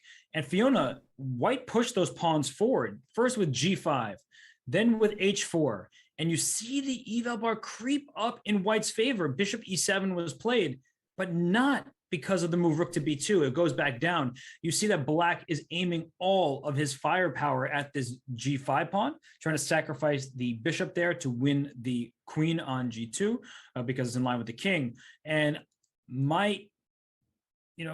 with the engine helping us, I think my insight says King F1 should be the choice, just to run away. But Rook B2 was Magnus' choice, and I can't really fault him for that. This Rook is getting the open file. The second Rook can join it, and B7 and B8 probably the destinations for the Rooks. Yeah, Rook B2, not the engine's preferred choice. We see it plummet down again, and the question is, why has it done so? Can we take on G5, I guess, is the question we have to answer. I think it's kind of funny because bishop takes G5, you want to take with the least valuable piece. But I think that's the mistake, because after bishop takes G5, the problem is you're actually in a pin here. So you can't move your bishop, and that may give Magnus the time to move his king next. So he allows his opponent to make a great sacrifice that turned out to be maybe not so great after all once the king escapes, and then perhaps you can capture their problems on the B file, their problems on the G file. Just because a rook is there doesn't mean that it's always going to win the battle against the queen. So Robert, is what you were saying that we can capture on G5 with the rook? I think you might have to take with the rook, pawn takes G5, and then rook takes G5, and we get a messy position. We know what happened in the game between Carlsen and Nepomniachtchi in game 6. It was 2 rooks against a queen. Here, though, the black queen is about to swoop into G4, and at the very least, that seems like it should be a draw for black. But if the game continues here and this rook comes to B1 and to B7, both sides have their chances. Yeah, for sure. I think if I had to place a bet now, I would probably go with a draw, but the time is ticking down, nerves are creeping in. I think a draw is the most likely result. We will see if Jorden captures on G5. For now, let's go back to the overview for a second. Maybe we can see Duda, in Duda's game. Did they repeat moves? Let's very quickly update that, and then we'll finally go to Pragnananda, promise. Oh, this is a big moment, because what happened here was the king went to F3 to attack the rook. The rook went over to B4 to save itself. H3 was played, rook C3 check. The king has to go back to G4 to keep in touch with the knight. And after king G4, rook C4, we saw this position, but the rook had been on E4. This B4 rook was here, but I think it makes a difference. Excuse me. I think it's even worse for black now, because we saw why rook takes F4, followed by rook F1 is so good for white. The queenside pawns will fall. And now after rook F8, Fiona, rook takes B7 happens. I'm still trying to get my rook behind the pawn, and I stole your pawn in the process. This is really bad turn of events for Jan Krzysztof Duda. Yeah, really, really dramatic stuff here. Jan Krzysztof Duda, who turned down a draw for we were so happy. He seemed to have a very, very advantageous position, and then Shahriar finding this incredible resource with G4, and now it looks like he is the one who's not just pressing, but it looks like his position is winning. That rook, as you mentioned, is now on the second rank. It has taken a pawn. It is attacking A7. It is also threatening to get behind the black H pawn, and what a turn of events here. And not to be too obvious and quote searching for Bobby Fischer, but take the draw. And I don't mean the draw offer. I mean at this moment here after G4, I think that Duda should have just taken on g3. He was playing for a win. I mean, f4 probably was just off his radar. And after f takes g3 here, black should not be in any trouble because the knight and the bishop, they compensate for the rook and the pawn. The king is actually perfectly fine on f5. So he could have likely just made a split of the point at this moment. Instead, Fiona, he went king to g5. I think he missed f4 check. I mean, I don't see why you'd walk into this if you solve it, or maybe he just made an incorrect assessment.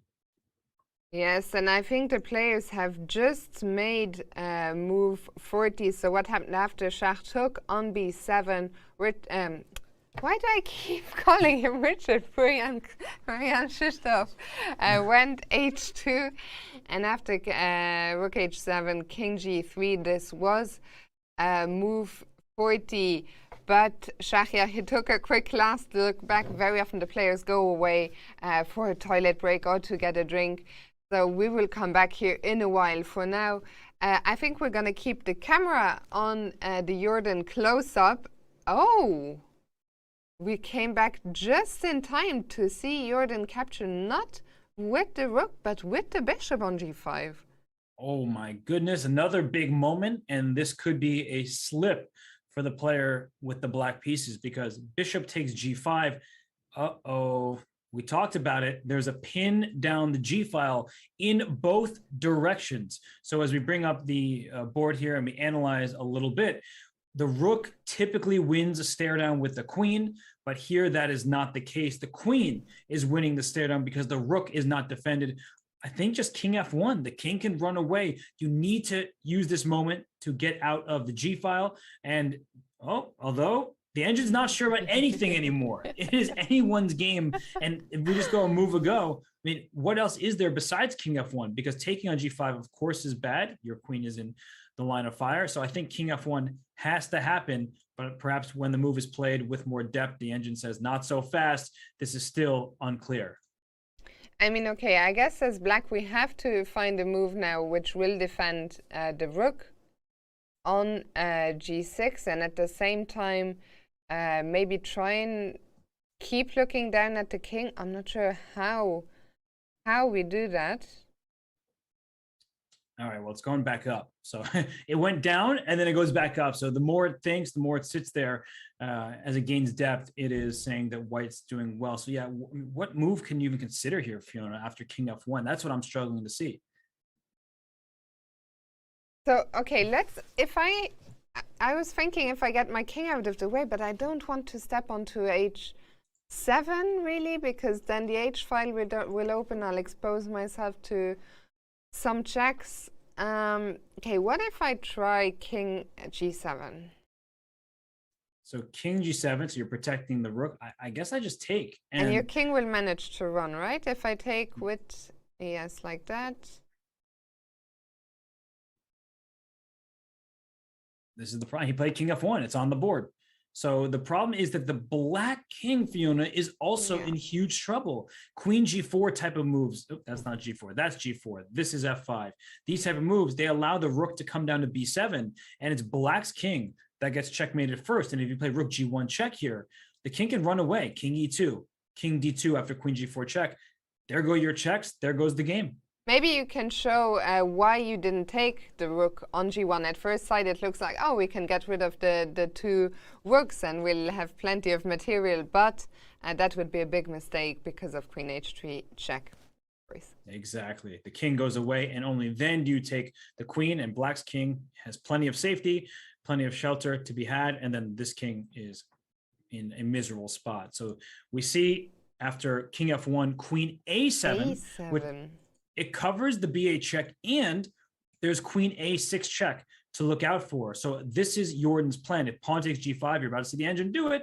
Watch the bar. Woo! I knew that was going to happen, because once this take happens on g5, there's now the check on g1. Queen h2, first queen a6 check. Your king cannot run away. Rook e2 is the only way to block it, and then rook g1 check, takes, king takes, queen takes a2, and this actually still might be like a potential draw somehow if you can create a little fortress, but it's not what white wants, that's for sure. And maybe you can't even get a fortress. The Nigel Short king walk could happen.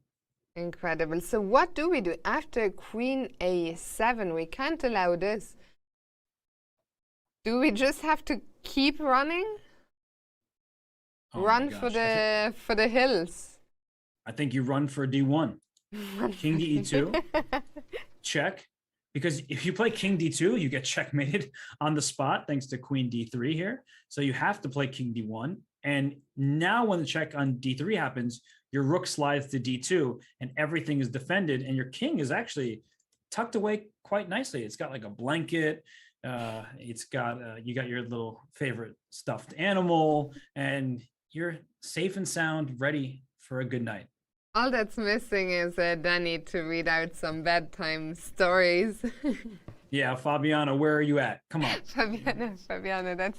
Well, Fabiano, he's back in his hotel room after his draw. Let's bring back the overview and maybe we'll come back to this one very shortly, but maybe we have to, for a second, look at Pragnananda's game. I've been promising it for hours. So a quick look there, as it looks like the bar has shot up even further in that game, and Prag on the verge of his first victory here in the Tata Steel Masters. And for Niels Grandelius, he's playing the lowest rated, the youngest player in the field, and he's about to suffer another defeat. It's not his event. That sometimes happens to chess players, but look at the current position, Fiona. Remember how we were all excited about the attacking prospects? That rook that was on H1, all the way over to A7, and that's what happens when you have full board awareness. When you're playing objective chess, you're not just going for checkmate. If we go back in time a little bit, first in this moment, A5 was played, so trying to open up the A file. We like that move. Bishop G5, Queen H3, and the Queen went to G7, but now the Queen went back towards the Queen side, and we'll get to the live board just because there isn't that much time left, and it looks like there might not be many moves left for Niels. Castle King side. Can you believe that? There was an attack on the H file. He castles. He says, you're not going to checkmate me. My king is going to be safe. And there goes the knight, the rook. And now it's White's turn here. I think Bishop G4, take over the light squares. That's a terrible piece. This knight is going to be good on the G4 square. No. Yeah, the black king is in a lot of trouble. Those rooks, the white rooks dominating the E-file, also attacking along the 7th rank. So yeah, Bishop G4 looks very strong. And Pragnananda on the verge here of his first victory.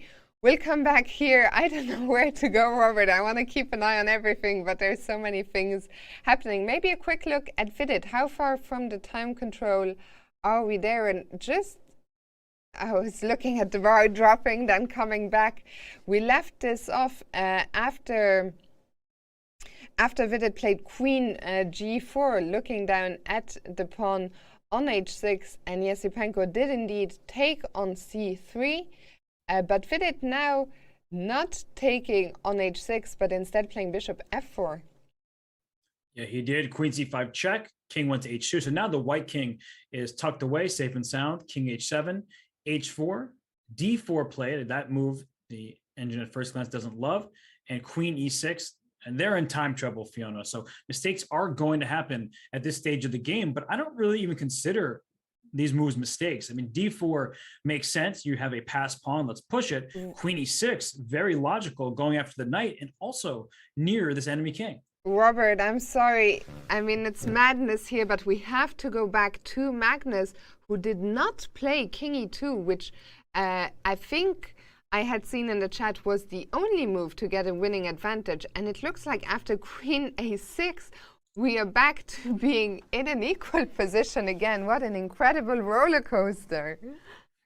I mean, we have the absolute benefit of having the eval bar off the side. We don't know the moves, but when we see it's plus a billion, we probably know that the king is running away. Magnus doesn't have that as confirmation. If he did, he would find it very quickly. But Queen G4, he made this move to attack the rook, trying to get into the enemy position. Remember, the queen was on A7, so C8 was a square that queen could have jumped to. And now after king, which one? I don't know how to choose between these two options. How do you choose? It's so tough. I I don't know. I'm just gonna. Okay, I'll pick G1. It's closer to the edge of the boards. I'll pick G1. And actually, where's that rook going? Because as soon as your rook moves, I can take this bishop. Do you want to? Yeah, that rook. As soon as that rook moves, you will take the bishop.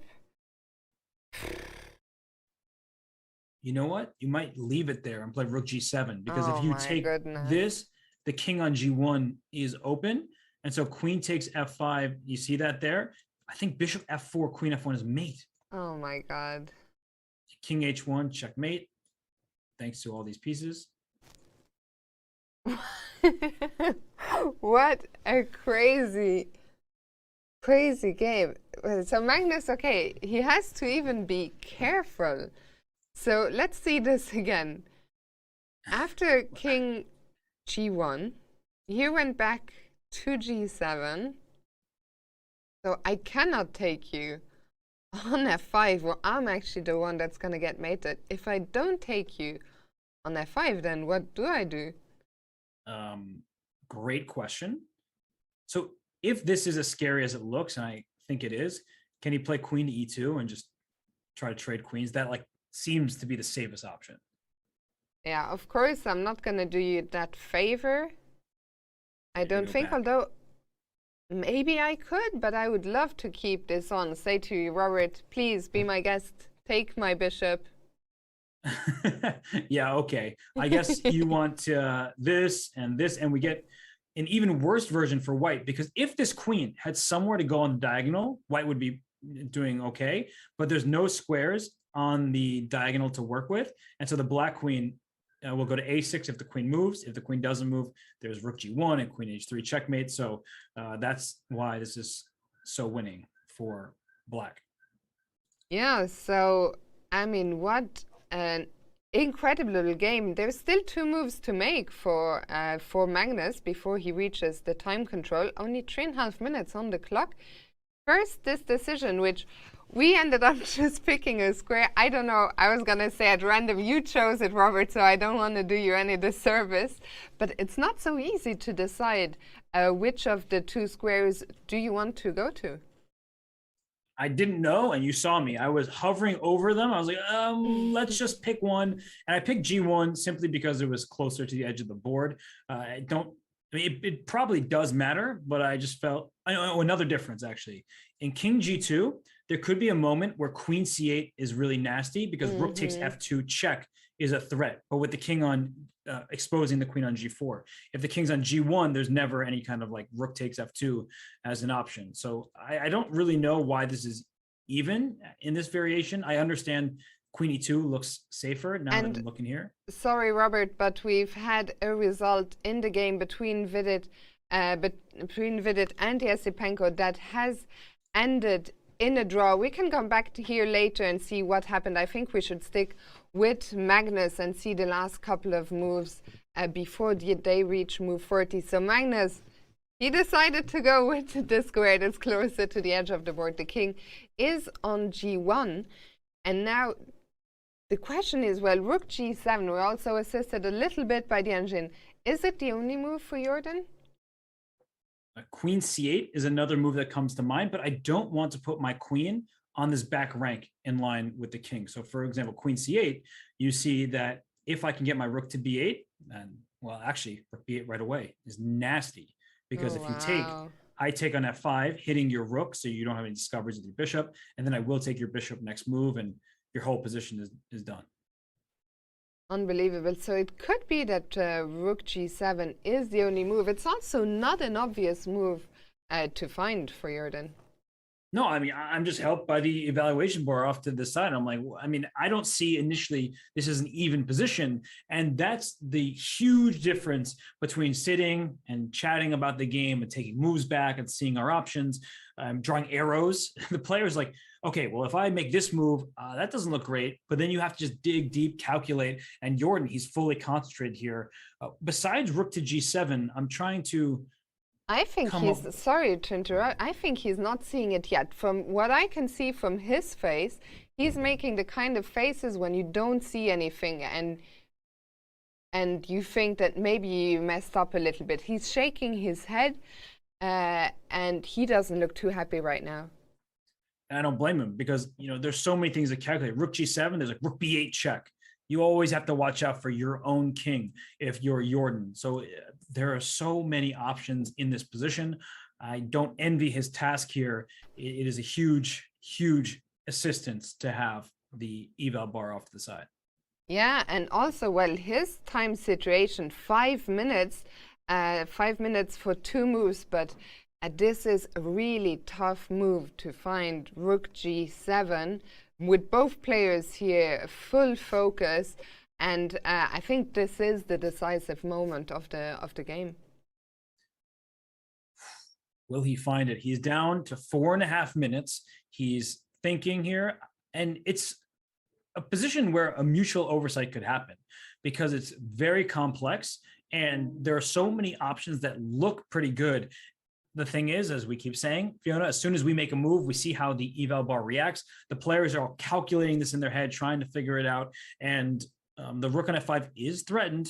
So you have to deal with that threat. You can't move your bishop from g5. Your rook on g6 is undefended. So that's why scooting the rook back with rook g7 does make sense and is easy to explain, but very difficult to see when you're in the moment under pressure. There's also a suggestion. What about c5, which would also do the same job of defending the rook on g6?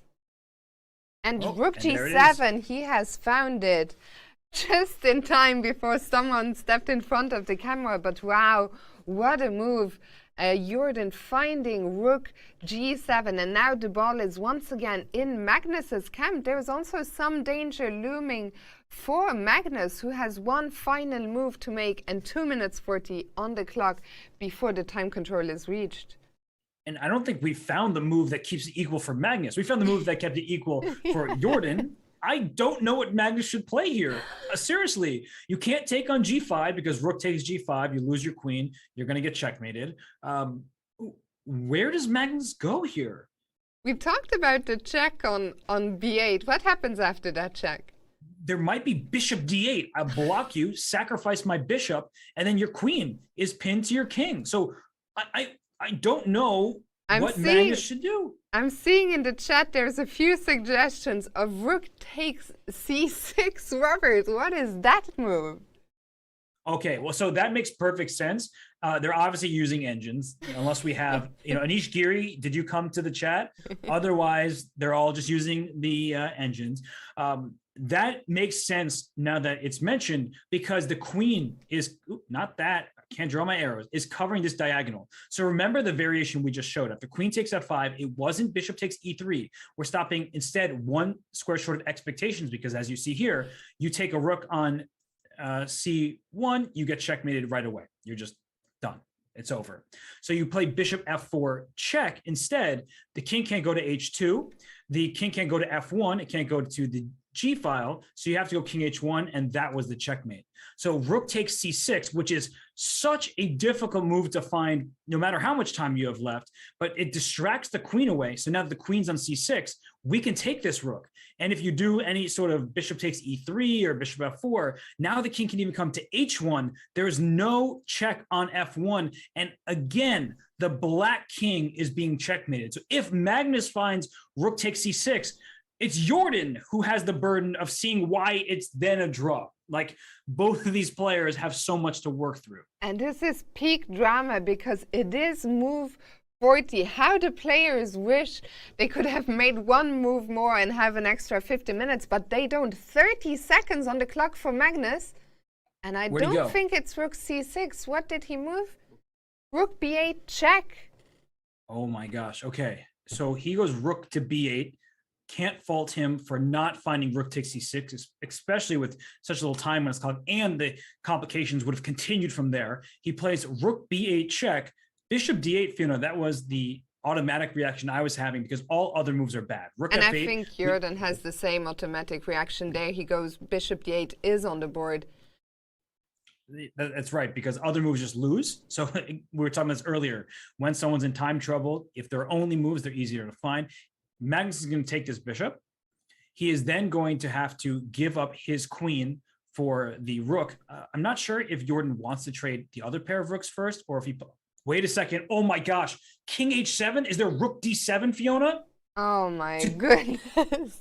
Oh my God. I think there is. You have to play rook f8. Because king h7, rook d7, I distract your rook from the pin of my queen. And once you take the rook on d7, because I'm trying to checkmate you on g7, I take your rook with check and win your other rook and just win on the spot. So king h7 is losing, and that means that rook f8 is forced here, and then we trade off all of the pieces. These come off, this comes off, and we had a position like this earlier, Fiona, where I was saying that maybe a3, bishop to b4, and actually this looks like a fortress that white should not lose. I mean, what a game, Robert. I don't know what to say. Even this, I'm looking at, you talk about this fortress. Are you not afraid that my black king will manage to get to f3? Will you manage to stop me?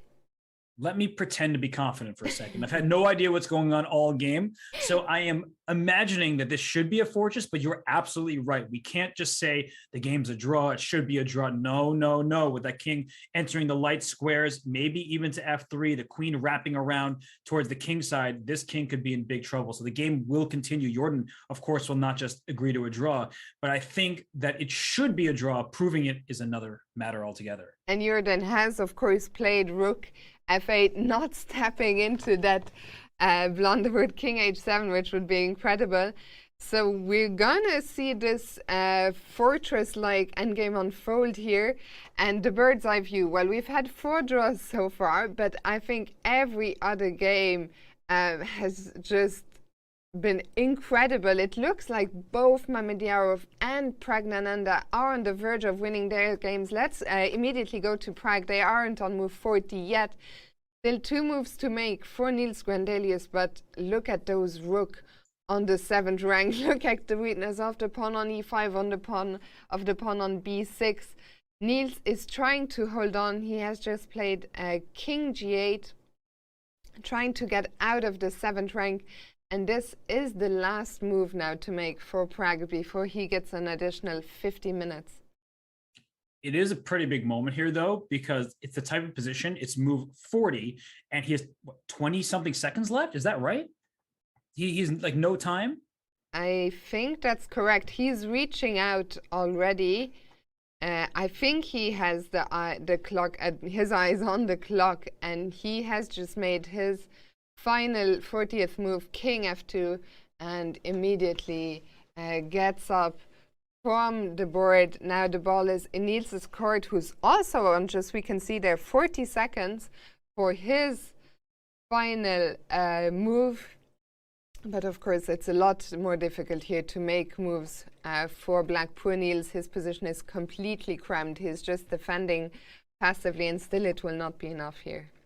I think he'll play queen h4 check because it's a check and it's the last move of the time control, and at least gives you some faint semblance of hope. Like, oh, I got to check in. Maybe my queen will come to h1. It should definitely be losing because there's this pressure down the 7th rank and the black king is in trouble. And there he goes, queen h4 check. But the good news No, I don't think it was queen h4. I think it was the other. It looked like something happened towards the bottom of the h file, but it was actually rook h1. Great move, because queen h4 check is a big threat, trying to go and checkmate the white king. So that's what happens on move 40. The eval bar still is in Pragnananda's favor. He's about to hit zeros on the clock, but he will gain more time. That's what happens when you reach the 40th move. And Fiona, as long as he doesn't blunder queen h4 check and a mating attack for black, I think he should sidestep that check to begin with, king to e2, and it's going to go back up. I'm not worried. So we see here that there's no check on h4.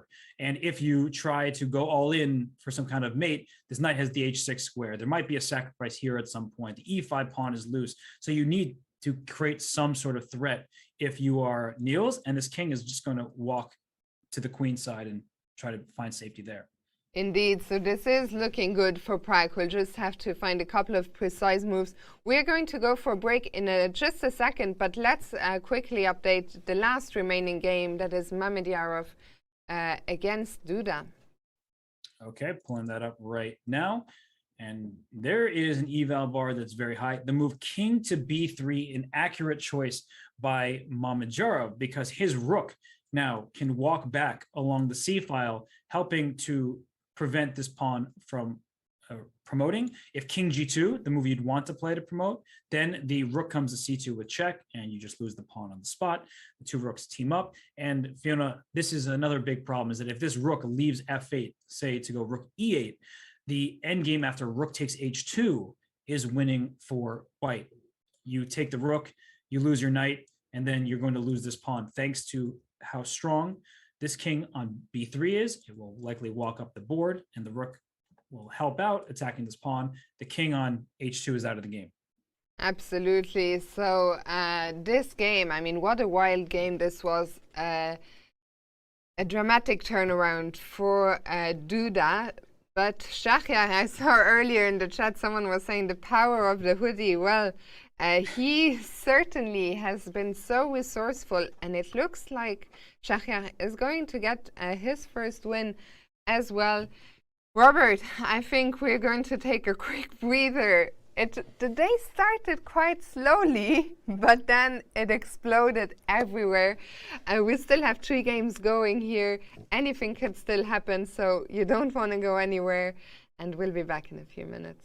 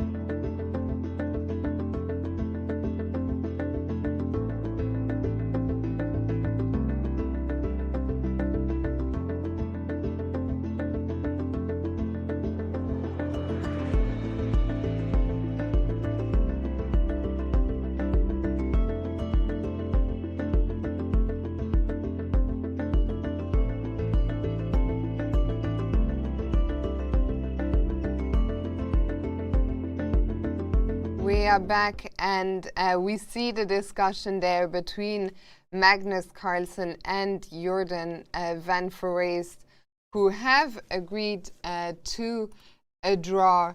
So if we bring up the game between the two players and we see them discussing there, so we left off here after rook to f8. Well, let's first watch the players analyze. So what happened here? We thought it was gonna all take some time as they get an extra minute, 15 minutes on move 50, but Jorden quickly recaptured.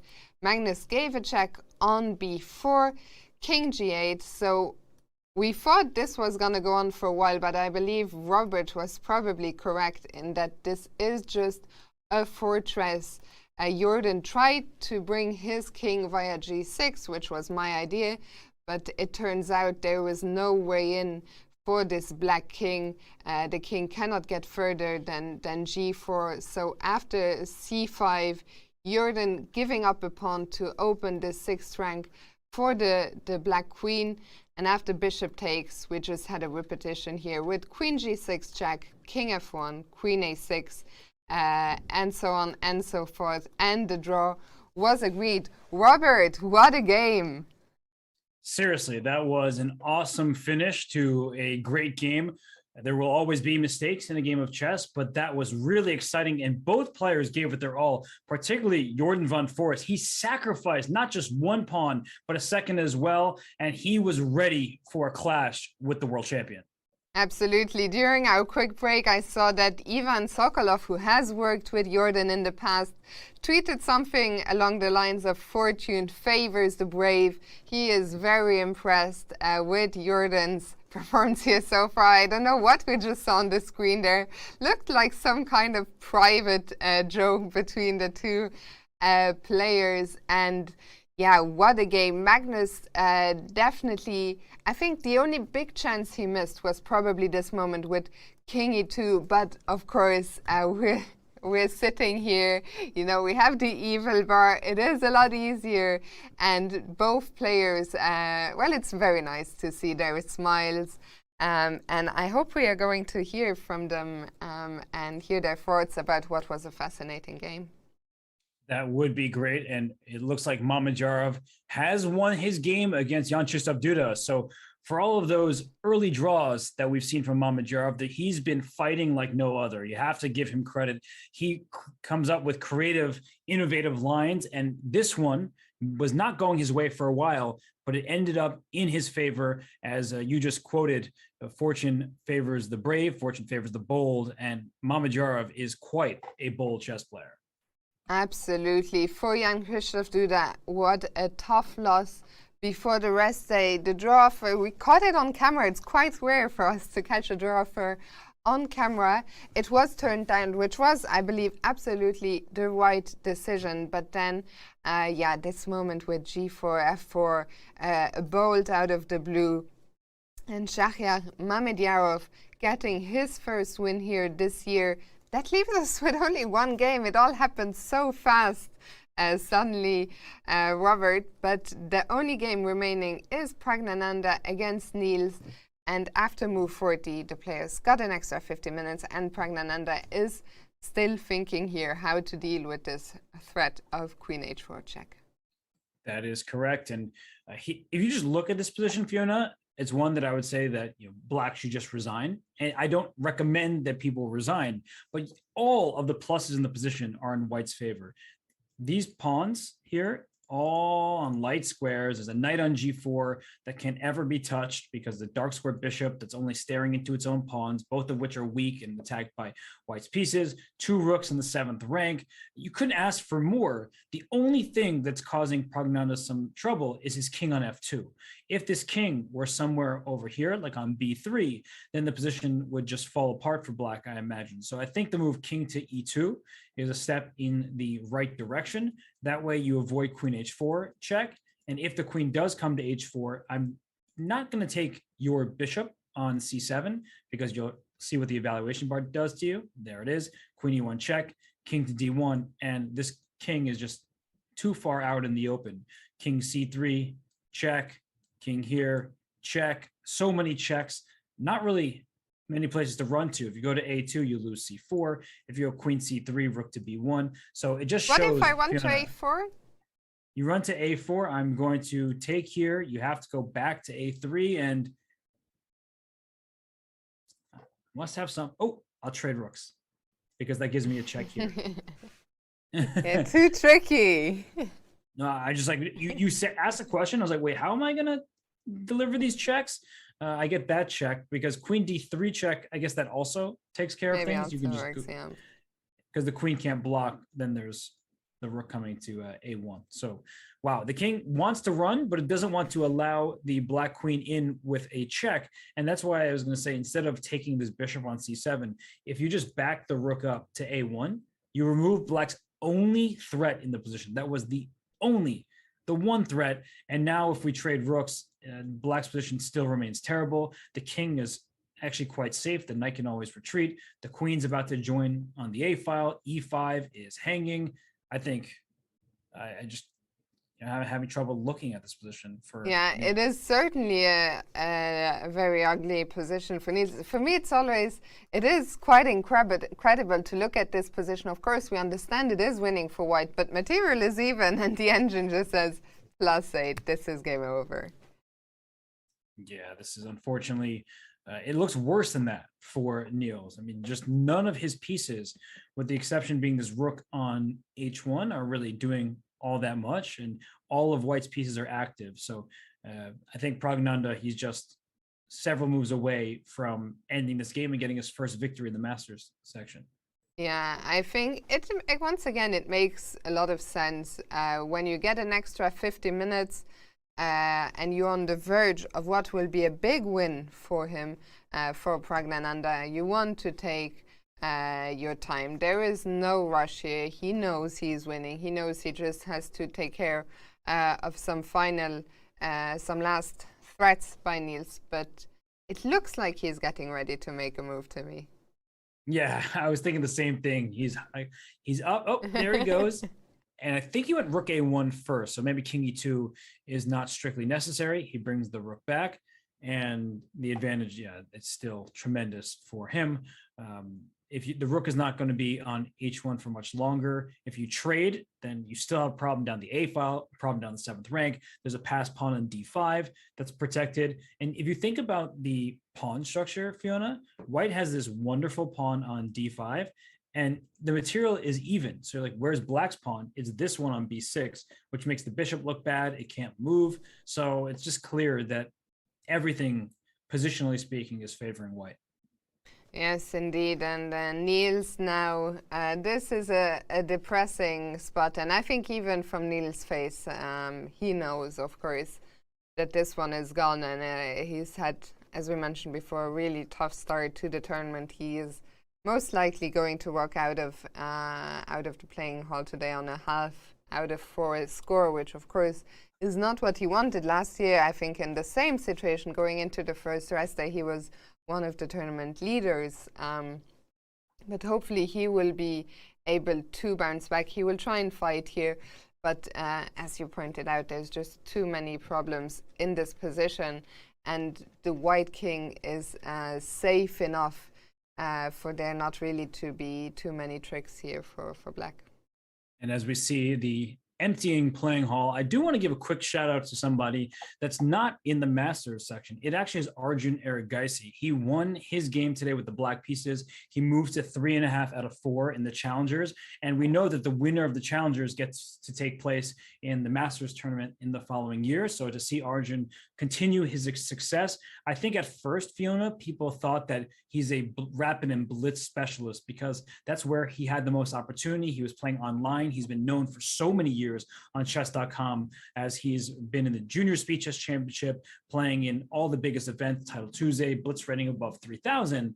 And now he gets to show the world that, no, it's not just the quicker time controls. In all time controls, any game of chess, he's ready to play against the world's best. And he is right now in the sole lead in the Challengers. I mean, for me, I'd never kept such a close eye. I think I wasn't so familiar with him. I'd heard of him, but suddenly he made such a big splash all over the different, across different online, offline, rapid, blitz, classical. He's been everywhere these last few months. I'm so happy he got the chance to play here in the Challenger section. He's off to a fantastic start, and yeah, long may it continue. I believe here in Wijk aan Zee he's working with Srinath Narayan, but other than that, I think he's been working with none other than Rustam Kazanjanov, who Rustam, well, what an experienced coach he is for the FIDE,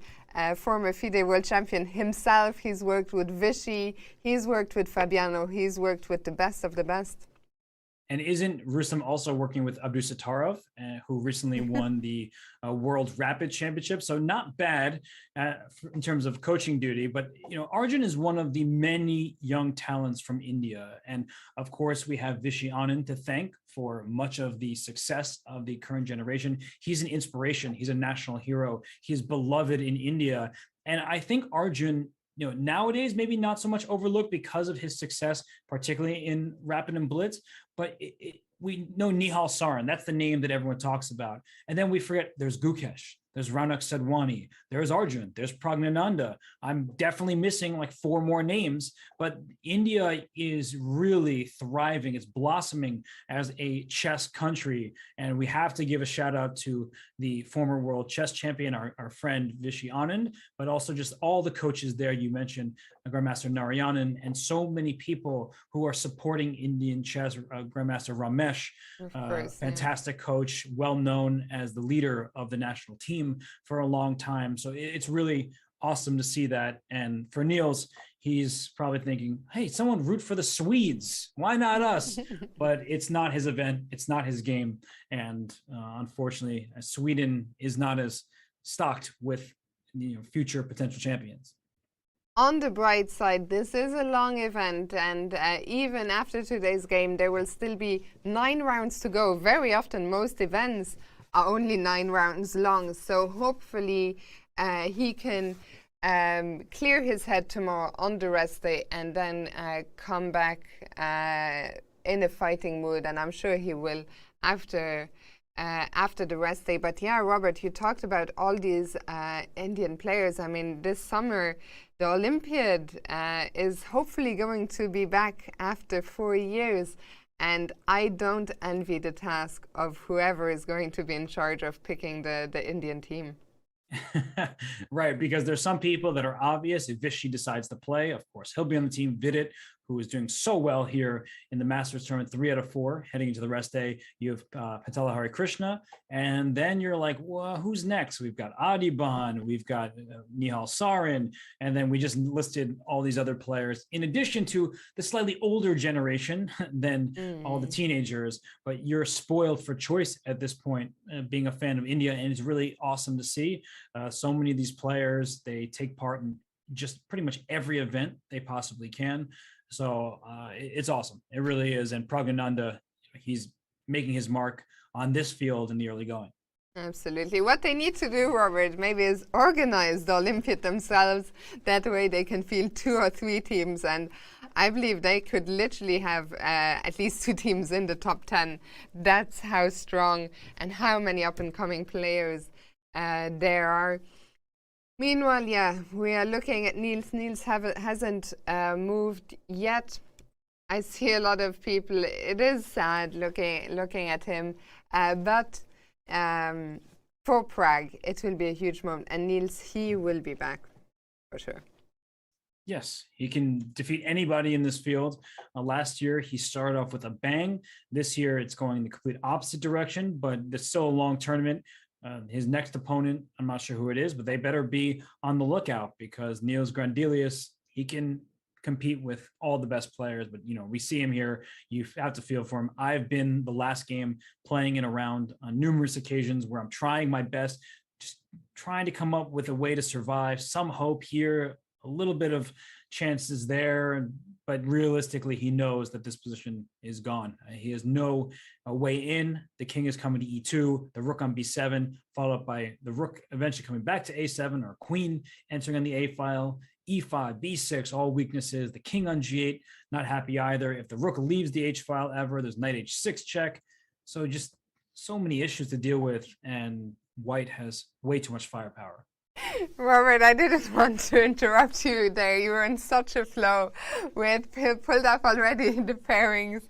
So let's take a quick look at what awaits us in round 5. So that will be after tomorrow's rest day, so on the 20th of January. Well, you were saying, I don't know who Niels is going to be facing, but things aren't going to get easier because he will be playing white against none other than world champion Magnus Carlsen. Who? Magnus? Like I said, I don't know who he's playing. So, I mean, who is that guy, Magnus? Oh, gosh. Well, that's not actually a fun pairing to have when you're losing a bunch of games and then you have to play Magnus. Or maybe, you know, things can't really get worse for Niels, and it's just the opponent he needed to feel inspired. Yeah, so that's going to... I think Niels will be inspired. I think usually likes to fight it out against the best. Another standout pairing I see is, well, the two local players. Anish Giri will be playing his good friend Vidit Gujrati, and Jorden van Foreest against Shahriar Mamediyarov. Those are two clashes that I already very much look forward to. Wow, Jorden against Mamediyarov, that could be my game of the round for round 5. Both players are extremely creative, especially in the opening stage. I think that Rapport, getting the white pieces against Pragnananda, that should be a fun battle as well. Duda against Karyakin, both players going to be disappointed. Duda losing the game today, a position he probably felt he would never in a million years lose. And Karyakin with the white pieces, he really just didn't do anything. He made a quick draw against Anish Giri, and he lost yesterday's game against Yesipenko. So he's probably not in the best frame of mind. And that will be, of course, a repeat of the World Cup final matchup with both players qualifying to the candidates tournament. Meanwhile, Niels, he is still thinking. We haven't, well, we keep pointing out the problems with Black's position. The reason we don't talk so much about what can Black do is because simply there isn't so much. We have looked at the check on h4, but the king is going to be safe. And oh, we have an interview, so let's go there. You just played your first Black game against Magnus Carlsen in your career. An eventful game it was. Yeah, very eventful. A lot of crazy things happened. I still have to process the game, so. But it was definitely a fun game. Probably what I was doing was not very correct, but I thought if I slow play it, I'm gonna get positionally squeezed. So I wanted to go for some complications, and at least I think then the white position is tough to play. But yeah, it was definitely a crazy game. And then there was all this mess on G5. G4, like yeah. The pawns on H4 and G5. I could take on G5, but my head kind of hurt and I couldn't calculate very well, so I was just trying to attack G5 as many times as possible and then sacrifice somehow, but it was just insanely complicated to calculate all the variations for me. So I have no idea what exactly was going on. Yeah, Magnus apparently missed a couple of ways to to win or get like a big advantage. One of them was like King F1 instead of Queen to G4, I believe. Yeah, I heard just now actually from Peter that he had King E2, but I honestly didn't even consider that possibility there. So yeah, just didn't consider it. Are you relieved that that you managed to play the draw? Yeah, it's very good result. Of course, I didn't expect to make a draw. During the game, I was even maybe moderately optimistic at some point, maybe useful optimism, but. Yeah, probably objectively it was never good for me, and playing against Magnus with Black, it's definitely a very good result for me. So how does it work like after the game? Like you have worked together, so are you like on friendly terms after the game? Do you talk about the game, or like how does it work? Yeah, we talked about the game. I think he also found an interesting game, so we talked a bit. So yeah, that's what we did. Any plans for the rest day? No, not specifically, but we'll see what pops up. Okay. Well, the best of luck. Thank you so much.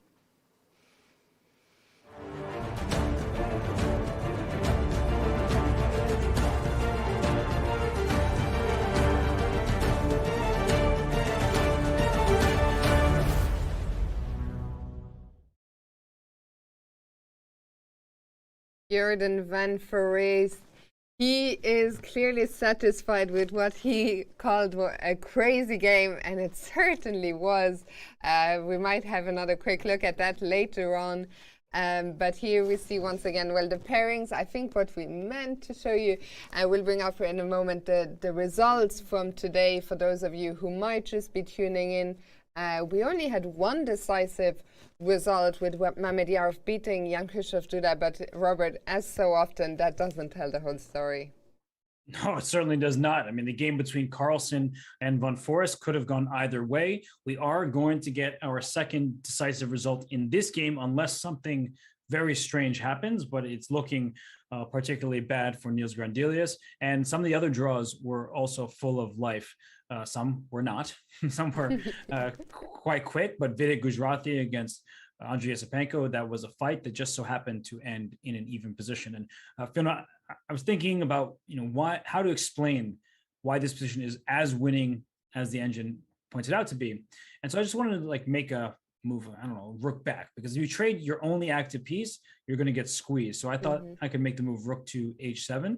And what I want to do at some point is give up my rook for this bishop. I'm not sold I should do it right now, but I was thinking that at the moment that I can do it, I'm going to take this pawn on e5, and your position is going to fall in part in its entirety. So if you take with the queen, I could even throw in rook a8 check. I wouldn't be surprised if that's the best move, because rook f8 is met by knight f6 check, taking advantage of a pin. So now I guess just get to have fun with tactics. You go here, I take your rook. If you take here, it's like, oh, great. We traded everything. It's even now, right? No, I'll just take this pawn, and then I'll take this pawn, or I'll check you here and grab this pawn, or trade queens, and everything is just collapsing for black d6, trying to checkmate your king. It's only one pawn, you may say, but it's also plus 7.3. Yeah, and that shows you the power of an active queen. Very often, especially queen endings, it's not always about just the material balance, but how active the queen is, how advanced the pawns are. And yeah, we see there the shake of the head. I know Niels well. He's a great friend of mine, so I've seen this face before. Unfortunately, Niels, he knows that the position is lost. I know that he has a lot of fans in the chat. He will keep fighting, but I think, yeah, I'm repeating myself, Robert, but Prag, he will not let this one slip. Nah, just one of these positions where you look at the eval bar and it says plus 1,000,000, and then you look at the position and that also says plus 1,000,000. There's no mismatch. Sometimes we have positions where it's like, wait, it's that much better for one side? No, but I see all these chances for the opponent. We see nothing to be afraid of if you're Pragnananda, and we hardly see a move for Niels at this point. And I mean, if I'm speaking frankly, it's just the most difficult type of position to have, to sit and try to will yourself to continue playing. I mean, look at the guy. It's not fun to see Niels looking like this. He's obviously very upset with how the game has gone, with his current position, but he is doing the right thing. So he deserves some credit by remaining in the game, not resigning, because perhaps there is something that Pragnananda can miss. It just doesn't seem apparent to me. Indeed, and for those wondering about the clock, that will adjust after Niels makes his next move. I think I saw it on the camera. I think Niels has spent about 15 minutes after the time control, so he should. I think they're roughly on the same amount of time now, both around the 35-minute mark. Yes, and it almost looked like he was about to move. We see 33 minutes and counting down here, but when you have a position that's even in material, and you're as lost as this one is, that's just, I've been there. And I've been there at a much earlier stage of the game. Yeah, and he has just made a move, and it is rook h4. And now Niels stepping away from the board. Prag is back already, and Prag is actually spoiled for choice here. I mean, you know me. Material that's not mine, I'm sacrificing it. Rook takes c7 does look good to to my eyes, because if the rook takes c7, I'm just collapsing your position completely. e5 now has lost its defender. If you take with the queen on c7, I can just take that pawn on e5. This pawn on g6 is under attack. Rook a8 check is still on the horizon. I mean, if you try to defend this pawn here, rook a8, king h7, and your king is about to get mated, I feel like. And there's got to be just some tactic. Where is it? Knight g4, you'll take. I see that. Still good for white, probably winning. But I want to find the knockout, you know, that perfect chess. Where is it? These positions can be so frustrating sometimes because it feels like I am just a move away. I just need to find a move. But what is the damn move? I see one cool tactic. I'm not sure if it's right. If you take here, there's rook h8 check.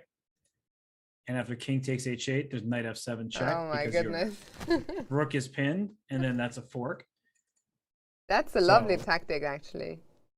Yeah, and one of the things I was thinking about was here, actually, playing rook h8 check. Because after king takes h8, there's knight takes g6, and then I get your rook here. But I didn't like the prospects of leaving your rook on g7 and on the g file.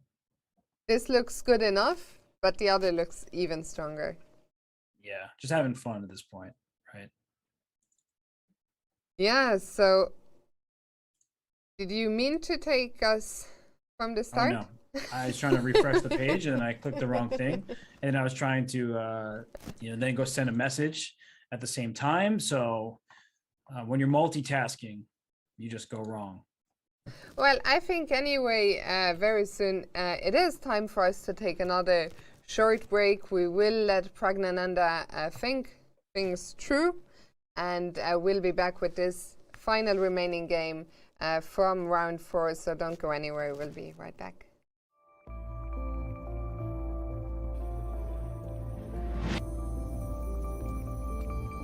At Tata Steel, we place artificial intelligence into the center of our innovation program so we can innovate faster than ever before. Advanced data analyzing techniques are not only fun to work with, but it really helps me to work on sustainability. For example, reducing dust emissions. This is a really important topic for me. We have developed the digital tools to accurately predict the performance of our products in the processes of our customers. Quantifying the performance of our products is key in making our customers and us successful. We achieved world-class process stability by using AI to forecast and control the outcomes of over 2,000 simultaneous reactions. We use cameras instead of eyes and computers instead of human brains, so in the near future our factories can make their own decisions.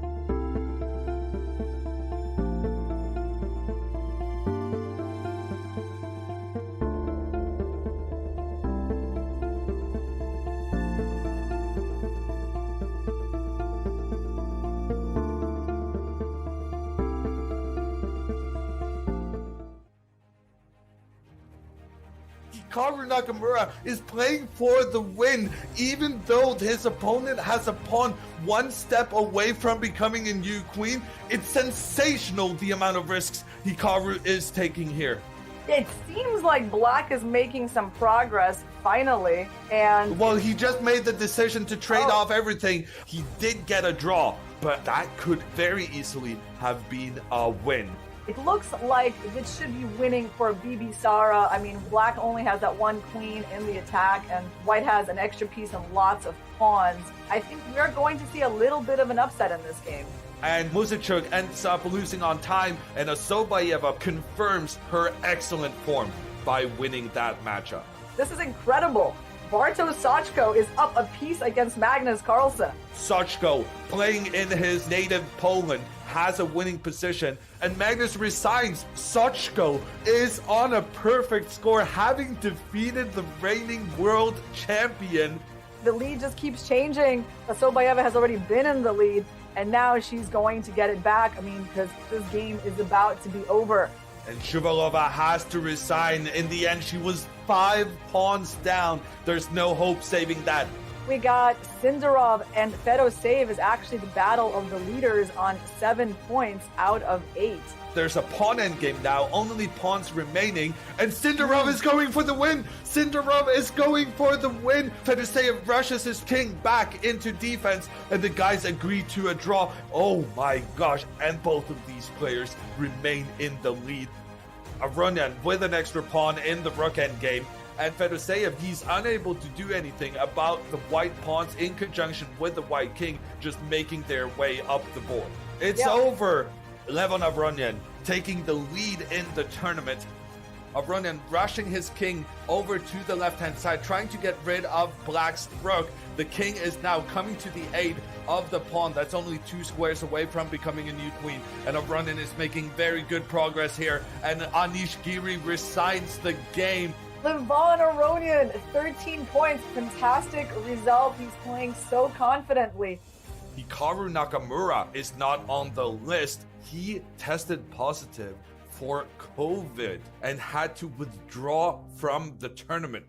Bibisara has a 1.5 point lead. She's gonna win it if she wins this one. Look at this. Bibisara with her queen can go for the queen trade. If the queens are traded, she's going to win this game, and she does go for it. The queens are traded off the board. The bishop coming in against the white king to give a check, and Goryachkina resigns. Asobayeva is the world champion.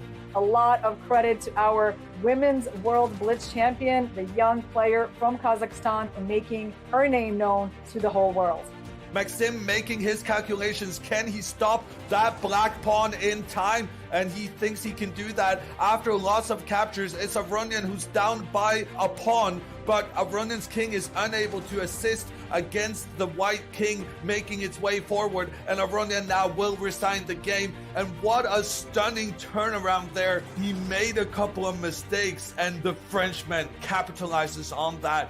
Dubov trying to get his pieces pointing in towards Black's king, but Olivreza has a pawn 1 step away from becoming a new queen. And he has made a queen, and he knows that he can always sack that queen for the bishop, and that is the end of the game. And we're almost certainly guaranteed a tie for first place after the final game. He's using his queen to help out. That pawn is moving forward, and Aronian now, he's gonna have to resign. The pawn is becoming a new queen. Aronian does keep on playing, but there's no hope. He resigns the game. Was that the championship for Alireza Firouzja? Actually, it's definitely not the championship because Jan Krzysztof Duda has managed to win his game, so there will be a tie. The question is whether or not Maxim Vachier-Lagrave will be able to join them, and Vachier-Lagrave has beaten Magnus Carlsen. Jan Krzysztof Duda and Maxim Vachier-Lagrave will be playing for the gold medal. It's less than 30 seconds on the clock for Duda, who needs to figure out this endgame. And he chooses to push his pawn forward. Exactly. He chose to protect it with this rook b4, not going in for that trade where he might lose a pawn. Yeah, the pawns are just getting exchanged off, and the guys agree to a draw. The handshake there, a solid game from Duda Duda is actually giving away his bishop. A strange decision from the Polish player there. He chooses to move the one knight, losing the other. I'm not thrilled about where White took this position because certainly he's not better at all in this endgame. Duda is going to have to play for a draw. Yeah, certainly I don't see any danger at all for Black. They just agreed to a draw. Now, to find the victor of this tournament, we're going to play one game at a time. And if someone wins, that is the world champion. Maxim Vachier-Lagrave now in the end game. Duda trying to use his king to stop White's king from getting into the game. But here, Maxim Vachier-Lagrave is able to capture another pawn on the side of the board. 2 extra pawns for him now. Duda resides Maxim Vachier-Lagrave, the world champion in 2021. And here we see Maxim Vachier-Lagrave being congratulated. He is the World Blitz champion.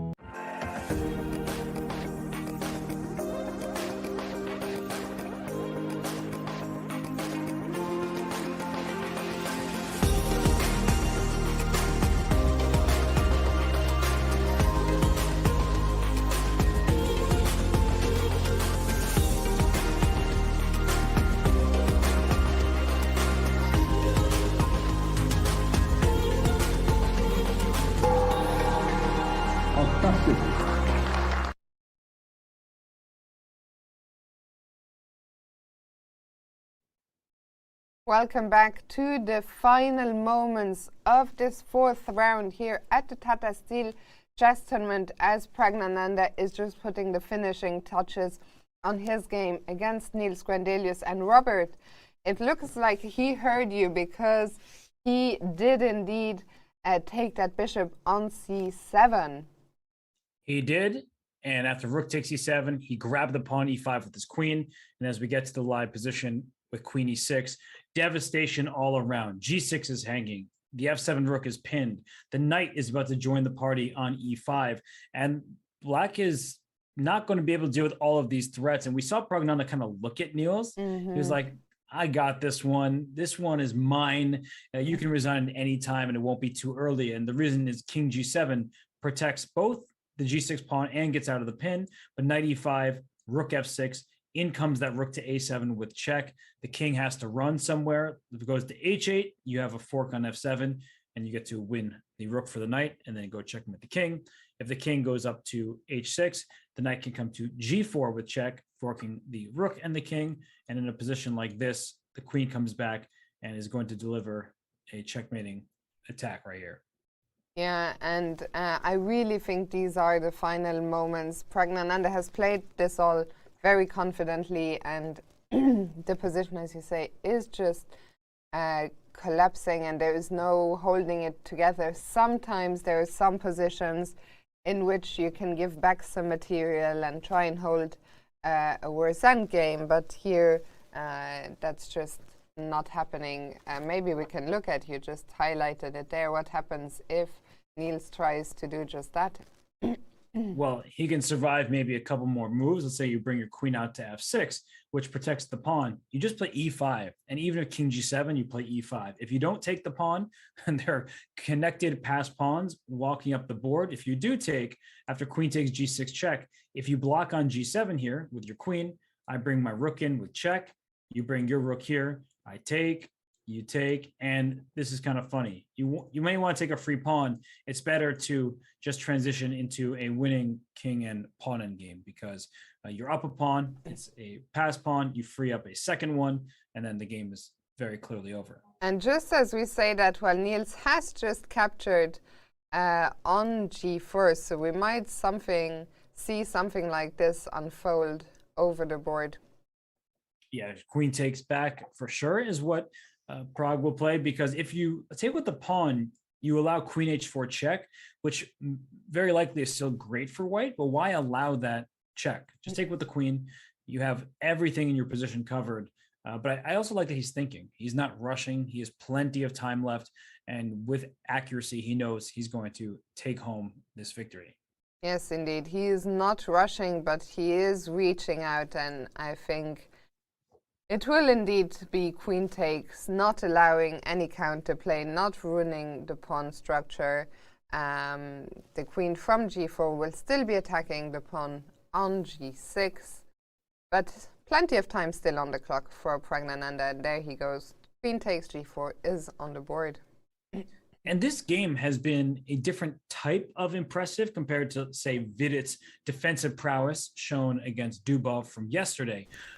The Pragnananda had an advantage as early as when he pushed his pawn up to h4 and then cemented his pawn on d5. Like, he was better, and he's been better the whole game, and he never let go of that advantage. In fact, there was not a moment where it seemed like he wasn't going to be pressing. So you have to give the youngster so much credit for being able to handle the nuances, the subtleties of a game like this, where he first opened the H file, then decided to open up the A file, castled kingside after all that, brought his rooks up the board. He has played a fantastic game, very precise, very solid game, but not in the way that was passive, in a way that was improving his position move after move, quite Karpovian. Yes, which is, I think if 10 years ago you had told someone this is the effort by a 16-year-old, it would have been hard to believe. But what a mature performance, never losing his cool. First, as you said, attacking on the H file, then switching play to playing on the A file. And I loved that move when he castled kingside into the open H file, a touch of class. And now he's about to earn the rewards of his efforts. Yes, and Neil's just trying to figure out, is there something I can do here?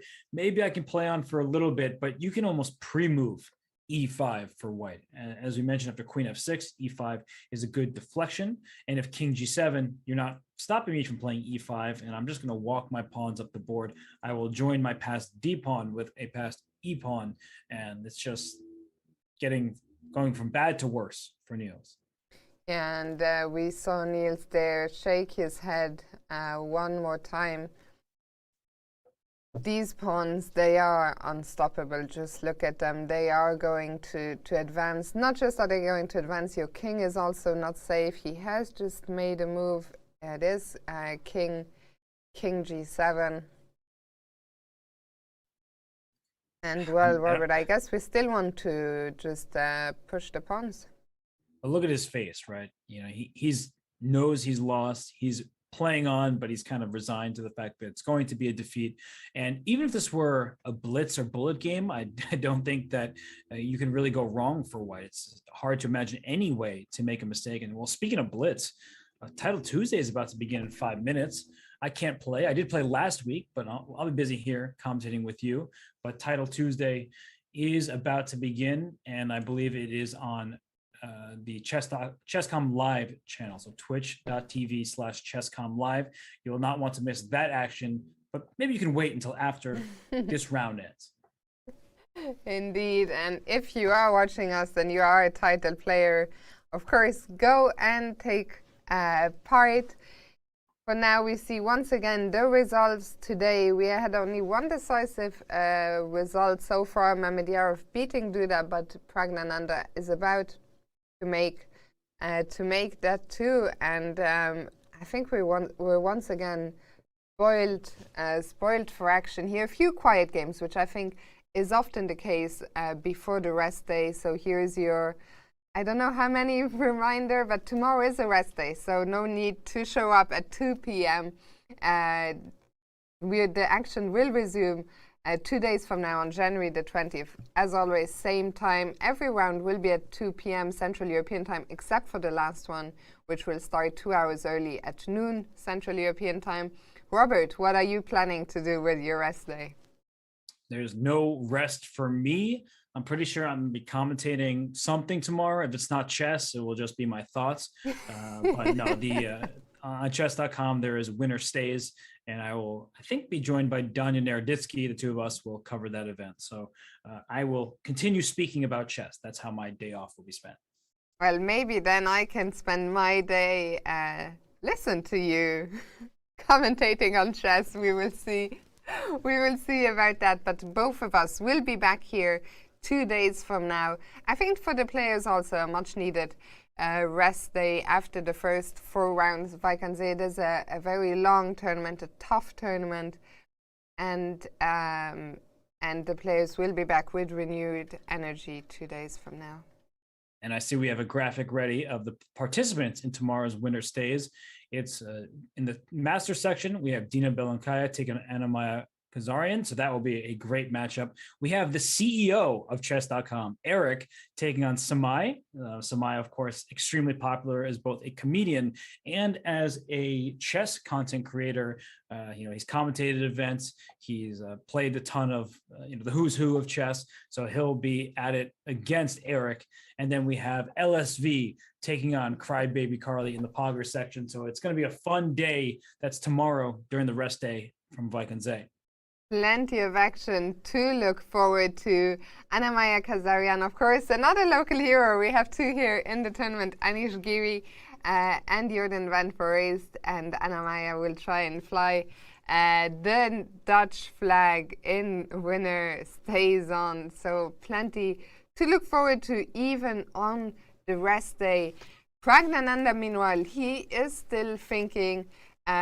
It's one of these positions where you're so happy now, Robert. I think we can both relate. When you sit in that position, unless I lose on time or my phone goes off, I can barely spoil it. And you're just thinking, how do you want to go on about this? I still love your suggestion of simply pushing that pawn forward.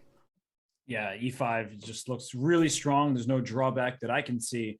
And you have these central pawns. And you're right, Pragnananda should be happy. He should be very pleased with how he's played, and he should be proud of himself. And the game's not over. You don't want to start jumping for joy before you've actually won. But for all intents and purposes, I think both players know that Pragnananda has won this game.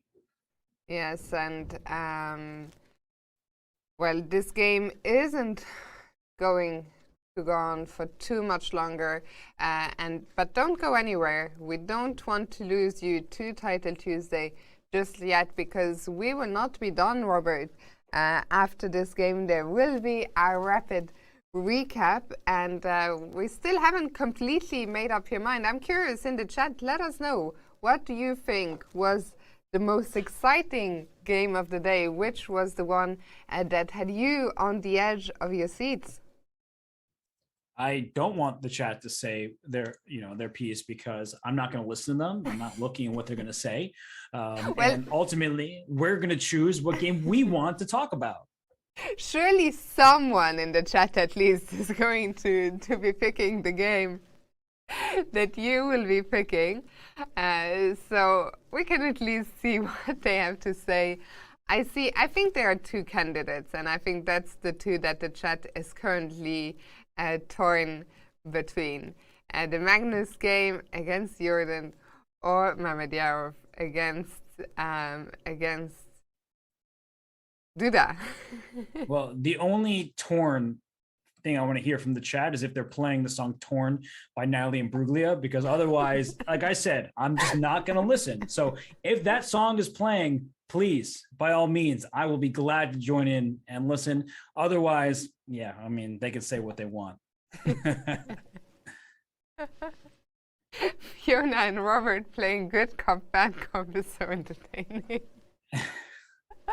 I don't know. I mean, I don't think it's bad. I just think that you appreciate and listen to the people, and I just don't bother. Don't bother, don't care. We see Pragnananda. He is still thinking.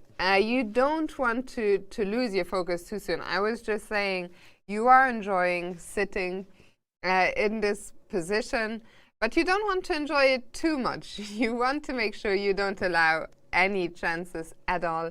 But as I say this, he is getting ready to reach out. Niels not currently at the board. What do you predict the move is going to be, Robert? It has to be E5.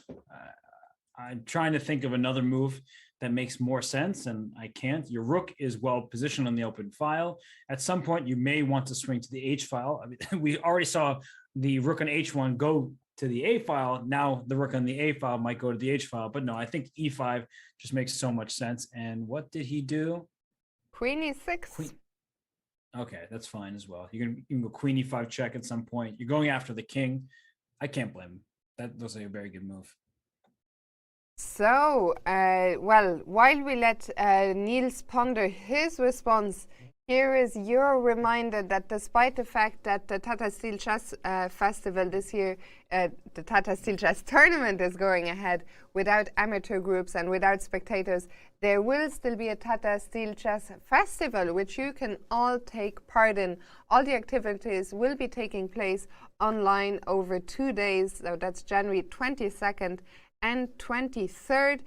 You can take part free of charge and you don't need to register. There is a wide range of activities, from taking online chess lessons, participating in an online football training from SC Telstar, which I'm actually very curious about, participating in a virtual visit to Tata Steel.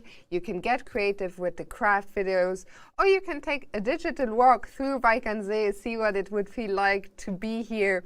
Finally, there will also be an online rapid tournament, so head on over to tatasteelchess.com/Tata Steel Chess Festival to see what activities are on offer, and you too can be a part of it. Hey, Fiona, believe it or not, I do want to speak to the chat. Do join. Have a good time. I know so many people here who have been watching. We do appreciate your continued support and viewership. And why not? If you have time to play, it is free of charge, as Fiona just said. And there's going to be so many people from all around the world. Chess is a wonderful international game. And so if you want to, please go ahead, take part, enjoy yourself a good chess tournament. Absolutely. We would love to see as many of you as possible of you. It's been a long day. I think I need that rest day too. I've been struggling. It started from the first seconds of our broadcast, Robert. I almost forgot my own name. I've been confusing players. I've been struggling to find the words, but we're almost at the end of the day here. Tomorrow I can recalibrate. Is that even a word? I don't know. Yes, I will recalibrate. I will rest. You're just questioning yourself now. It's okay, Fiona. You got this. Just like Pragnananda has this game under control. If I'm Niels and I'm continuing this game, I'm going to try to play the move Queen to G5 because it stops Queen E5 check. It also gives me a G3 check. Not that that really does anything, because as soon as the Queen goes to G3, the King can just step away. But you need to do something. If you sit on the position, there's really no way. Like there's no move to even pass, I would say, at this point for Niels. So let's have a look. Maybe we can put that on the board. So if Queen G5. Maybe my first question is, can I just take that pawn? You're getting greedy. You probably can, because Queen E5 to try and take over the diagonal, to hit the rook, try to land on D4. There's just this calm move Rook D1, which seems to hold everything together. But Queen comes into C3. Like, this is the exact type of counterplay that Niels needs. If he doesn't get something like this, he can just resign on the spot. But if he does get his queen here, there's Queen C2, Queen takes pawn, Queen E3 check. There are things that White needs to consider. Yeah, I agree with you. This is the kind of thing that if I can avoid it, I would like to. So maybe I don't actually want to take the pawn on B6. Maybe I don't want to get greedy here. It's probably good. I mean, it almost certainly is, but maybe there's something that makes life a bit easier. And now E5 makes less sense because Rook E7, and that's why you see the evaluation bar go down quite a lot. You attack the queen, the pawn behind it, and that's not at all what you want to do if you are Prague. So Queen to G5 does make sense. Queen takes B6 is likely a very good follow-up. You just need to be careful about allowing this queen from G5 into the game. And there he goes, Queen, and not Queen G5, Queen H4 check, which has similar ideas. Yeah, if the king goes to F1 or something like that, you lose your rook. That's not going to be played. King to G1, that gets the king out of check. But now your rook can't move off the first rank, because then Queen E1 check, queen back to g3 would be a draw. I don't think there's any rush to move that rook for white. I still don't know what black would play in response because b6 is hanging, as we were talking about before. And yeah, I just feel like white should have everything under control. Yes, so that looks like a reasonable move with, as you say, everything under control, which is exactly what Prag wants. Prag, he doesn't want to see any counterplay here. Unlucky for Niels that the rook on f7 is quite restricted. If we could somehow get that rook to the h file, but then again, the rook also has to defend our own king, so really there is just no way to get active because that rook has to stay on an f7 to prevent the white rook from coming in to a7 with a check. That's right. And if the king runs to e2, the queen will probably just drop back to g5 and attack this pawn on g2 here. So you can only run so far. The king can come back to f1 and it can sit fine here. But then you're going to need a follow-up, and well, black also needs to find a move himself. It just, with, you know, limiting black's options, white should be able to take this, but I do feel like e5 was much easier than queen to e6. Yeah, I'm curious as well. I think, of course, it will still be enough. Prag, the only thing he needs to watch out for, he doesn't, we talk about it every day, doesn't want to drop too low on time. He's now down to 13 minutes, but still 14 moves to go until move 60 to the second and final time control. Yes, plenty of time, and he is double, triple checking. Sometimes that can backfire, honestly, where you get too cautious. Like, I don't want to lose my advantage, but by playing it too safe, that's how you can lose your advantage. Here, he should not be worried about that. He has everything under control. He can just drop his king back, and he can play for e5 at some point. He just needs to be able to do it when rook e7 won't be a problem. So b6, we've mentioned, is under attack. The rook on a1 is nicely placed in the a file, but if black could just pass the move, like after king to g1, and black did nothing, like just said, your turn, then the b6 pawn would be captured. So I think that's why the queen has to come back to He hasn't gone to g1, by the way, instead choosing e2. Okay, so if queen to g3, then he can even bring his queen back, because a queen trade would win for white, but I mean, queen e5 check might just end the game as well. If your king goes to h7, in comes my rook to the party and checkmate you down here. If your king g8, there's rook a8 with check, and you have to block because you can't allow a rook or a queen to h8. So you go here, and once we trade pieces here, I feel like this position is just over, because this queen, it gets one move, one check here. But that's the only check it gets, and white's going to go in for the checkmate. Yeah, so king e2 looking equally good. Does Niels have any alternatives apart from queen g3? Queen g5 again. That's the only other move that comes to mind, because I don't want to give this, or allow this check, I should say, on e5, if I'm thinking from Niels's perspective. So Niels, we see him there. I think you always get a little bit of hope, especially when you still have a queen remaining, and the queen gets closer to the enemy king, but I think it's often just an illusion. And we are going to go on a final quick break here. Let Niels consider this, and we'll come back for the end of the game. So we'll see you very soon.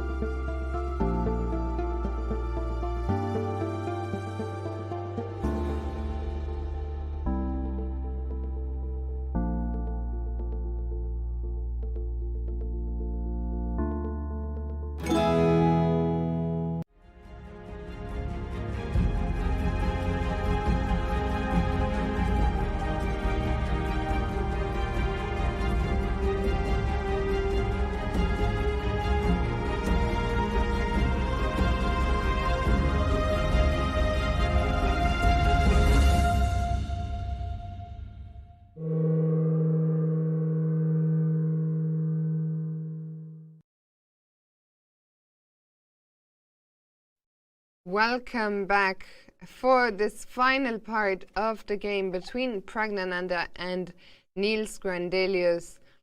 So after Queen G5, Prag has dropped his king back to F1, defending the pawn on G2.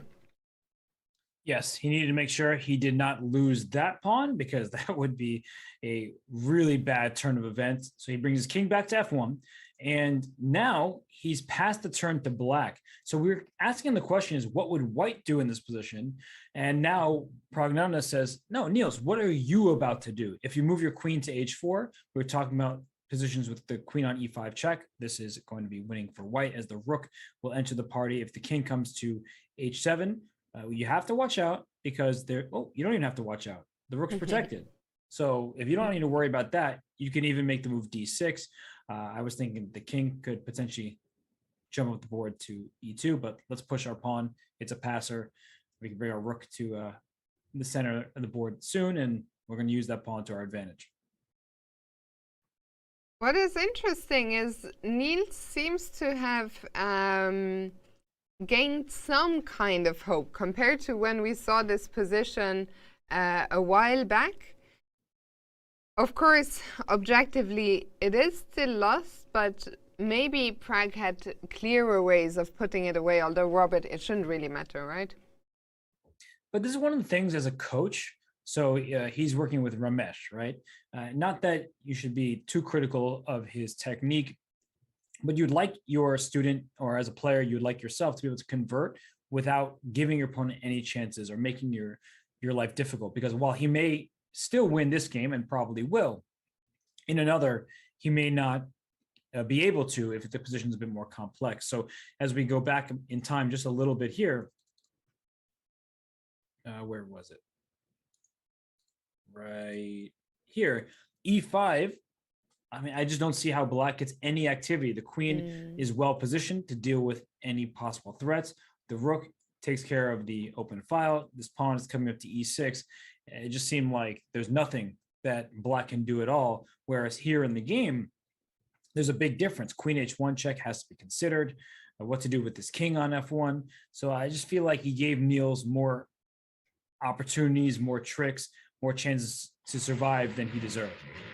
Yes, absolutely. And now, well, after Queen H4, we had the queen coming to H4 2 moves ago, but at that point it was with a check, so King E2 was played.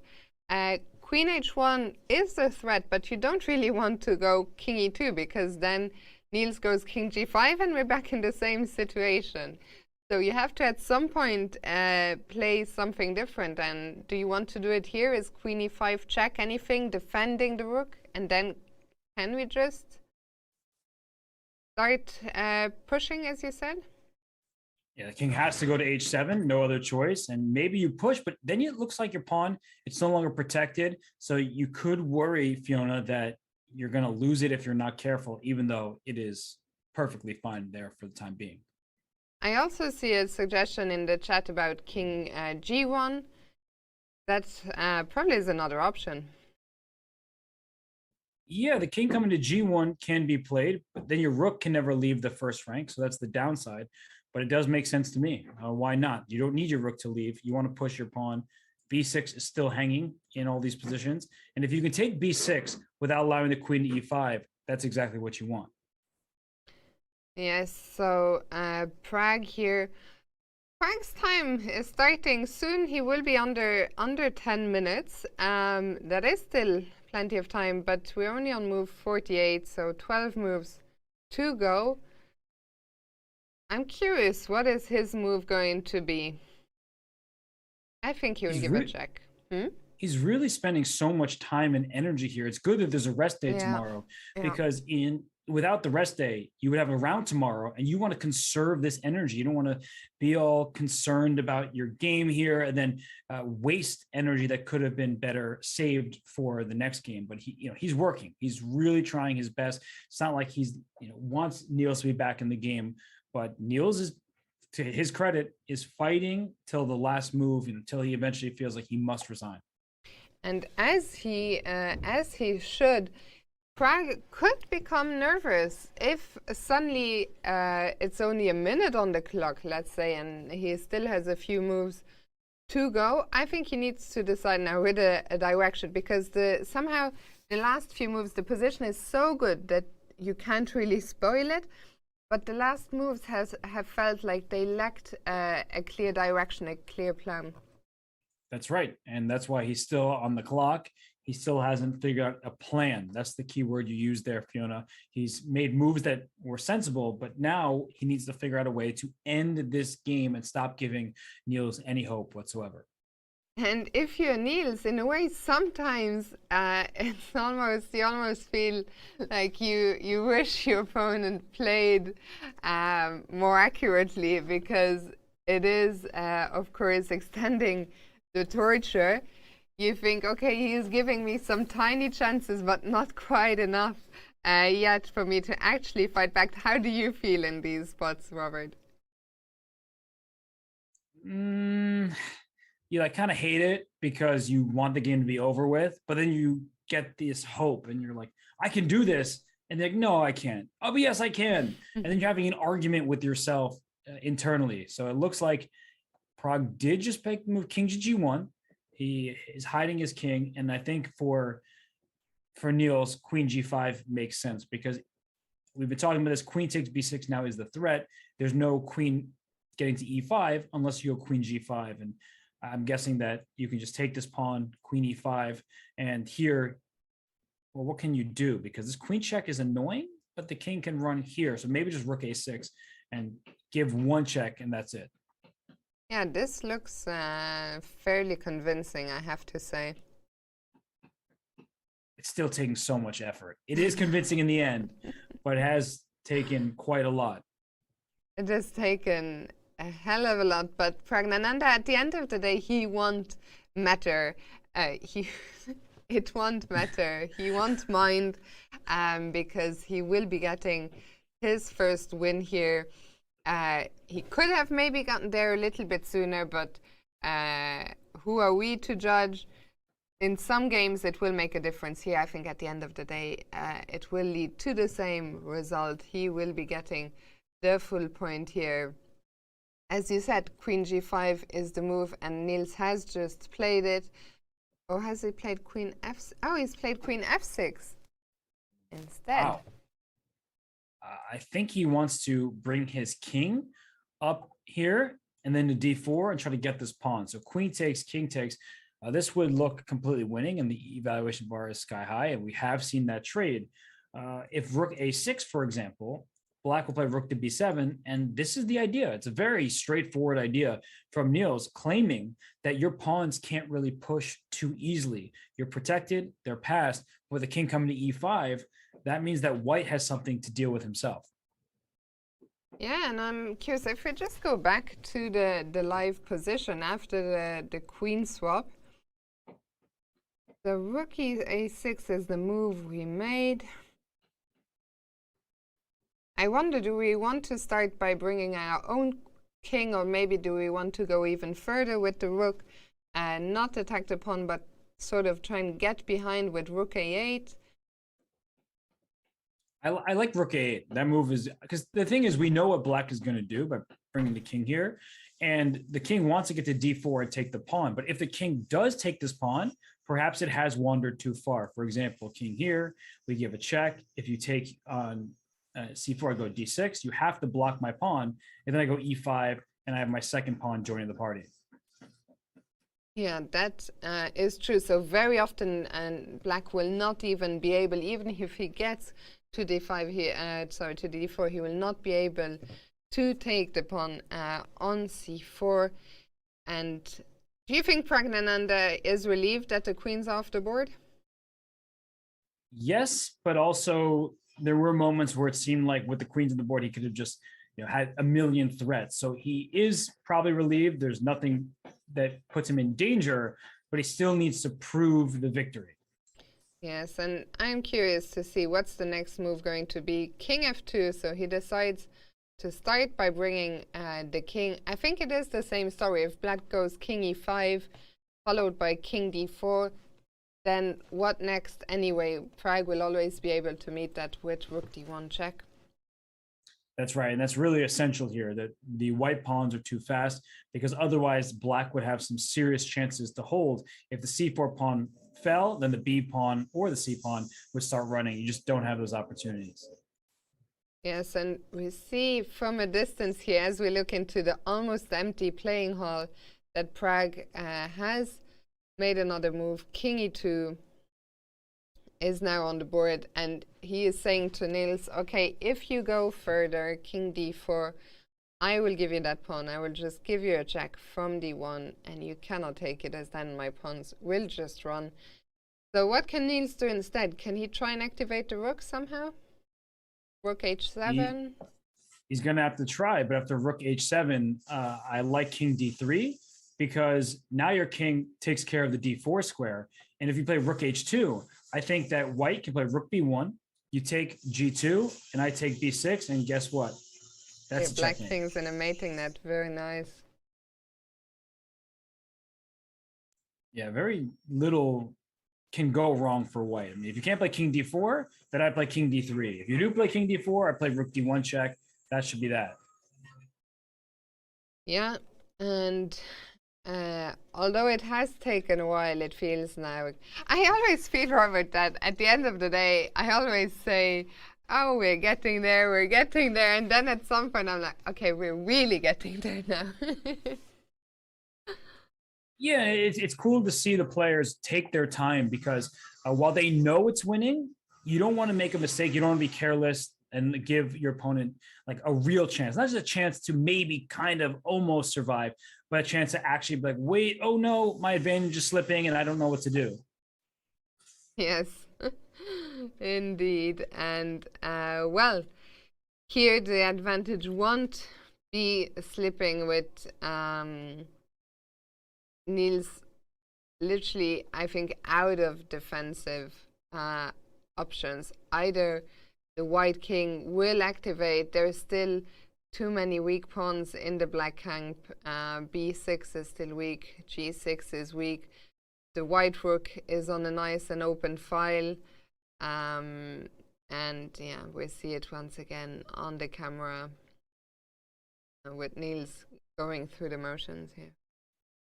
Yeah, and once he figures that the king's not getting to d4, it's a clear technical win for Pragnananda, and then there's nothing at that point too much left to play for, because b6 is still a target. This rook, you point out this idea before, Fiona, bringing the rook up to a8, and then the rook can swing around to e8 or c8 or b8, depending on where the black rook is.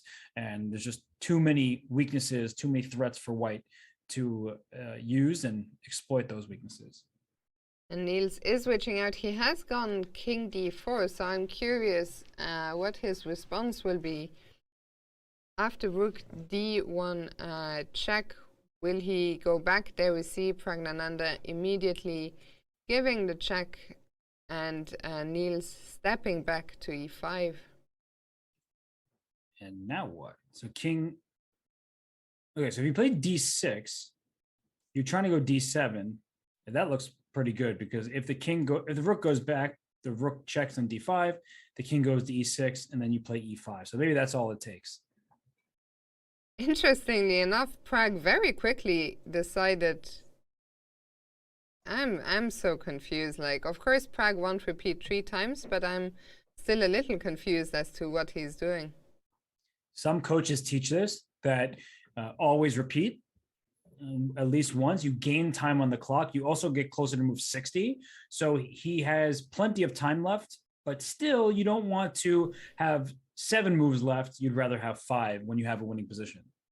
So I guess now is where he will play something else than rook a2. And what do you think that move is going to be? I mean, d6 should win, because you have rook d5, you have pawn e5 after it. I guess the one potential worry is that if you do start pushing very far, that black could have a move like b5, or, I mean, b5 just, it's not going to do anything. Right? b5 tries to undermine the defense of the rook here, but the king can just come to d3 to reinforce it. c5 is going to fall. So yeah, I'm trying my best to find a way for Niels to cling on to hope. Yeah, I mean, we haven't, this whole time we've been looking at this endgame, unfortunately for Niels, and I think that shows just how hopeless the position has been this whole time. I think we've barely found a single variation where he could trick Pragnananda in one way or another. Yeah, credit to Pragnananda. I mean, we were thinking that he was wavering a bit. He wasn't finding that, a knockout. Right? There was no knockout yet, but he also figured out another way to win. So maybe it took a little bit longer. Maybe he spent more time thinking about it, but a win is a win, and that's all that he came here for today. Yes, so we see him there with the time ticking down, but now we're a lot closer to the final time control. A reminder for everyone that on move 60, the players get an additional 15 minutes, so that is the last extra time of the game, and of course they continue having their 30-second increment per move. So we're now on move 55, which means that 5 moves from now the 2 players will get an extra 15 minutes. Yeah, plenty of time for them, and unfortunately too much time if you're Niels. Like, no more time, let's just play a blitz game here. This isn't Title Tuesday, even though that's going on right now. And king to d3 was in fact played, Fiona. So he decides to bring his king up the board first to take control of the d4 square, and the only way to get access back is to play rook a7, and then when you play rook a7 you need to play rook a3, but that means that your rook isn't going to be in front of the pawn, and that's not good for when the pawn springs free. Yes, indeed. So I guess if rook a7 here, can we try and activate our own rook? Do we want to bring that rook to b1, maybe looking down at the pawn on b6, or how do we want to proceed? Yeah, eventually you can't play rook to b1. You can't play king c3.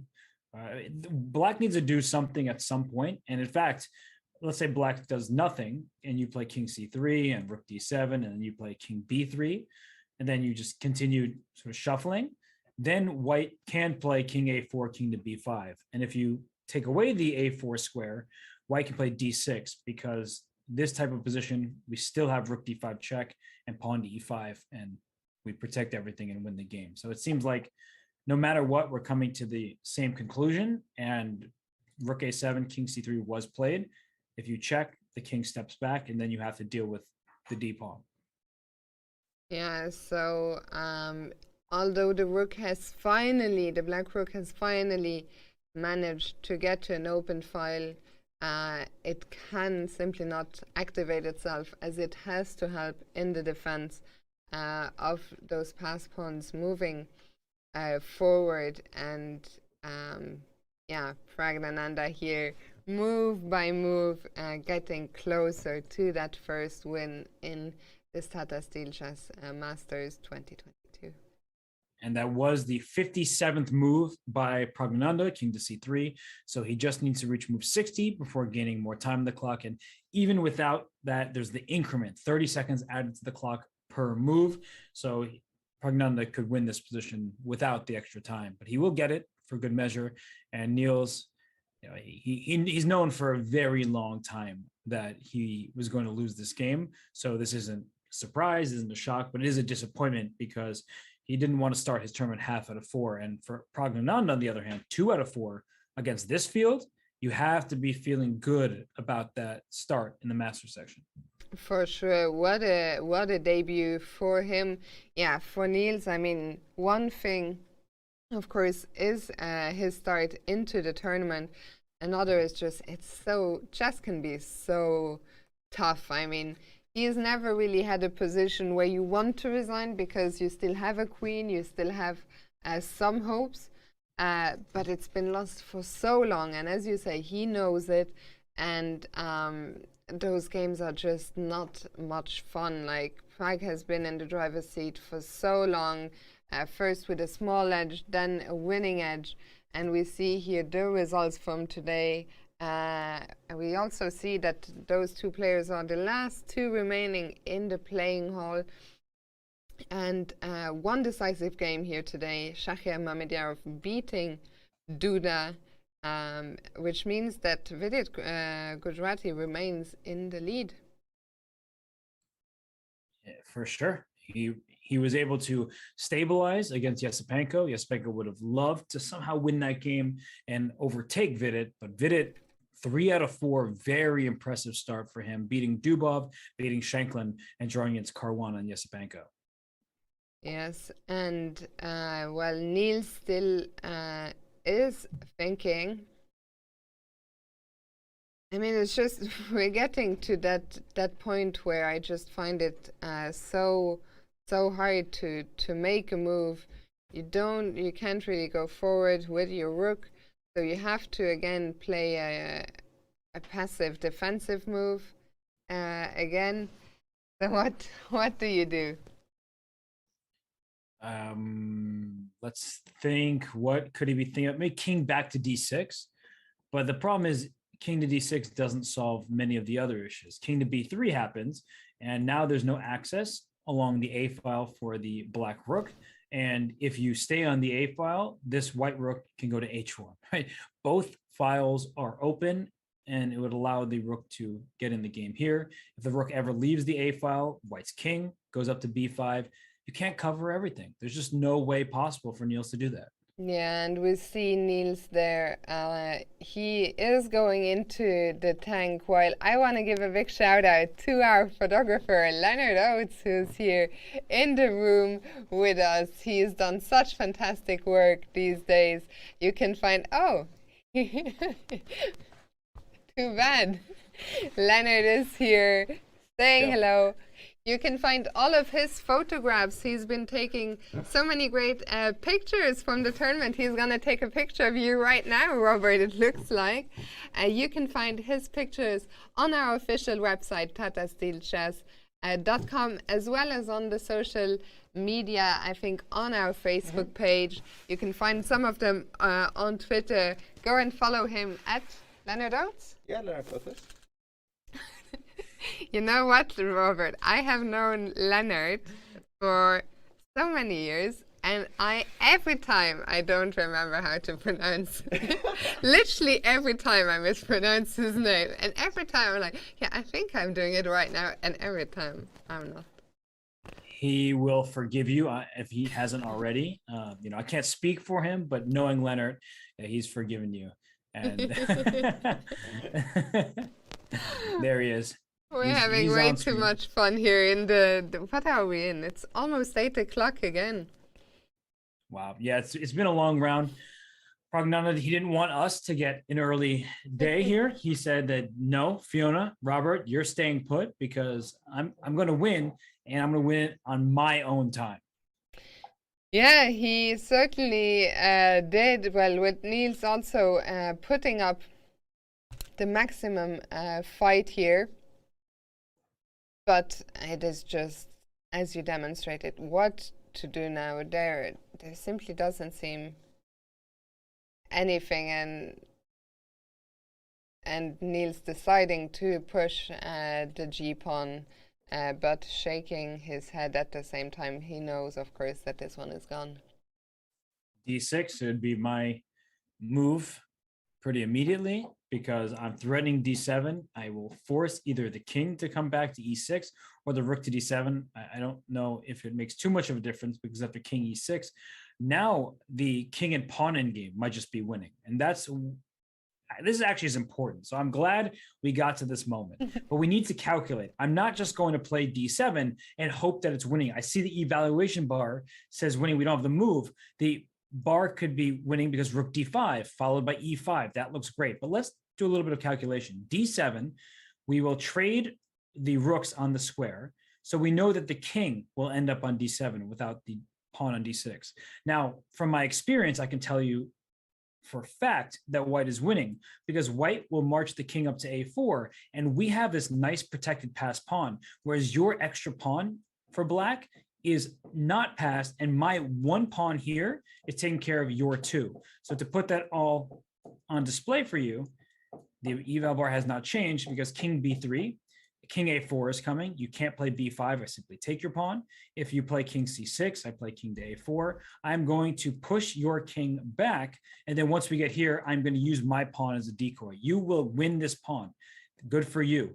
But I will take b6, I will take c5, and thus I win the game. So sometimes you need to transfer your advantage from an extra pawn and then liquidate into a winning king and pawn in game. So you need to make the most of these situations, and that's why this position is just completely losing. Even if you gain material back, you still are on the bad side of an ending because your pawn is stopped, your two pawns, I should say, are stopped by one pawn, and my pawns are not. I can spring free a second passer. I think that's such an instructive moment here, how Prag maybe has the opportunity to liquidate into a winning pawn endgame. And I think that's exactly why he is thinking right now. He is certainly, I guess, considering d6. And do you think he will play it? I don't know what to think anymore, but I hope he will play d6. It seems like the best move. That means if no king e6, the only move is rook to d7 to deal with that passed pawn. But we just talked about what happens if the rooks get traded. Even if you win a pawn, I can play rook d5 check and e5 and save my pawn. But if I play king to b3 and we get here once again, we know the result of this game. After king c6, I play e5. You go win my pawn, I win both of yours, and I end up a pawn ahead. My c4 pawn will queen. Prag says, I am not in a rush. I'm not going to do that just yet. Instead, he just brings the king over to b3. You know, I really like Prag. Seems like a great kid. He's a fantastic chess player. But right now, let's just say he's not on my best list because he is making this game go longer when he doesn't need to. It's completely winning. If the king goes to d6 to block the pawn, then rook h1, rook h6. He can win in 1,000 different ways. But I just want him to win at this point because he is winning. Not because I'm rooting for him or against Niels or anything like that, but finish the game. Yeah, it feels like... Finish the game. It feels like we have been here for a very long time in a position which has seemed winning for so long, and I think at this stage we want it. We want this game to be over. Is there anyone who doesn't? Right, Niels wants the game to be over. Pragnananda, I'm not sure if he wants the game to be over. I'm sure, his family and friends, as they watch, they want him to get the victory, his coach. So it seems like it's only Pragnananda who hasn't quite convinced himself that he wants this then. Maybe he's savoring the moment. Well, indeed, I don't know what to think any longer. But poor Niels, yeah, I'm sure he wants this torture to be over. Now the rook has no entry squares. D6 is still a threat.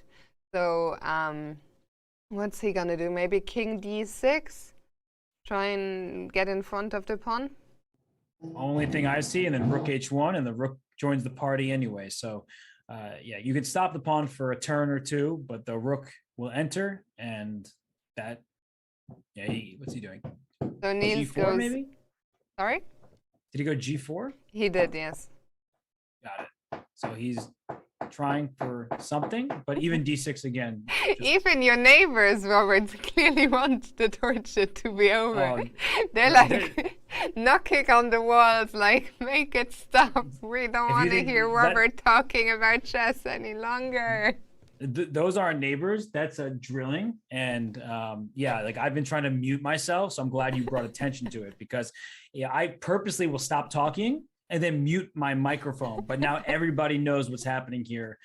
So I'm sorry I couldn't keep the secret any longer. The drillers want the game to be over. G4. And is D6 finally going to be played, Robert? Yes. I mean, it's winning, so it should be played. You could probably just take the pawn. I don't think that there's anything wrong with that. But d6, rook to d7, and we get to the positions we've been talking about with the king entering. d6, Robert, is on the board. Okay, d6 it is. And at long last, we are going to see this king walk into b5 and just trade on f3.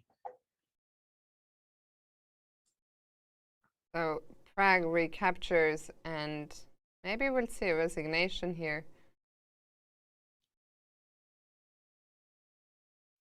Let's see.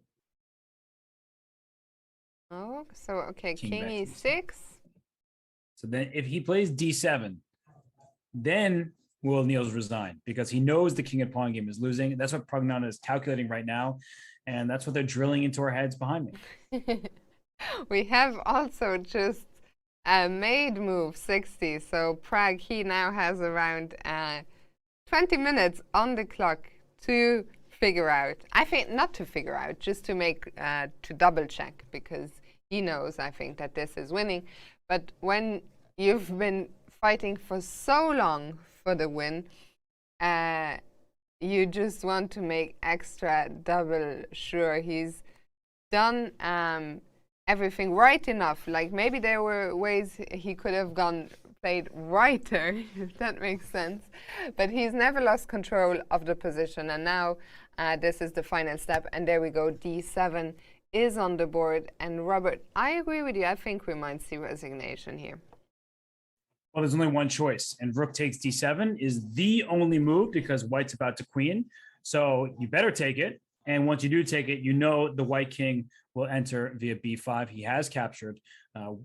Quickly, Pragnananda will capture, play king to a4, push his pawn to e5, and distract the black king and win these pawns here.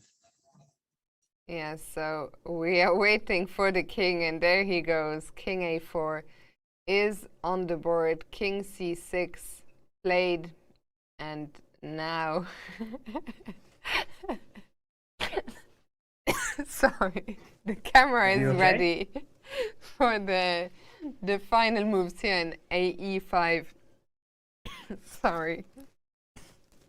I guess this position has gotten to you. Mm-hmm. Oh my goodness, it's been an intense day. But I think here, I think the fun, well, not the fun, the torture ends now, because the black king will have to go back to deal with the e-pawn, and as you said, the black b and b6 and c5 pawns will fall, and that will be that. And it's interesting that Niels is sitting and thinking here because he knows for sure that this is over. But yeah, there he goes. He resigns. It's about it's about time in a way, but Pragnananda wasn't super convincing at points, and that's why Niels kept the game going. I see a comment in the chat from D'un Autre Monde who says, if I had an extra hour of life for every time Fiona has said we might see resignation here, I'd be near immortal. Oh, well, it felt like it was about to end from a chess perspective, but from a time perspective, they had plenty left on the clock, so they used it. And that is a good thing to do, to use your time. Don't rush. You may be winning, but the hardest game to win is a one game. That's what they say. So good job by Pragnananda. He gets his first victory in the Masters, and he moves to 2 out of 4. Yeah, absolutely. Congratulations to him. He was made to work hard for his victory by Niels Grandelius, who's had a tough start to his tournament. Of course, we hope to see Niels bounce back after tomorrow's rest day. But for now, Robert, we're going to take a final quick break of the day. There we have the results. So 2 decisive results today. A win for Shahriar Mamedov against Jan Krzysztof Duda. And, well, the one we've been following for the last few hours, Pragnananda beating Niels Grandelius, and we see these 2 players still in the playing hall discussing their game. We're gonna go on a short break, and we will be back with our rapid recap, so don't go anywhere, and we'll see you in just a moment.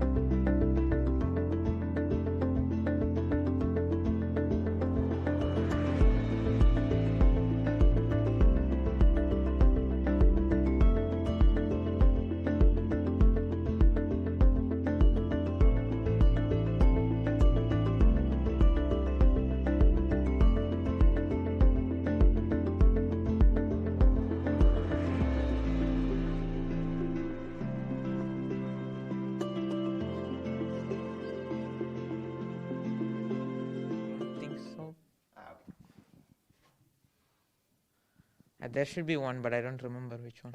Exactly the times. Okay. In that case, I will put the mic a little bit closer to your mouth.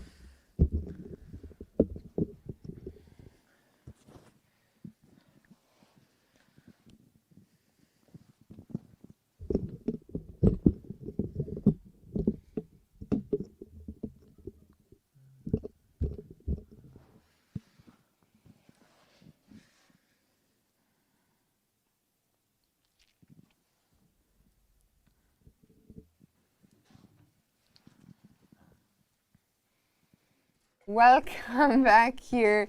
As you can see, Prag is almost ready for the interview, but not just yet. So we're going to wait to hear from Prag his thoughts on the game. Are they still just testing? I don't know. I can see Prag talking, but I don't know if it's the interview or if they're setting up. I'm not sure.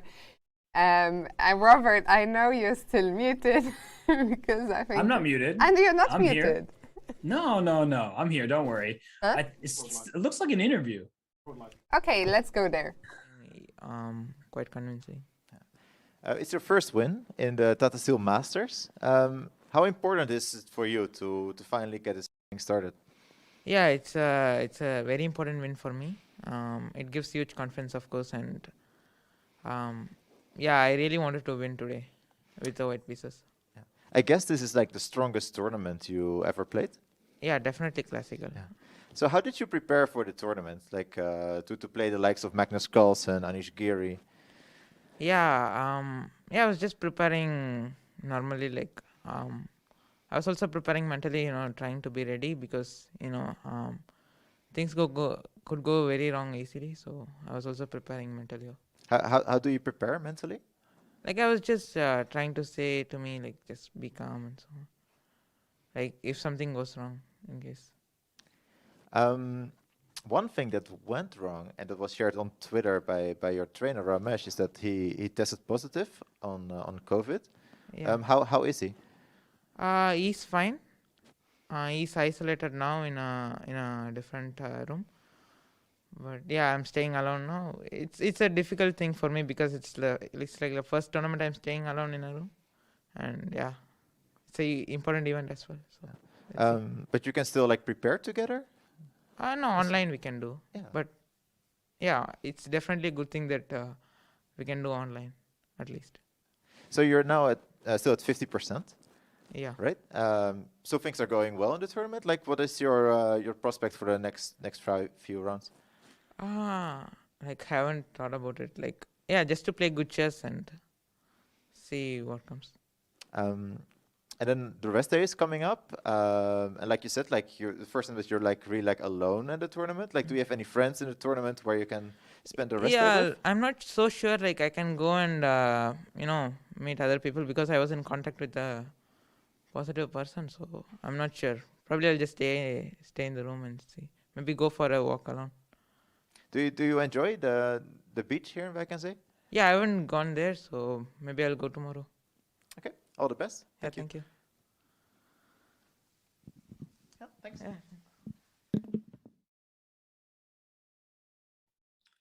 Well, that is a happy winner of today's game. He gets the rest day tomorrow, so he will probably need that going into round 5. We had 2 decisive games here in round 4 of Wijk. But without further ado, this is your rapid recap. And Fiona, no surprise here that our game of the day is between Magnus Carlsen, the world champion, and his second, the defending Tata Steel champion, Jorden van Foreest. And what a game it was. Magnus said yesterday he was curious to see what Jorden had up his sleeve, but it was Magnus himself who dictated the tempo in the opening, deciding he didn't want any big theoretical debates. I feel like we were lied to because when this game started, we're looking at this position symmetrical. It was going to be boring, right, Fiona? Absolutely. It started off quietly, and we weren't too sure what we were in for. Jorden did a great job of keeping things under control with the black pieces, but very soon things started coming to life here. And I think this was the first moment. Bishop to f1, the rook cleared out of the way. And the point is the bishop on e4. There's a wall of pawns on light squares, which restricts the mobility of black's bishop. So if he didn't take on f3, let's say he made some random move like king h8, in comes knight d2, then comes pawn to f3. This bishop is going to get trapped as it only has a couple squares. So that bishop on the light squares needed to capture on f3. Jorden did just that. And then Fiona, the knight jumped into the middle of the board. Yes, absolutely. That knight cannot or shouldn't be captured, because then the bishop from g7 comes to life, captures on c3. So instead, Magnus, he just dropped his bishop back and the knight jumped into e4. Magnus tried to attack the knight with bishop to d3, and now Jorden with an interesting decision, f5. We really liked the decision during the game. He is solidifying the e4 square, and then he tried to take it firmly under his control. But there was a bit of an issue, or so we thought, when after g5 and g4, bishop takes e4. You don't really want to lose the pawn you just placed here, but if you take on e4 with the d pawn, black's position is in shambles. After d5, you see first the rook on d1, then after some captures in the d5 square. If we trade and take a free pawn, it's not so free after all, because here comes a rook to c5. We're hitting the d5 pawn. Behind it is a weak f5 pawn. All of white's pieces have come to life, and black's position is really terrible. So it turns out the whole idea of Jorden, of course, he had seen this coming. His idea was to give up the pawn by capturing with the f-pawn and leaving the pawn on g4 undefended. Magnus took it. At first, we weren't sure what was going on here. No, we weren't, because a pawn is a pawn, except there is clear compensation down the f file. The rook on f8, the pawn on e4, they team up quite nicely. And after the next few moves, we saw that Jorden had a plan to just strike on the king side. So Fiona, it seemed like Magnus needed to find something for himself on the queen side, but it was feeling like it might be a little bit too slow, and his king was the one in danger. Yes, and Jorden, well, it wasn't enough for him to give up just one pawn. So here Magnus trying to get some play on the queen side. And Jorden, he decides, well, after g4, Magnus is threatening to consolidate by playing h3 himself. So Jorden says, no, no, no, Magnus, no h3 for you. Take my own pawn there. That's right. Without pawns, there are open files, and that's what black needed in this game, was trying first the f file, but why not the h file as well? So queen takes h3, the rook came to f8, and then we saw this moment here with rook g6, g5, rook f5, very clearly going after this pawn, h4 defends, and this is where things got really out of control. Bishop f8, the rook came back, bishop e7. Fiona, we saw the clear point of this. Bishop takes g5 was the big threat. Indeed, but after Magnus's next move, rook b2, now the question is, you want to take on g5, and Jorden did, but he took with the bishop. Robert, why was that maybe not ideal?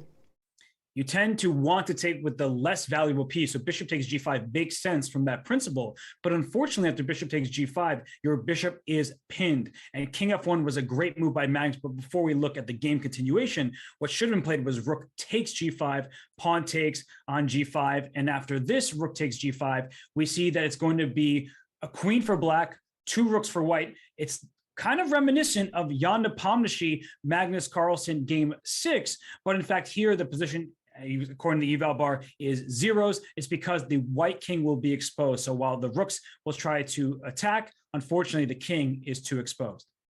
Yes, so this would most likely have led to a draw. But Jorden, maybe after playing such brilliant moves, giving up two pawns, maybe the first misstep, capturing with the bishop on g5, and Magnus finding the reason why bishop g5 wasn't the best, because king f1 just steps out of the g file, and suddenly we look down at Jorden's rook on g6, which is unprotected. That's right, because the bishop can't move, the rook is loose, and even the evaluation wasn't sure. The players certainly were not. They had no idea. They were just trying to calculate as best they could without much time. You see on the left-hand side of the screen here, 10 plus minutes for white, 7 and change for black. That's not a lot of time. And we saw queen a7, which actually was a big mistake because of king to e2. It was not seen by the players. It's much easier to see a move like this with the help of an engine. The point is after queen a6 check, king comes to d1, and after queen d3 check, you are out of checks. The rook comes to d2. The king is nice and snug on d1. I will win your bishop. Thank you very much. So that was a missed chance by Magnus Carlsen. And then instead of that, king to e2, he didn't want to walk away. He said queen g4. And after queen a6 check, Fiona, we were wondering what white could do here, and chat helped us out, didn't they? Yes, absolutely. I mean, this was such a critical moment as well because it was move 40, so the last move before the time control. And we saw Magnus Carlsen go down to his last seconds before giving the check on b8. Yeah, he went here just to show everybody queen takes f5 is a losing move. You win a rook, but you lose the game. You do not want any part of that. The reason, the king on g1, bishop f4 is check. Where can the king go? It certainly can't go to f1. Thank you. The queen covers that square, leaves only h1, and then the queen will go to f1 itself. That is check and mate. So in this position, the queen couldn't take on f5, but chat told us rook takes c6 was in the air. And the point is after queen takes c6, queen takes f5 is now available. There's no f1 control. That means if this bishop were to move and go to f4, the same as we were looking at just a moment ago, the king slides over to h1. There is no checkmate. The game remains complicated, but that would have allowed Magnus to scoop off the rook. But Fiona, instead, we saw a different approach. Yeah, good to see. Magnus is only human. King e2 earlier would have been the first moment, rook c2, but he is human. But rook b8 seemed to also just be enough. We weren't too sure at first. Is Jorden suddenly gonna get some chances? He instantly played bishop d8, which uncovers the skewer along the g file. But once again, although Magnus said he doesn't believe in fortresses, that is what was about to happen here. It was just one careful move by Jorden because king h7, trying to play for a win. I want to keep more material on the board. Your king is worse than mine. I have a queen. Unfortunately, this move loses because of the beautiful deflection, rook to d7. You can't take my queen because your rook is pinned. If you take what looks like a free rook, queen takes f5 comes in with check. Down goes your rook on d7. White wins the game. So that was not played. Instead, rook f8 in this moment here. But the trade, the queen gives itself up for the rook, but I like throwing in the check first. And then after a3, this was a fortress that Jorden could not break. Indeed, a few more moves were played with Jorden trying to get his king closer to the enemy king, but finally, this final pawn sacrifice with c5 to open the 6th rank and activate the black queen led to this perpetual check here along the 6th rank. Robert, what a stunning fighting draw between Magnus Carlsen and his second, Jorden van Foreest.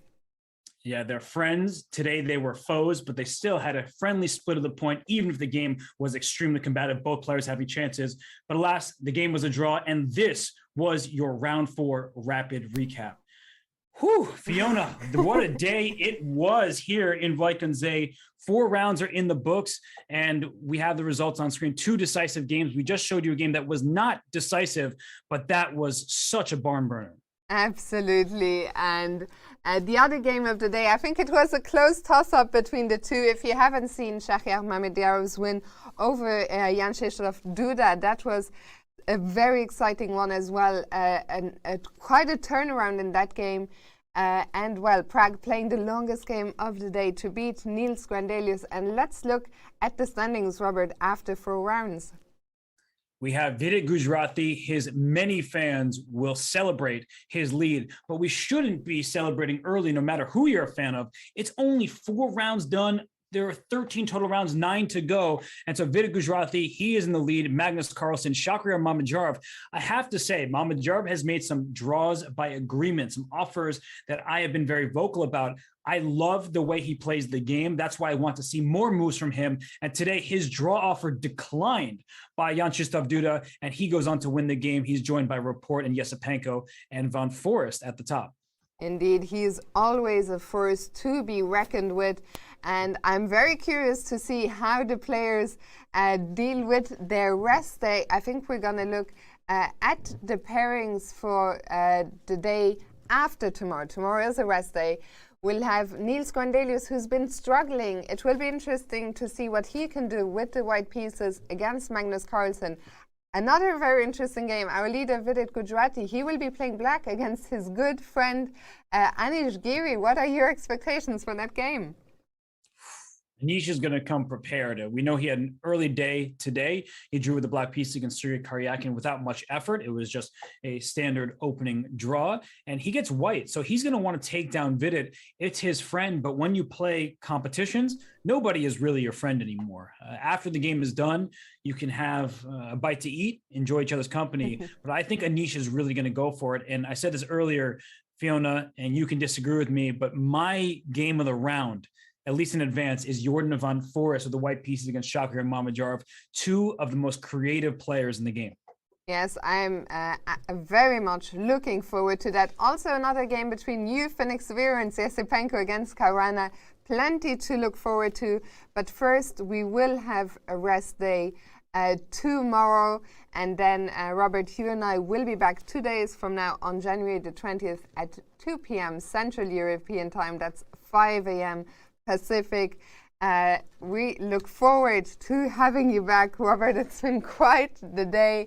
Thank you so much for being here by my side. Thank you to everyone in the chat who was watching us. And I hope you all enjoy your rest day. And we will see you 2 days from now. Robert, any final words? Yeah, they don't get a rest yet. We get to go. We can do whatever we want. They're staying put because Title Tuesday is coming to this channel right here, right now. We're off. Fiona, it's been an absolute pleasure. Chat, you've been okay. No, in all seriousness, I appreciate your support, your viewership. It really means the world to us. But now you have to watch those speed chess players blitz it out. It is Title Tuesday. You don't want to miss it.